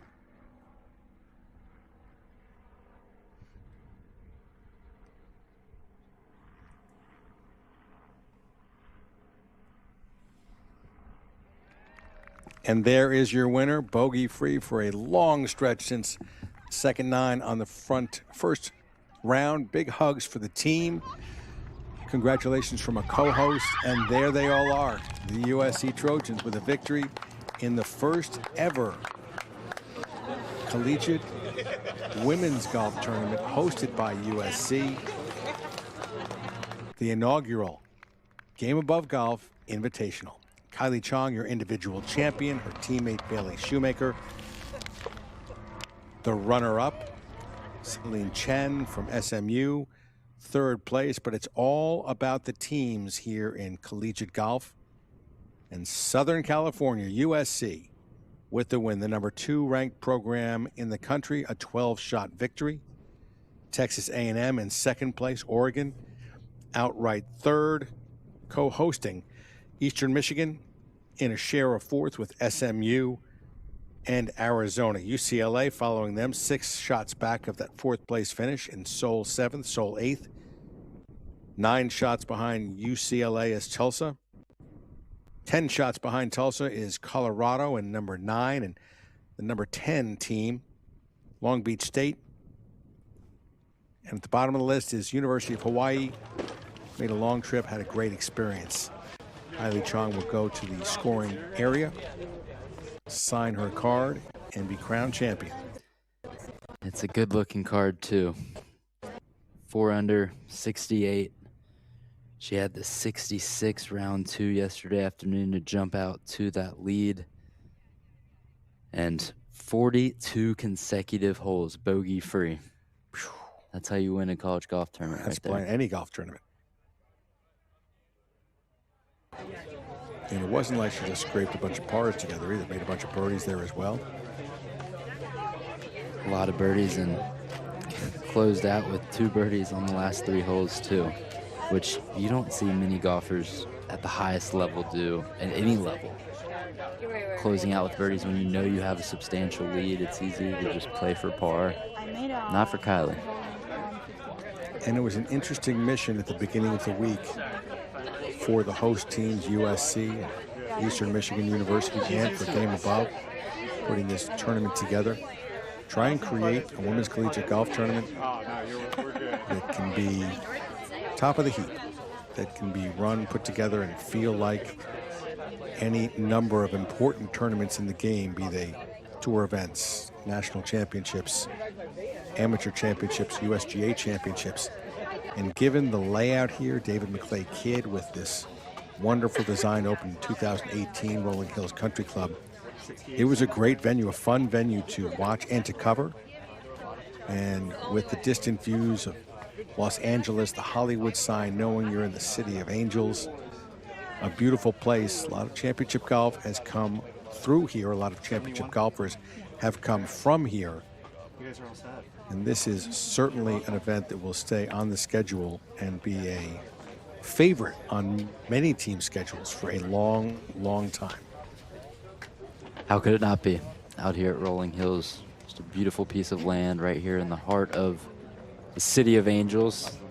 And if you are the head coach for Southern California, Justin Silverstein, you've got to be really, really happy about where your team is at right now. This is their second consecutive win. They won a couple weeks ago at the Allison John Wallace Classic in Palm Desert, California by 8 strokes. They now win this one by 12 strokes. If you thought it couldn't get any better, his girls said, watch this, coach. We're going to go out and win by even more. And a great job done by not just the coaches, but again, the overall staging of this tournament is one that I think will be remembered from the champagne toast at the beginning, the coaches' dinner, all the way through right now as the celebrations continue, and there's water being doused on what might be some more. I don't know if anything can cool her down. She's played so well out there on the golf course. Kylie Chong, her entire team as well. We will have the presentation, trophy ceremony here in just a moment.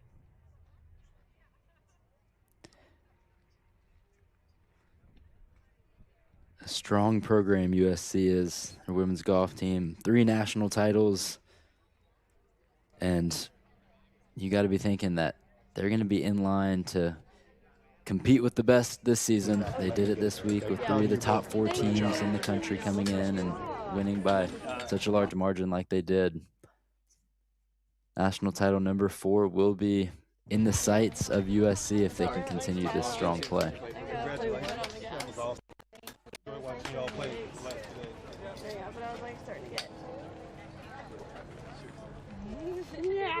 That better look good.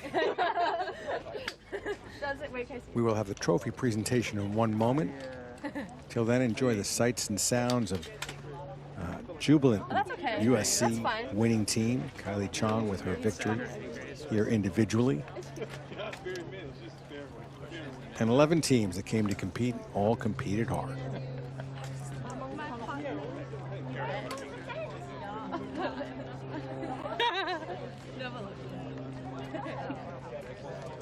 I have my midterm in 2.5 hours. Yay! In person.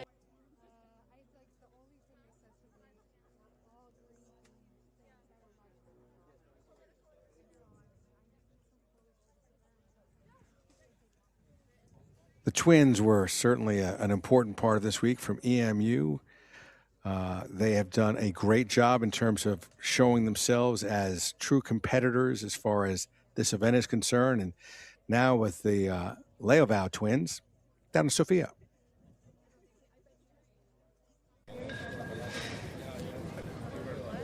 Here with Jasmine and Janae Leoval. Amazing comeback from yesterday after a tough day yesterday, but 2 under, 1 under today. How good did that feel helping out your team today? Oh, it was amazing. Just learned from yesterday and so proud to finish strong as a team, and yeah, just tried our best and learned from yesterday's mistakes. Yeah, it was a lot of fun, and I'm just really proud to be a part of Game Above and just proud of this event that we were able to put on, and just love this team. Congratulations, girls. Way to fight.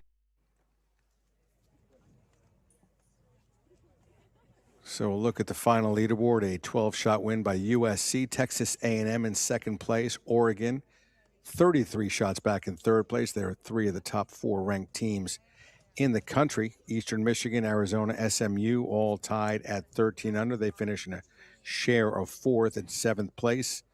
UCLA, crosstown rivals, the co-hosting team USC. Got Colorado and Tulsa in 9th and 8th positions, respectively. Long Beach State in number 10, and University of Hawaii bringing up the tail. But University of Hawaii is working on becoming a more influential and important team. But right now we're going to go check with Josh Brewer. I'm here with EMU coach Josh Brewer and co-host of this amazing GameAbove Golf Invitational, the inaugural one. How was this week for you guys? I know you didn't finish quite as well as you wanted to, but a good fight from the girls, especially the twins today, and a solid finish in the field. Yeah, I mean, Sophia, look behind us. We see downtown Los Angeles and one of the greatest golf clubs in maybe the United States and the world. So for college golf, to be here, women's college golf, I mean, what an amazing accomplishment. And, you know, congrats to USC. They played extremely well. I mean, Justin, his team are talented on their home course, but for women's golf to come this far, when I was your assistant coach, I mean, let's face it, you would have died for this event. So it's a really special to GameAbove and Rolling Hills and USC and Eastern Michigan and all the people. Just an amazing experience. Yeah, absolutely. It's a step above anything that we used to play in 10 plus years ago, but not just the golf course, but it's obviously talking about how it's beautiful here, but also how tough the golf course is. The girls don't play on golf courses like this week in, week out. So how did you guys prepare, and then how proud are you of your team for showing up the way they did based on the conditions the last 2 days? Yeah, luckily I was able to get out here once or twice and see the golf course, but just tried to use as much information as you can. It was like you on tour. You show up at a course and try to figure, out, how to play it. And I'm super proud of our team. I mean, let's face it, we're under snow, cold, and probably not the best thing I should say in recruiting, but it's okay. And so to come here and battle, and I'm not sure what we finish, but being the final pairing in this event with these elite schools, it says a lot about our players and our program. Yeah, absolutely. I think there's a lot to be proud of. So congratulations, and congratulations on co-hosting such an amazing event. It was a beautiful week. Well, Thanks. Trust me, having you made it special, because you're great, Sophie. So thank you. I appreciate that. Thanks, Sophia.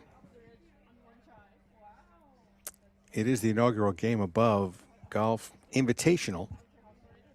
Again, USC with not just the win, but the gold and silver medalists as far as the individual competition is concerned. Individual always taking second seat as far as what's important in these collegiate golf competitions. It's always about the team, and the USC Trojans celebrating their victory here today. In a moment, we'll hear from USC head coach Justin Silverstein in his 8th season with USC. He told us earlier this week how getting Rolling Hills Country Club as one of the home courses, there's a couple others that they play on in this Los Angeles area, it was one of the most important things that they did as a program.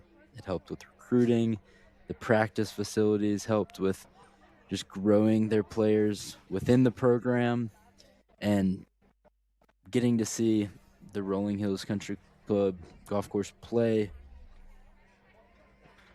by some of the best college golfers in the women's game. It shows why Silverstein has so much pride in this course, and why he says it was such a big part of their program's history. And this GameAbove Golf Invitational, another big part of it now, getting to host it in the regular season this year and hopefully for many years to come. Truly is a special part of the landscape here now in Southern California golf. Not much more left to be said. We will hear from the winning coach in just a moment.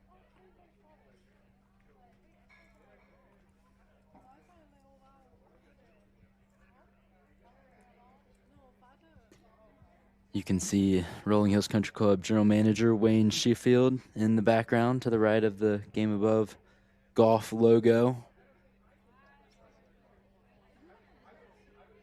Very proud general manager of this club, recently joined. It's a club that, frankly, he came from Iowa, number 22 in the country, or in the world, actually, when he came here in terms of rankings of golf clubs, and this one's going to skyrocket up the rankings for sure. And Game Above, if you don't know, that GA logo right there, Game Above unites sports, entertainment, and community under one vision. They operate competitive basketball franchises, partner with leaders across the golf industry, and produce impactful sports content that resonates globally.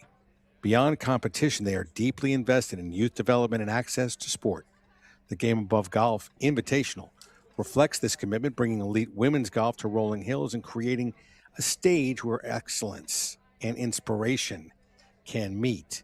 Speaking of excellence and inspiration, how about a pair of USC golfers talking to another USC golfer, our Sophia Popov? She won a national championship at USC.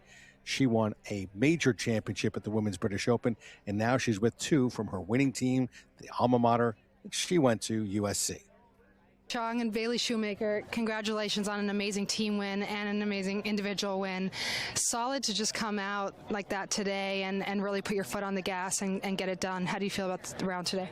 I'm really proud of the way I handled myself. I've been sort of in this position before recently, and also playing at my home course recently at PV. It kind of helped me learn how to handle pressure like that, and so just like taking it one shot at a time. I thankfully had a bogey-free round, so it was kind of a calm round, and yeah. Yeah, it was super solid. And Bailey, also great playing today. Coming off an injury, not playing much, and then coming out and having some great events for USC. What does that mean to you? Yeah, I mean, it's pretty huge. I had no idea where I'd be about 8 months ago now, and I mean, it's a blessing to be here, and I've definitely taken advantage of it. I mean, having to take like 4 months off, then having surgery, I mean, I have a new perspective of the game, and I'm just blessed to be able to play, and playing good is also pretty nice. So, yeah, just taking it as an opportunity now. Congratulations on the individual, but then how much does that team win mean to you guys? I know winning as an individual is awesome, but is it more fun going home winning as a team? For sure. It feels like this whole club and all the members, staff, we all won. Like all the support just added on to our motivation to play well, so it's all of our wins. Yeah, for sure. I mean, we're all very close and very well supported here at the club. I mean, all of the members and staff members are unbelievable to us. So yeah, they've done a lot behind the scenes too, probably just as much as us in preparing for this. So this is a good win for them too. That's awesome. Congratulations, girls, and fight on. Fight on. Thank you. There she goes, finally with the fight on for USC and winning a national championship there, then coming here to cover as a member of our broadcast team. Sophia Popov did a great job. As far as I'm concerned this week, as you take a look, our alma mater with a 12-shot win, USC. We'll go through the leaderboard again, and all of these teams here are winners. Texas A&M, one of the top 4 programs in the nation, finished in second place.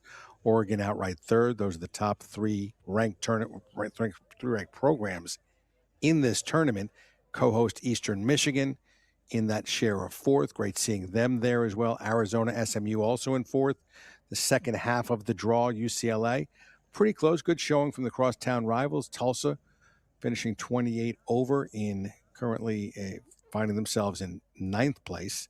Colorado 9th. Long Beach State 10th. And Little University, Hawaii, coming over here to the mainland from the island of Oahu, known as the Gathering Place, finishes in last place, but I'm sure very pleased to be a part of this competition at the Game Above Golf Invitational, the inaugural event in what will certainly be a long season. We will be back after this.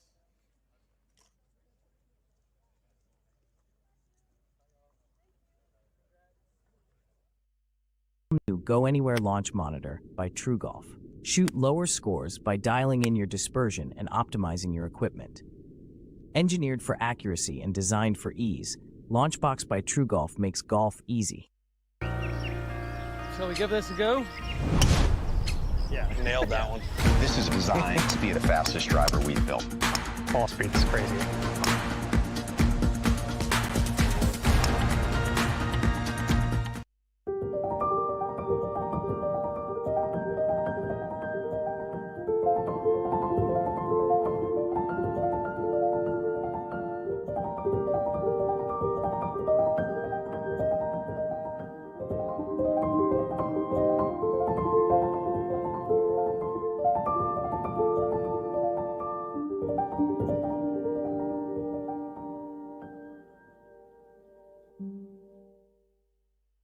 It's a mental battle like no other.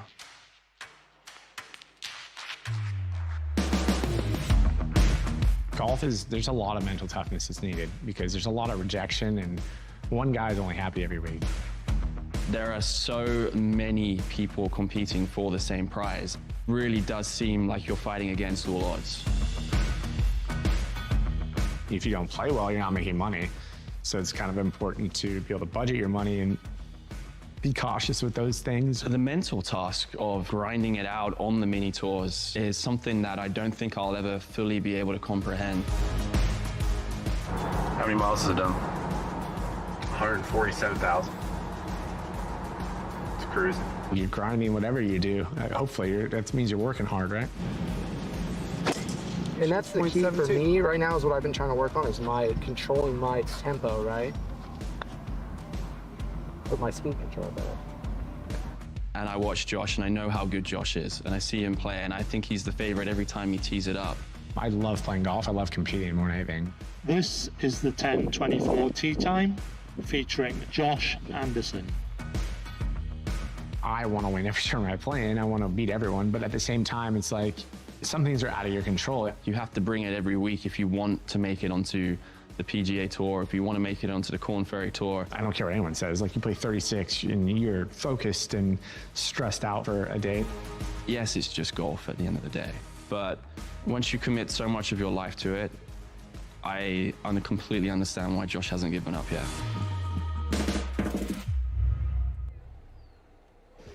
So thank you from the bottom of our hearts. Now let's join the Now let's join the trophy presentation in progress. Responsible for how this course played. Don't throw arrows at him. Just appreciate how good he is at what he does. So thank you very much, Bob. You cannot put on tournaments if you don't have buy-in from the members and buy-in from the volunteers. So all those who volunteered this week, all you members who extended a hand and said thanks for being here, we will never forget you. Thank you very much. Yeah. Derek Lane and we at GameAbove had a chance to get to know each other the last couple of days. This guy is a proud Minnesotan, but now a proud Californian. He loves to talk, but more importantly, he loves to put smiles on everybody's faces. And he told me, listen, if you're not happy, I'm not happy. I am overjoyed, Derek. Come up and say a few words, please. Well, thank you. And yes, I do talk, so it'll be short, as much as I can anyway. But most importantly, as we've said the entire time, we really truly wanted this to transpire. We were excited to have all of you here. But more importantly, we were excited to make sure that you all saw the product that just gets better and better because of Bob and his team and what we're trying to put out there. We deeply believe in amateur golf. I've said that since all of you have arrived, and that's been our plan the whole time. We want to make sure that events like this get recognition, and we're proud of all of the ladies that played in this event. But more importantly, the best part about all of the people that were part of this is the graciousness that he was talking about. Everybody here possessed. I've probably gotten 150 thank yous just in the last 15, 20 minutes. People were very excited about the completion of this. I know that some of you understood that golf is a little different when it's on the ground and in the wind, but we really wanted to put out a challenging golf course that we thought was fair, but pushed the limits of all of you, and I think we accomplished that. But more importantly, we found 11 partners and teams that participated. And for those of us here, we have the same motto for USC. If ordered, as we were talking earlier, if you want to be a partner, you have to be a partner. And Justin and Jen and Ed and all of the team and the ladies team knows how I feel about them. They're family to me. I try to travel with them. I try to support them as much as I can because what we give them, they give back in spades. We're talking professional wins, amateur championships, teams, but they always give us recognition. They always say thank you. And starting with their coach all the way down, they're incredibly, incredibly elegant. So nothing, and I know that I'm not supposed to be biased, but nothing makes me happier to watch them be celebrated today. So thank all of you for participating. I hope I see all of you soon. But when you leave, I hope you guys felt like you were taken care of and you really did enjoy your stay here. That's really all we wanted. So thank you. Before we hear from the coaches, I I do want to recognize some of our valuable sponsors. In order to put on an event like this, you need backing, and we were able to get that through John Jenkins and Levelware, through Josh Cox and Forum Life, Thomas Hackett, Platform Golf, Jenna Bandy from Game Changer, Jared Rushlow from Back of Bottle, Jason Moore from True Linkswear, Voxa and the 54 Group, Chipped, and Mary Birdie. So thank you for that. Before we hear from the coaches, I do want to recognize two people from GameAbove who had a dream with the coaches and were the inspiration and the manpower and brains behind this entire fabulous event. They are my teammates, Jordan Young and Adam Squire. They are the men who are here day in and day out with this plan and this vision and how we use this as a platform moving forward. Gentlemen, thank you. We knew it was going to be a really good event as soon as we had Justin Silverstein talk to us via some type of communication as we got ready to put this thing on and wanted to see if this was the right move for us. And Justin took, I would say, at least an hour out of his time, answered every single question, was fired up over everything that we discussed. He and Josh Brewer were like brothers in putting this together. So I would like both of them to come up, say a few words on behalf of them being co-hosts and helping us put on an outstanding event that I would say rivals any on the college golf tour. So Josh, Justin, please.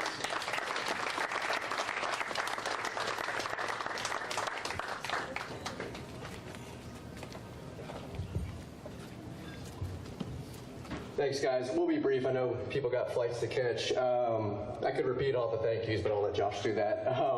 Couple people that didn't get thanked, a couple groups that didn't get thanked. I want to thank our entire support staff from USC that was out here, entire game management facilities there in the back. You guys did a great job this week. Big round of applause for them.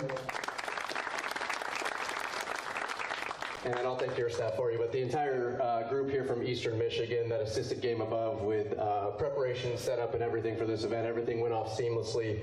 Great job by you guys, and we appreciate all the work you put in. And then again, real quick, Derek, Blair, Bob, Wayne, Ariana, everyone from Rolling Hills. This place really does feel like home for us. You guys treat us like family. We hope we return the favor to you guys, and we couldn't be prouder of this partnership, and every day we work, we try to make you guys proud. So thanks for everything you guys do. Tough act to follow there.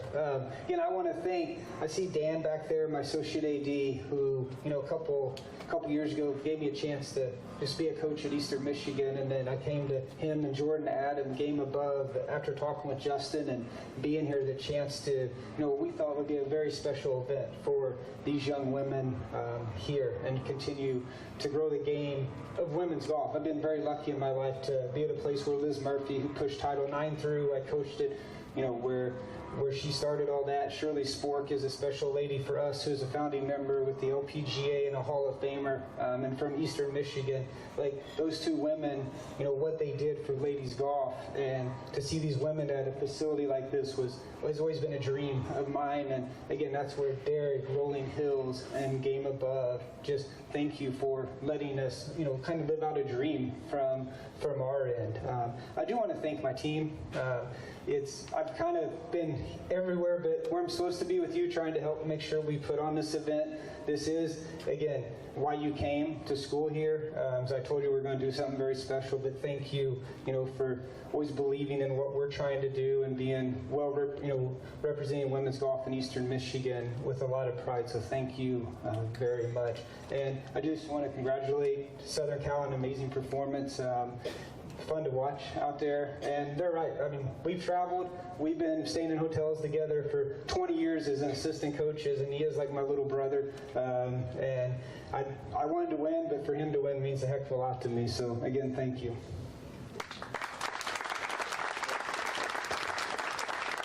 All right, Justin, stay up here because USC is the champion of the first inaugural GameAbove Golf Invitational. -5 in round 1. 8 under in round 2, and they bumped it up a notch, -9 today for a final score of 22 under par. And the individual champion who paced the attack for the Trojans, Kylie Chong, 71, 66, 68, scores that most of us can only dream of, a -11. Congratulations on your individual championship.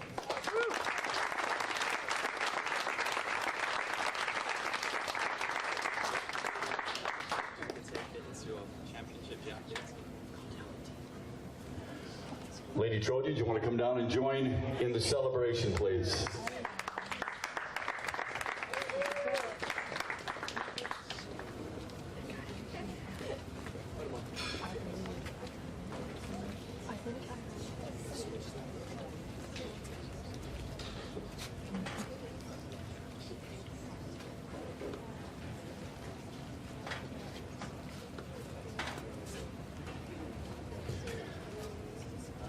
We hope you wear those proudly. We hope you display this proudly in the many trophies that you have in your golf trophy case for USC.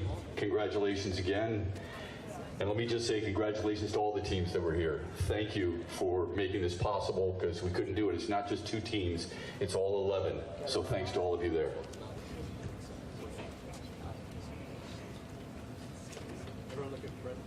Right here in the middle, please. On that side a little bit, thank you. Right here, take a look at the light on top. Thank you, guys. Yeah.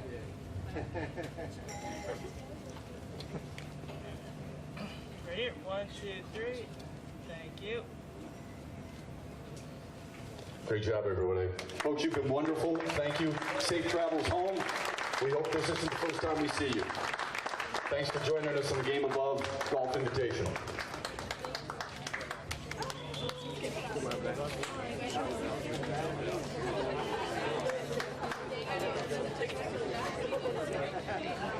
That will wrap up our coverage of the inaugural GameAbove Golf Invitational.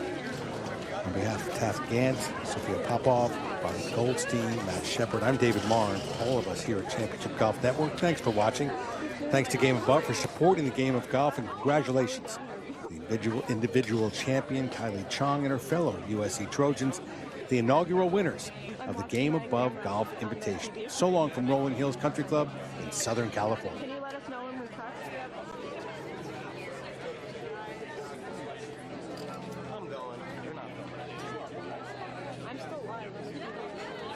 TV's like 2 seconds. I'll just wait. Yeah, it just slows in on the flag.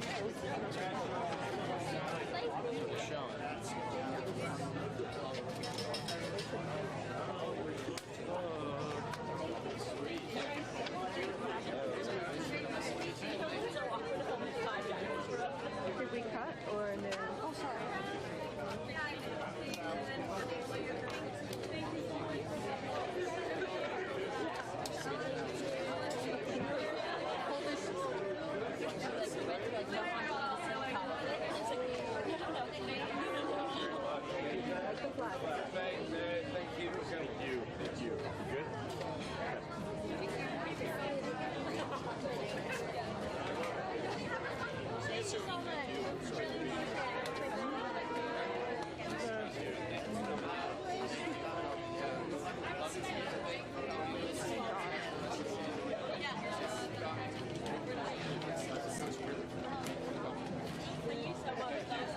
Thank you, my friend.